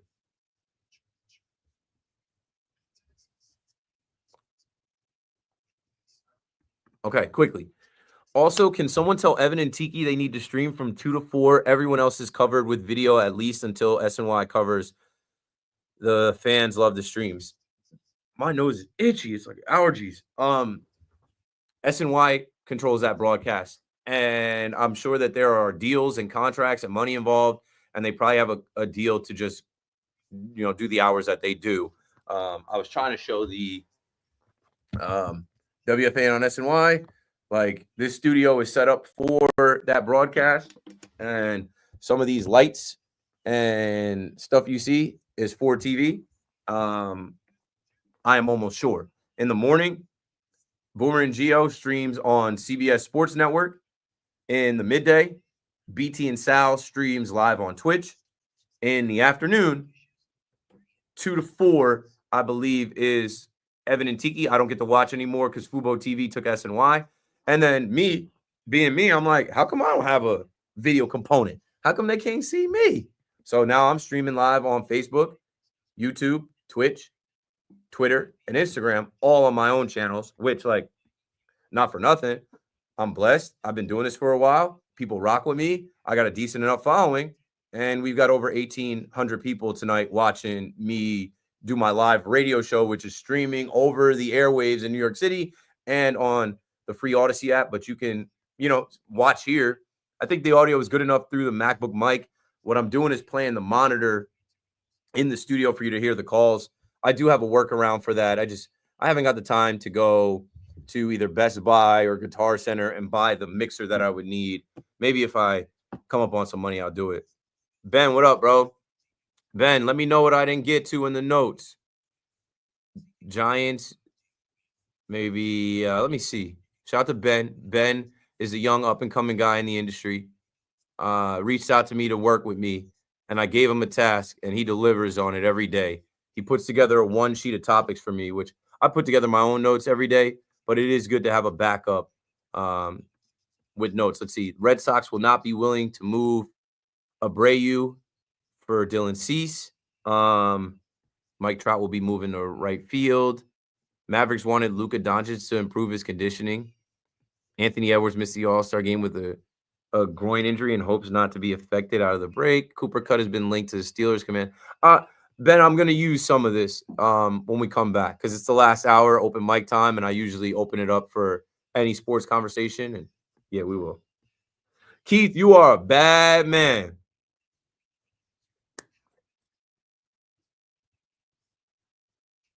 You know that.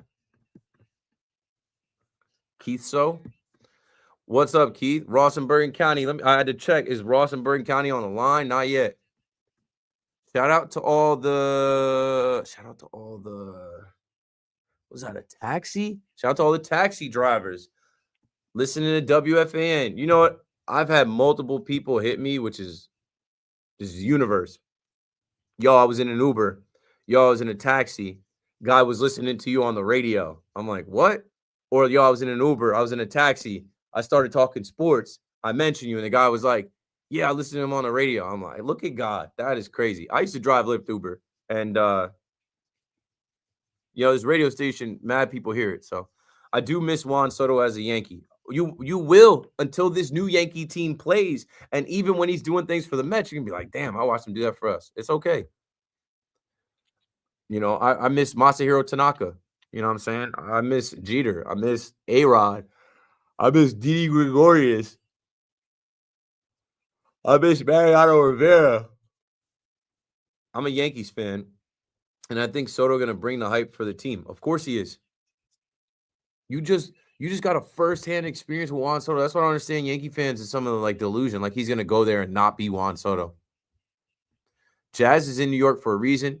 Second base, that's it. Bye-bye, Glaber. Yeah. For the Mets. I understood what you were saying. Things can go way left for the Yanks this season. We have to pump the brakes just for that's what I'm saying, bro. Stanton gets far too much hate, but the injuries are frustrating the fans. Cashman should know he has to have backup for him besides bringing up the kids randomly.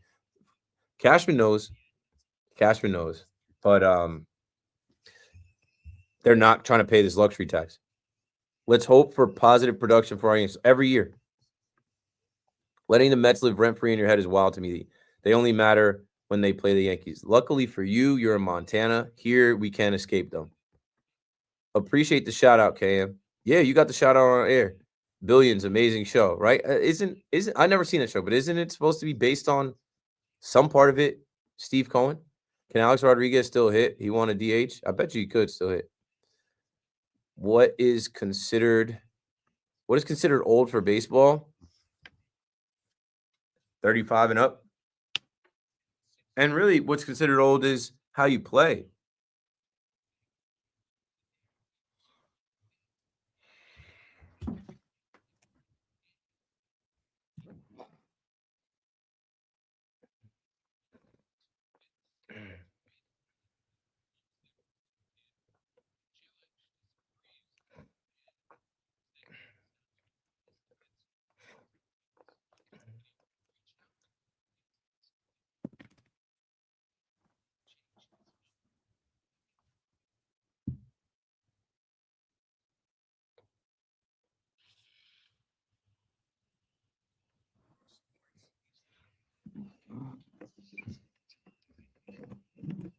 All right, let's get it. Last hour.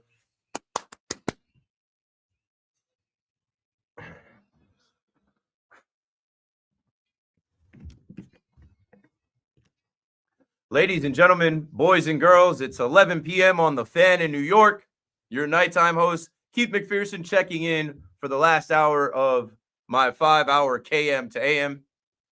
Thanks for calling. Thanks for holding. Thanks for watching online. We are approaching 1,900 live viewers on the interwebs. 888-808-1019 is open mic time. Whatever you guys want to talk about in the wide world of sports, we can discuss. Jarvis is up in Harlem, back on The Fan. How are you? What up, bro? Not much. I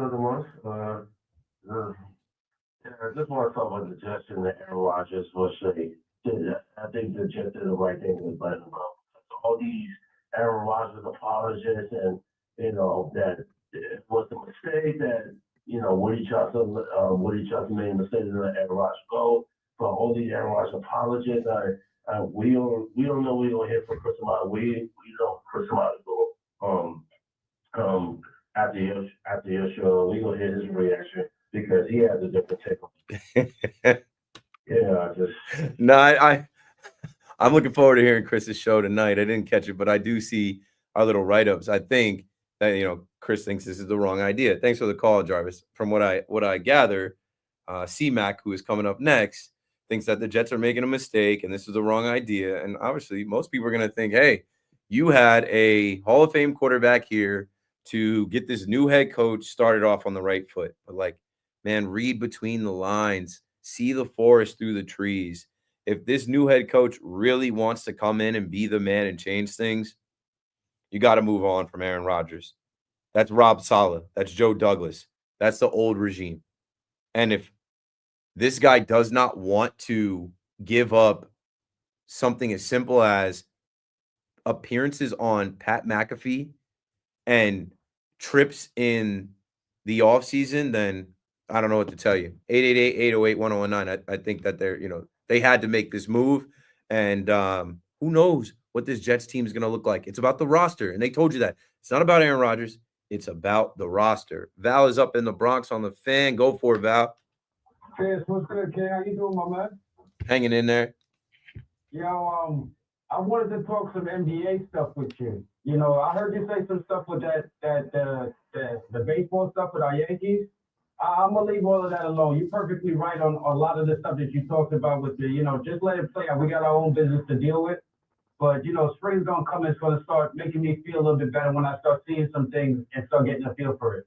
The standing stuff is kind of interesting, and I'm just hoping that it just gives some other guys, now you got notice. Maybe they're just doing that so they can get a chance to get a feel for and play more guys as far as some of the younger kids to maybe get a feel for what they're doing to see if maybe they can contribute and help. Yeah. But I'll add to that. As much as I'm concerned about the Yankees, I've said it multiple times tonight. It's February 17th.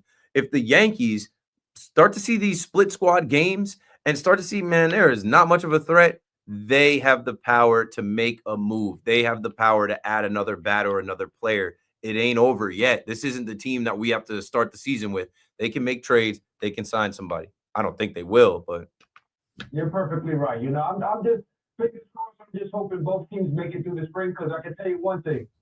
It sounds like it's going to be a heck of a season this year. We're going to have some good radio on the Fan this season, because there's going to be some nice stories.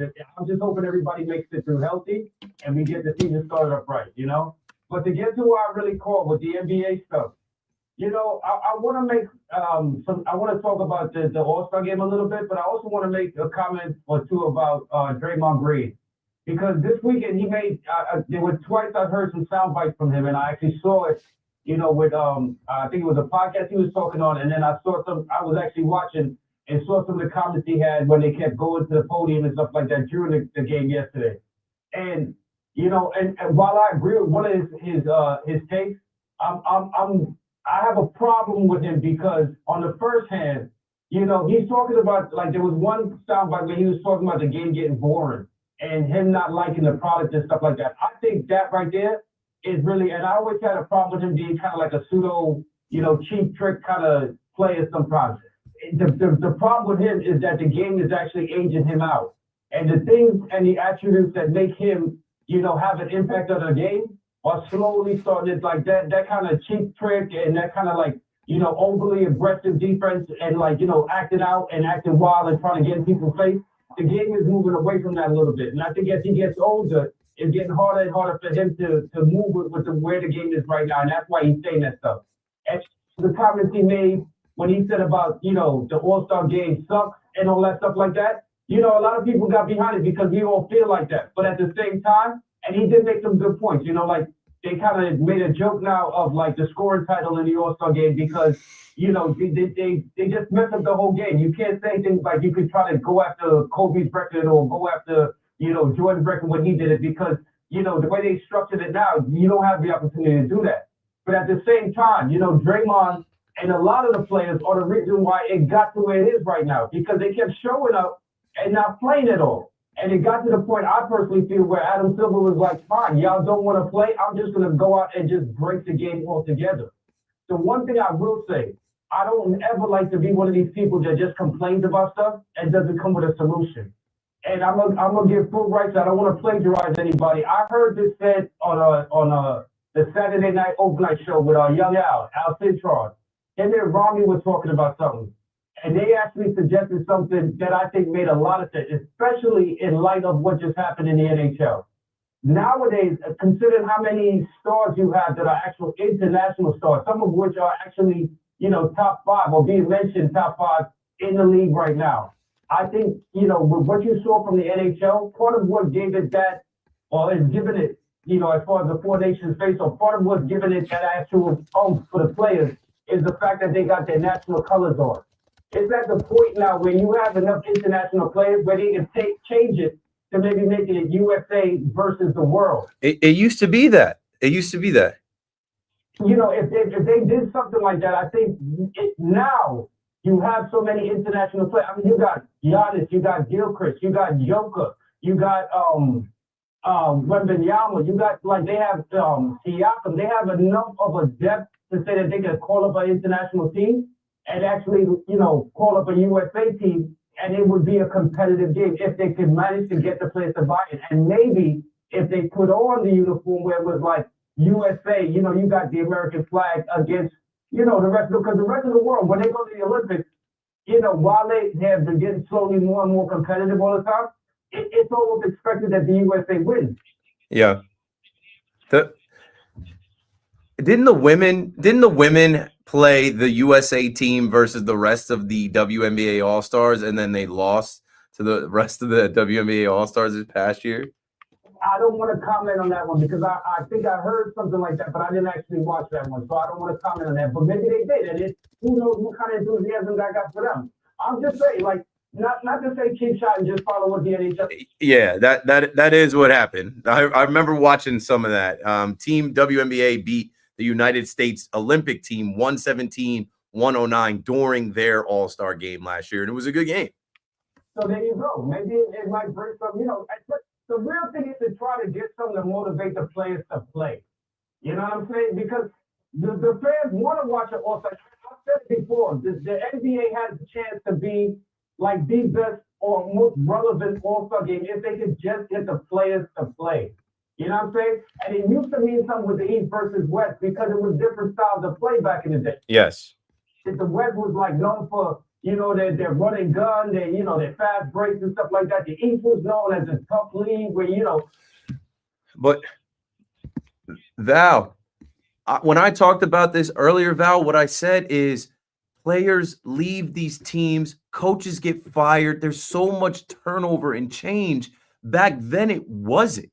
Back then, these players and these coaches stayed on these teams and represented these teams for 5 years longer, where like you knew who was who and what was what. Now they're changing every couple seasons.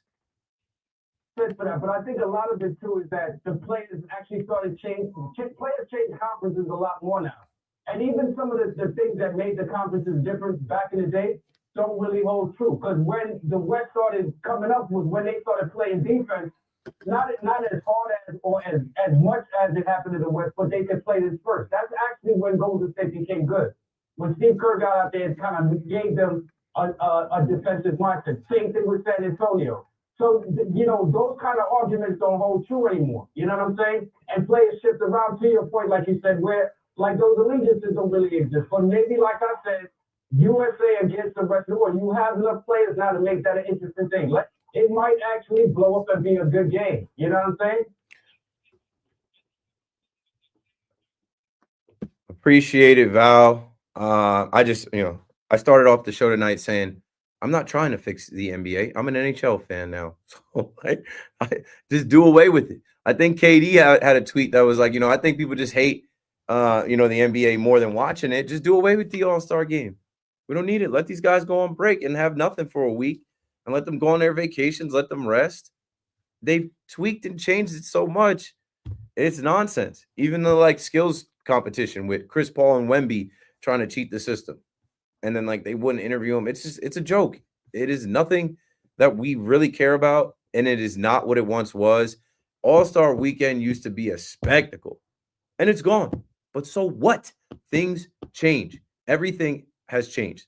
Life has changed.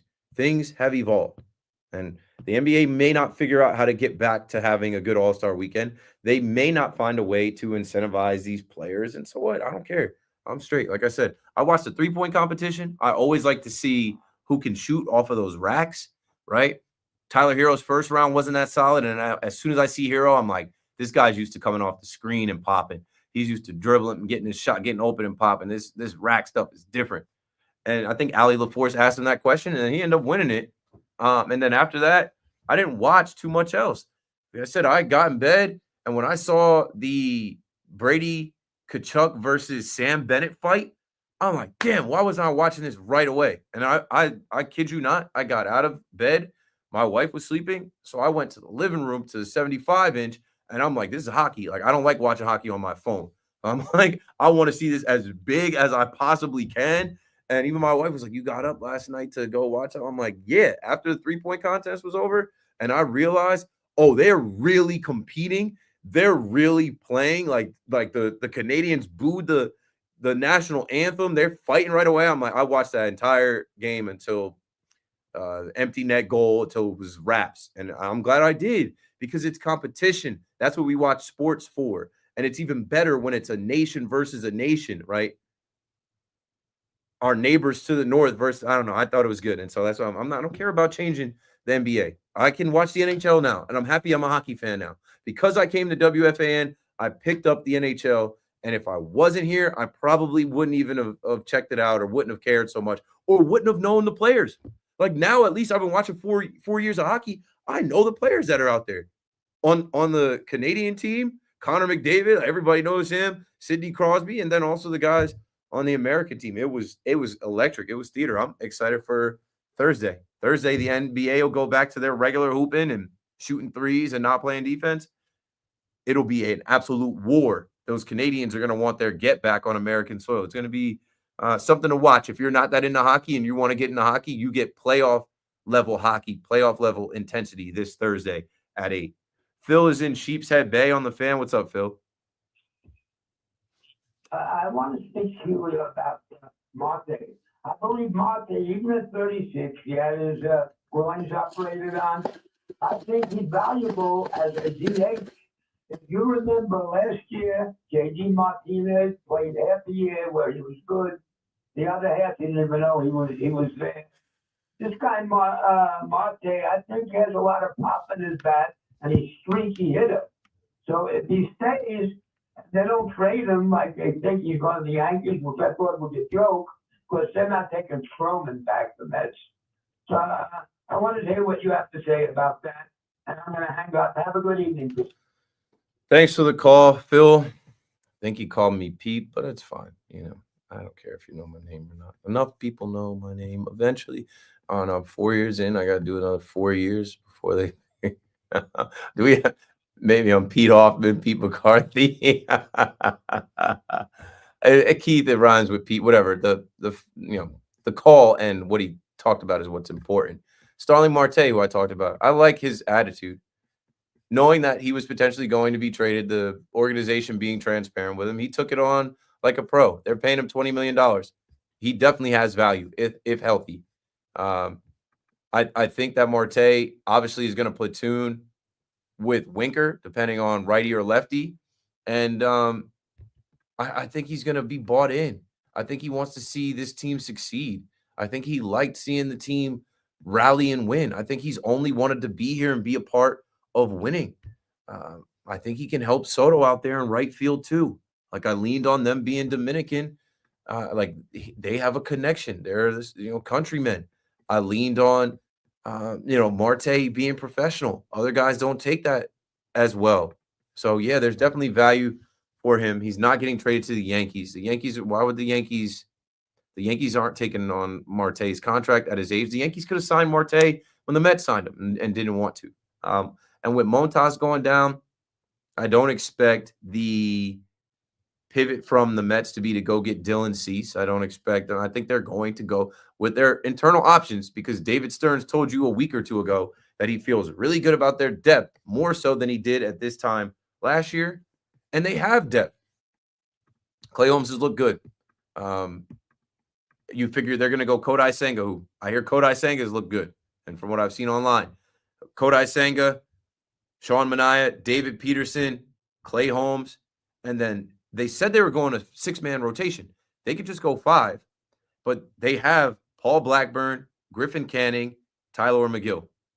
And then if there's any young guy that emerges in the spring, they're going to feel like they're fine with that. 888-808-1019. Let's go to Rich in Springfield, New Jersey. Rich, you're on the Fan. Keith, how you doing, man? I wanted to tell you this because before I get to my Juan Soto point, I was the actual caller right before your interview with John Heyman. We were talking about Juan Soto. We had a nice little back and forth. It was funny. So when you took that interview with him, I just got to say you were really great. You started the interview. You were unique. You were funny, lighthearted. And I just don't know, like Holmes needs Prozac or something because he was so out of line with that. It kind of sucks that and I look forward to running into John, apologizing to him, shaking his hand and seeing how he feels now months later, but it sucks that I get like tagged as like someone who's like, how do you feel about bullying an old man? I was like, I wasn't bullying an old man. That wasn't my aim. My attempt was, I'm a fan of John Heyman. I followed John Heyman before he unfollowed me on Instagram and blocked me on Twitter. And it is what it is. I get it. But like, I followed him on Bleacher Report. He speaks on other radio stations, podcasts, and things. I had heard him do the same interview around Juan Soto for the whole week. So when Connor booked him for my show, I'm like, okay, it's Friday night. It's the end of the week. Juan Soto's not going to sign. Let me kind of, wink, wink, nudge, nudge, mess around with him, crack some jokes. And he was laughing at first, but then, it got sensitive, and I did not aim for it to be that. I did not intend for it to be like that. And I don't want to be known as like the guy that like insulted John Heyman, because I wasn't trying to. The stuff that I said, I didn't come up with. That wasn't original material. I didn't make that up on my own. That was stuff that I feel like is known. And even tonight, I laughed about, there's an exclusive interview with Jose Iglesias. Who got that exclusive interview? John Heyman. If I'm John Heyman, I'm leaning into it. I'm laughing like, yeah, you guys know I have a friend in Scott Boras, and I'm connected to Scott Boras. But whatever. It is something that honestly, when I see John and anybody relay this message, if the New York Post are listening and some of these cronies or whatever that like all said I slandered him and how dare you, whatever, I will thank John, because that went viral. Out of all of the conversation around Juan Soto on this station, that moment went viral. That moment brought in so many more people. I have over 1,900 people watching me live right now. I can't tell you how many people followed me or reached out. That clip got played on Pardon My Take. It got played on other radio stations. Someone called Pete Hoffman's show one night and said they're playing that clip nonstop in Boston. It went viral. So out of all of the talking that we did in this town about Juan Soto, Mets and Yankees, Keith McPherson got the viral moment thanks to John Heyman. So I thank John Heyman for that again. Yeah, and I don't even know why you would even have to apologize, because when he got all pissy, I was like, what is he getting so upset about? I don't even know what he... Me either. I went live after it, and I'm like, okay, I tried to tell him, like, and you know what I didn't realize? It was the 2-year anniversary of the Arson Judge tweet.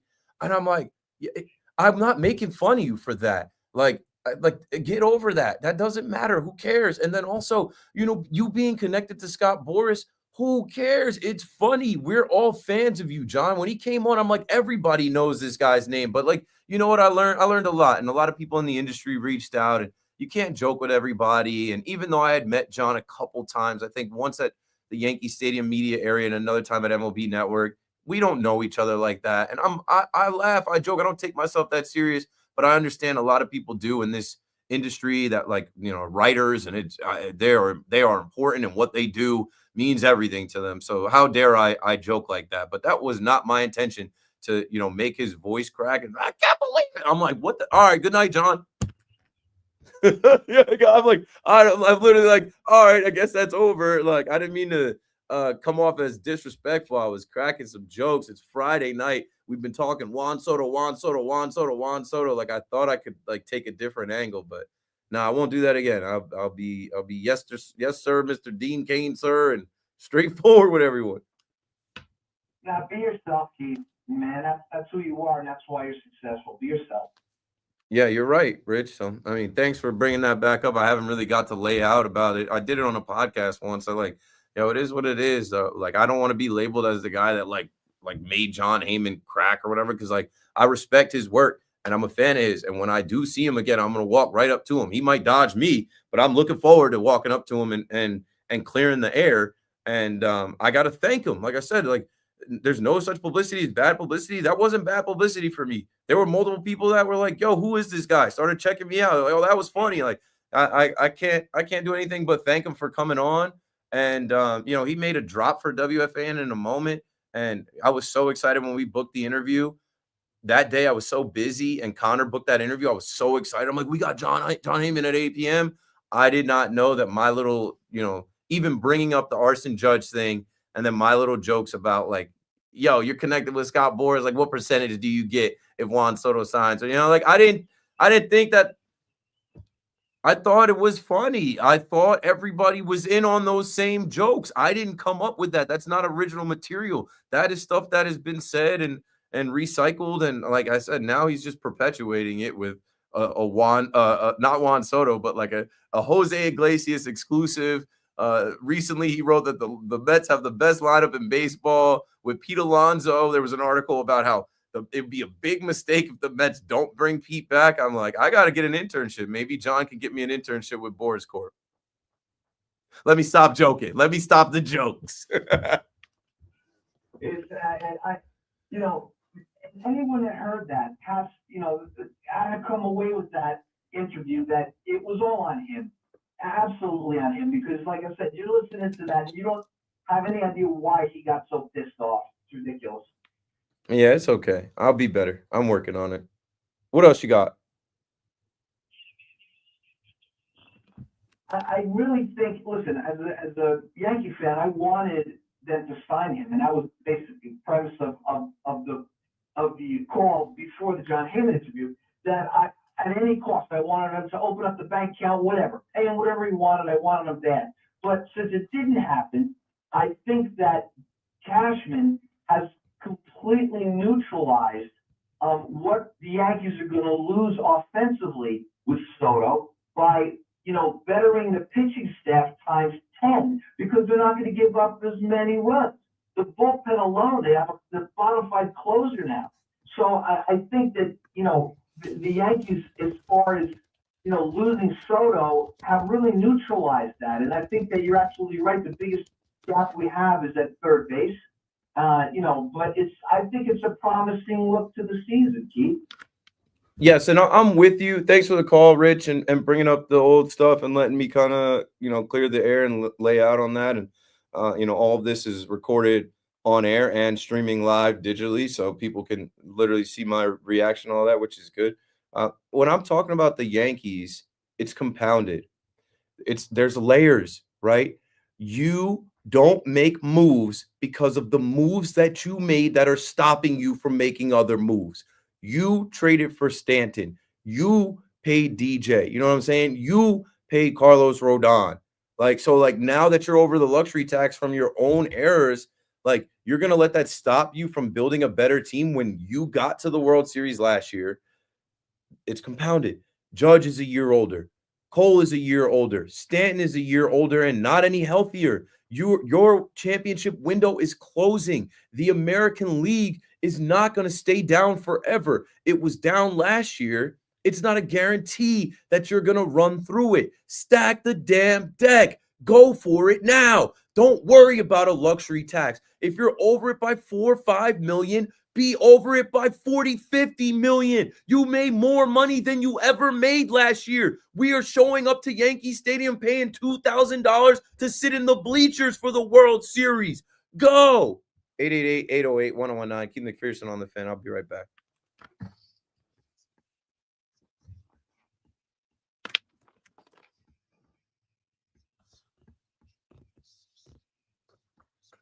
All right, let me get back to the chat. And I'm glad you guys are here. I am working on having video and consistent clips from my show that can live on my Instagram, Twitter, Facebook, whatever, TikTok. I don't do TikTok enough. But the video component is so necessary and needed. I wish I had this video live during the John Heyman interview, so you could see how caught off guard I was, how tongue-in-cheek, joking, laughing. It wasn't malicious. It wasn't intended to set him off, but it did. And I accept that. And I apologize on air, online. I got a laugh out of it. A lot of people got a laugh out of it, of course, because it was ridiculous. But I didn't bring the guy on to set him up or whatever. And when you have the video component, people that are a good judge of character, people that can read emotions and expressions can tell someone's intent. And I think most people that hear me can hear it in my voice. But I think when you get to see me as well, it's like, bro, this dude is a fan. He's a baseball fan. He is lighthearted. He is funny. And like I said, the whole thing with Heyman was all week I listened to him do the same interview. People ask him the same questions. I wanted to be different. I have to be different to stand out, to win, I've always had to be exceptional. I've always had to be rare. I've always had to look different, sound different, take a different approach. I've always had to be authentically me. And that's all I was trying to do with John. And I know it was a little bold, right? How dare he, talking about me, say that John, or insinuate that John is on the take. Everyone does. Wasn't new material. I didn't come up with that. That wasn't original. I've read that on Twitter for years. I guess I just had the gusto. I just had the cojones to say it to the man live on air. I would say it to his face. And like when I do see him, John is 30 years older than me. I mean no harm. I'm going to apologize. I'm going to shake his hand. And what I really hope in my heart of hearts, and someone can relay this message to John Heyman if they get to him before me, that night I tried to get him on the phone, but I was hosting a 5-hour show. He has my cell phone number. I tried to get him to, hey, take a call with me during a break like this. Hey, John, it's Keith. I'm sorry that went left. I apologize. That's not what I'm trying to do. Like, I respect your work, whatever. I thought we were having a little bit of fun. If I crossed the line, I apologize for that. Like, listen, we never got to that. He never called. He called a bunch of other people. He called my bosses. He called some other people in the industry. People in the industry hit me. We never spoke, but we will. I'm not going anywhere, bro. If you can't tell, if I can make it there, I'll make it. If I've already made it now to being on the radio my 4th year, building a little bit of a following and a name, getting opportunities to do a lot of different social media things, appearances, blah, blah, blah, blah. I'm going to be around. And like, I don't duck anybody. And there's no reason for me to duck the whole John Heyman thing. It just sucks that I get labeled sometimes as like the John Heyman guy, the guy that got John Heyman to crack. I'm like, I've done a lot of other things. And when I see John, in my heart of hearts, I hope that when I see John, hey, John, haven't talked to you since. Hope you're good. Hope you accept my apology. I'm sorry. I apologize. That was not my intention. Let's do a video here. You and I. You know how we can like erase this whole thing? You know how we can clear the air? You and I on a video where we make light of it, joke of it. Like, I apologize again. You say what you got to say, whatever you want to say about me. We put the video out and we move forward. A young guy in the industry that's not going anywhere, that like you're 30 years older than me. Let's say I work to be old as you, and let's say you work during that time. You'll be in your 90s. I'll be in my 60s. Like, I don't know. Anyway. Fresh cut. It was fresh. It was fresh on.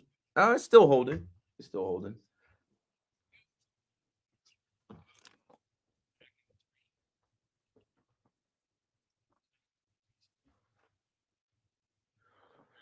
Okay, so we're going straight to 54. Okay.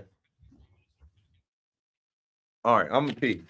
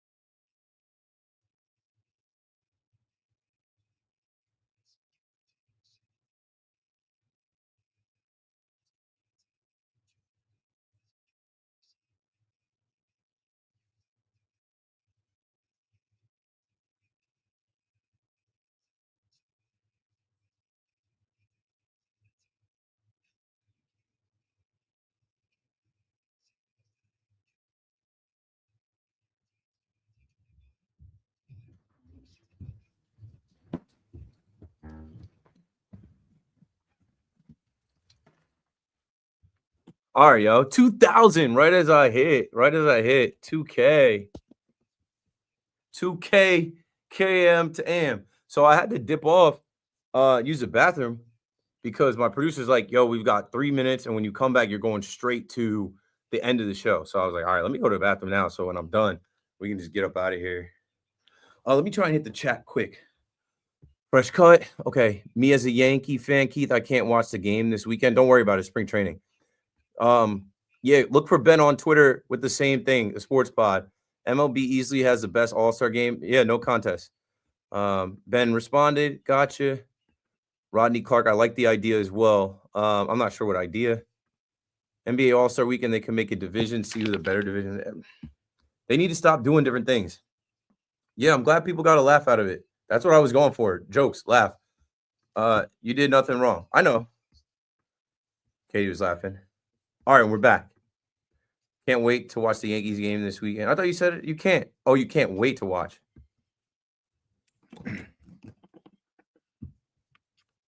Okay, let's get it, man. Another one. Another 5-hour KM to AM. Shout out to everybody that called, waited on hold, everybody watching in the chat. We just broke 2,000 people watching live online. Shout out to Paulie dropping the beats and playing all the clips and audio. Let's just take call after call after call because we're going to the end of the show. C-Mac is coming up next. Mello is in Orange County on the Fan in New York. Hello. What's good? Mm-hmm.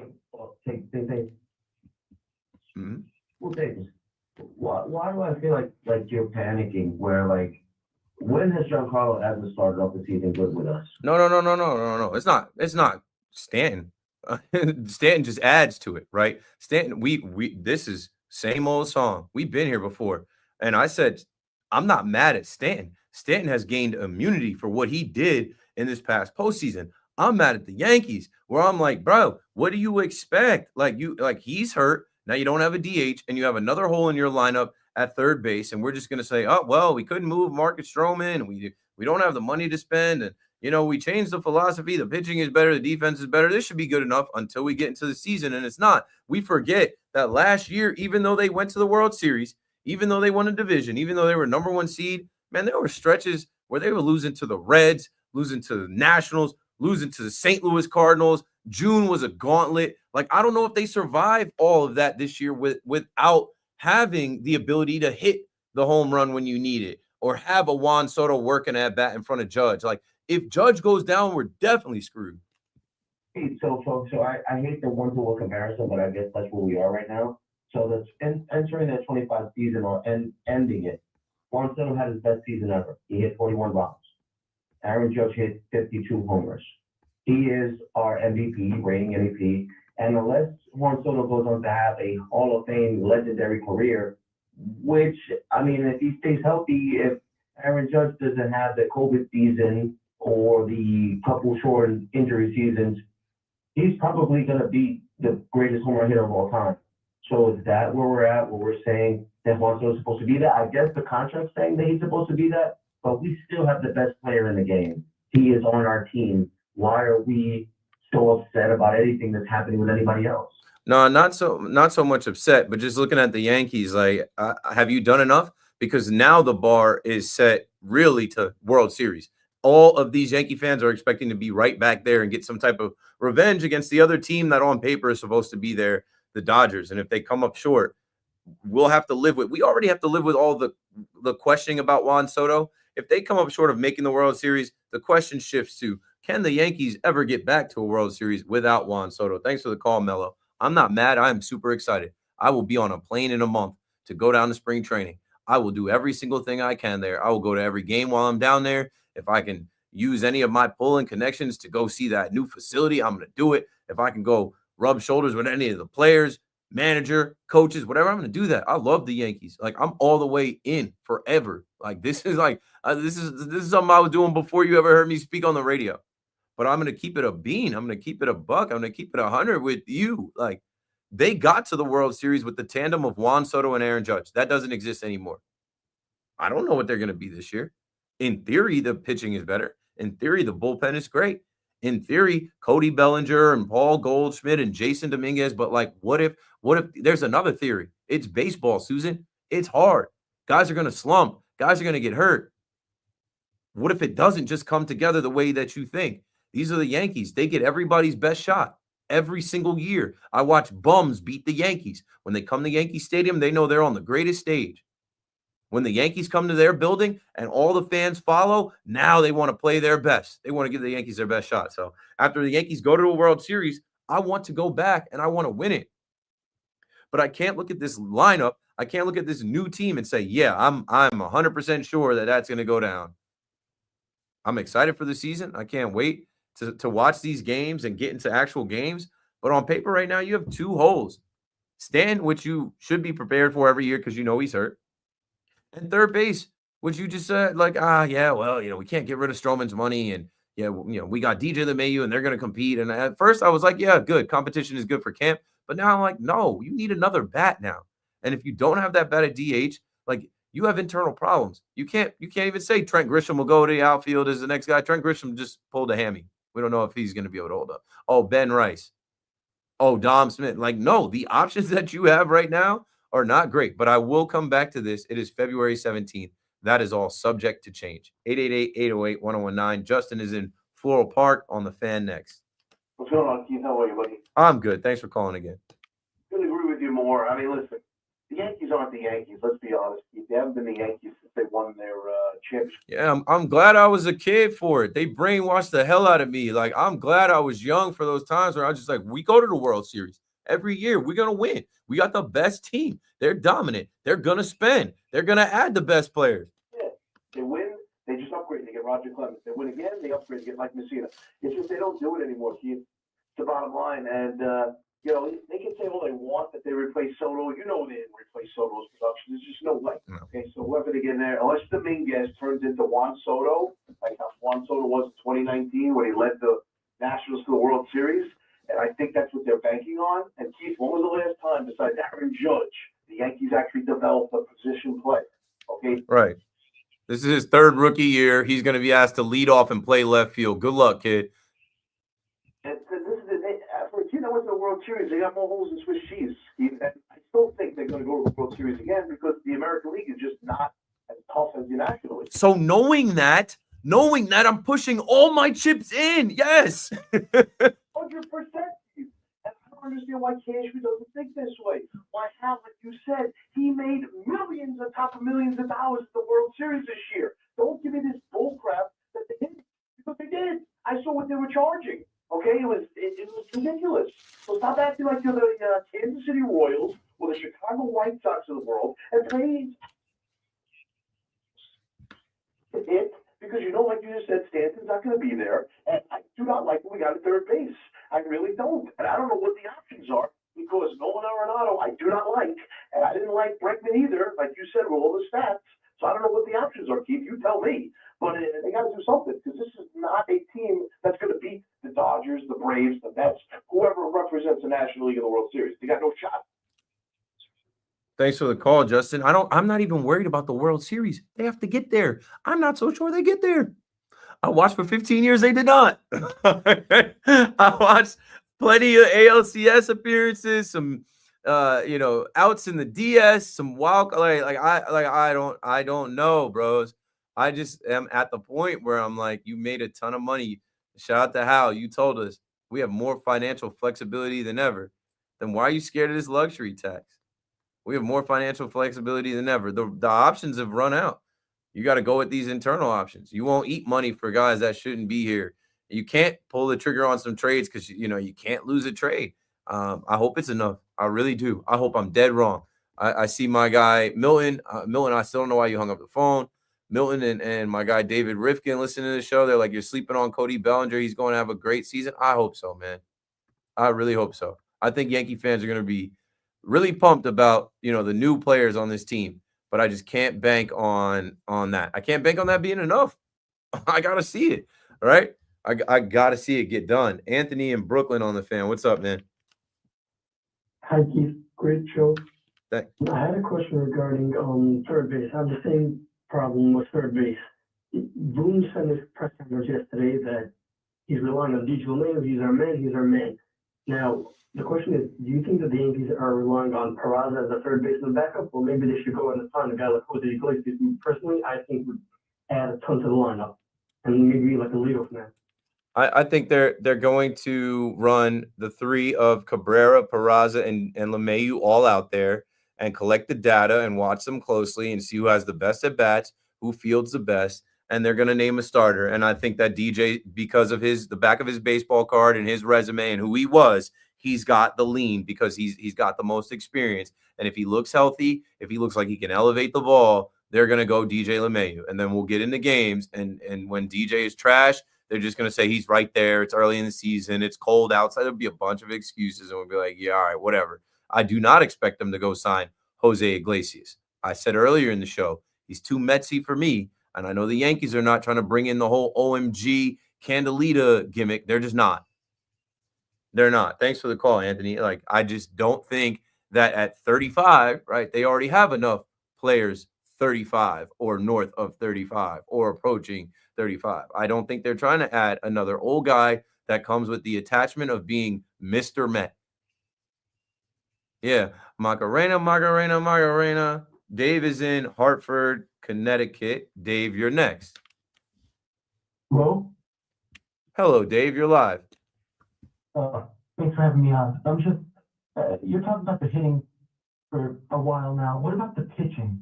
What are they going to do with the rotation? I like how it's looking, but how are they going to put guys like Will Warren in there? You think they're going to work? Will Warren. If we're throwing Will Warren, we might be in some injury trouble. There might be good guys on the IL. It's Garrett Cole, it's Max Fried, Luis Heel, Carlos Rodon, Clark Schmidt, Marcus Stroman, maybe Carlos Carrasco. Yeah, I can't worry about spot starts on February 17th.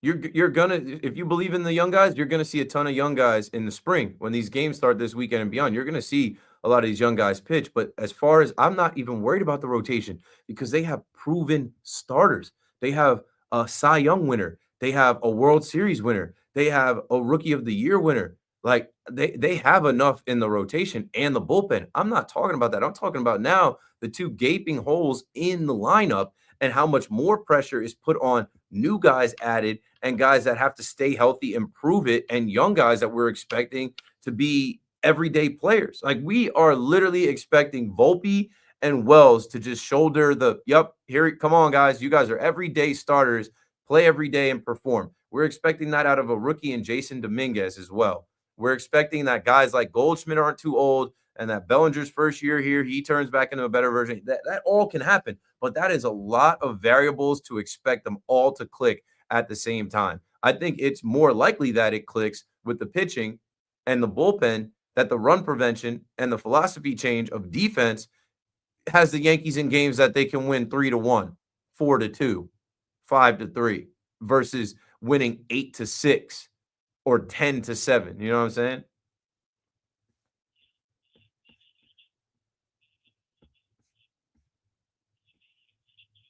Right. Now I'm worried that there were stats last year. Thanks for the call, Dave. I'm with you on LeMahieu versus the pitching depth. Like, they have guys in this bullpen they don't have enough room for. Right? They just signed this Tim Matzek. They have guys. They've been making all these little moves. I don't think they have enough room for guys in the bullpen. On the 40-man, JT Brubaker is there. We forgot that they brought him along. 3 years ago now, they traded for Scott Effross. We forgot that he still exists on this roster. They did bring Tim Hill back. Mark Leiter Jr. is there. Jonathan Loizaga is going to be ready to go at some point. Like, they've got a ton of bullpen arms. And in the starting rotation, if they wanted to right now, they could go a 6-man rotation.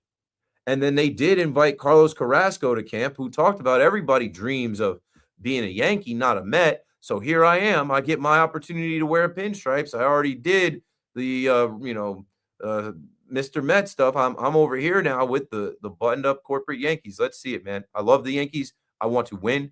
I want to dominate. I want to get right back to where we were. That World Series loss, it was tough. It sucked. And then everything after was trash. Being disrespected by the team that beat you, and then literally right after, minutes after the post game press conference, you have a player that hit the home run for you to get there talking about, I'm out. Basically, I'm available at all 30 teams. I got no loyalty here. It was a tough offseason, and they pivoted well. But C-Max coming up, and I listen to C-Max say Plan B sucks. You know when Plan B really sucks?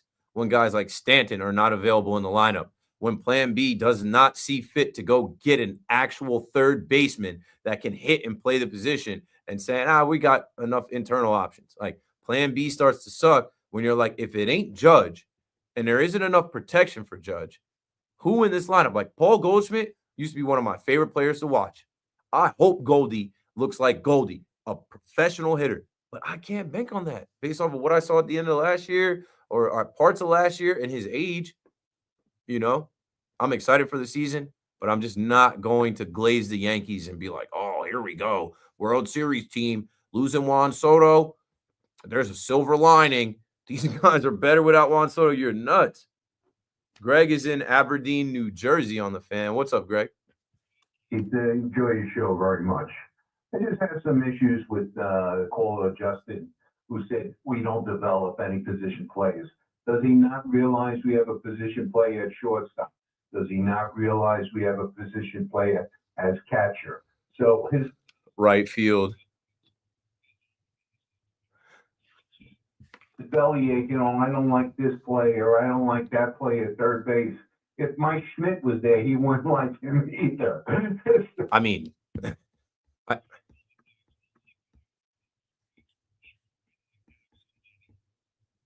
This is solidified there, but let's see what happens.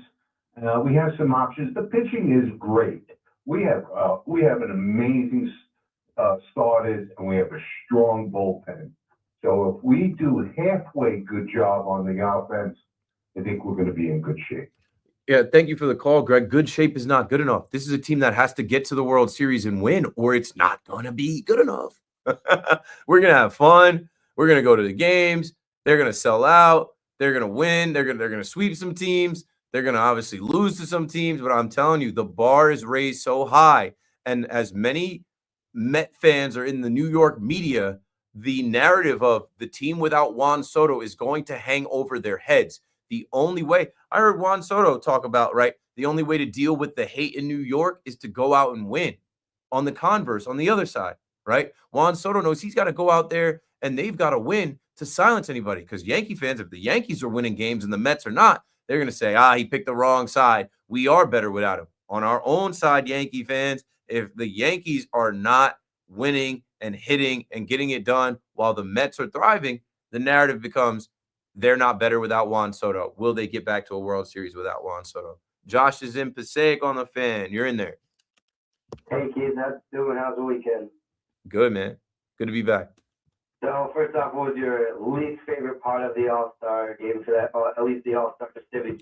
I didn't watch the dunk contest. I didn't watch the game. I watched the three-point contest. I saw that kid beat Damian Lillard. I did not watch. There you go. Good for you. You know, it's just funny, though, we're February 17th, 6 weeks away from the MLB season. You got Mets and you got Yankees fans ringing warning bells already on the season. You have one Yankees fan saying we're automatically in the World Series, and we should get more players. And then he's complaining about Stanton, but he's so sure they're going to make the World Series that he should not be complaining about Stanton being injured now. And, whenever people saying stuff, who knows? We'll just have to wait and see. Thanks for taking my call. So, Mets get Lance Lynn to replay Frankie Montas. Thanks for taking my call. Have a great night, Keith. Thanks for the call, Josh. Yeah, maybe they signed Lance Lynn. I wouldn't do that. See what you got internally. Thanks for listening. Thanks for watching. We'll do this again tomorrow. Same place, same time, 5-hour KM to AM, 7 to midnight. You bet. Coming up next, Chris McMonagle. Let's go, Mets. That's such a great drop. He's got you for the next 5 hours. I'm sure he'll hit on everything. I'll be listening to his show as I drive home and try to go to sleep. Again, thanks for listening. Thanks for calling. Thanks for watching. Keith McPherson on the Fan. I'm out of here. Have a good night. Yo, that's all I got. Appreciate y'all. Have a good one.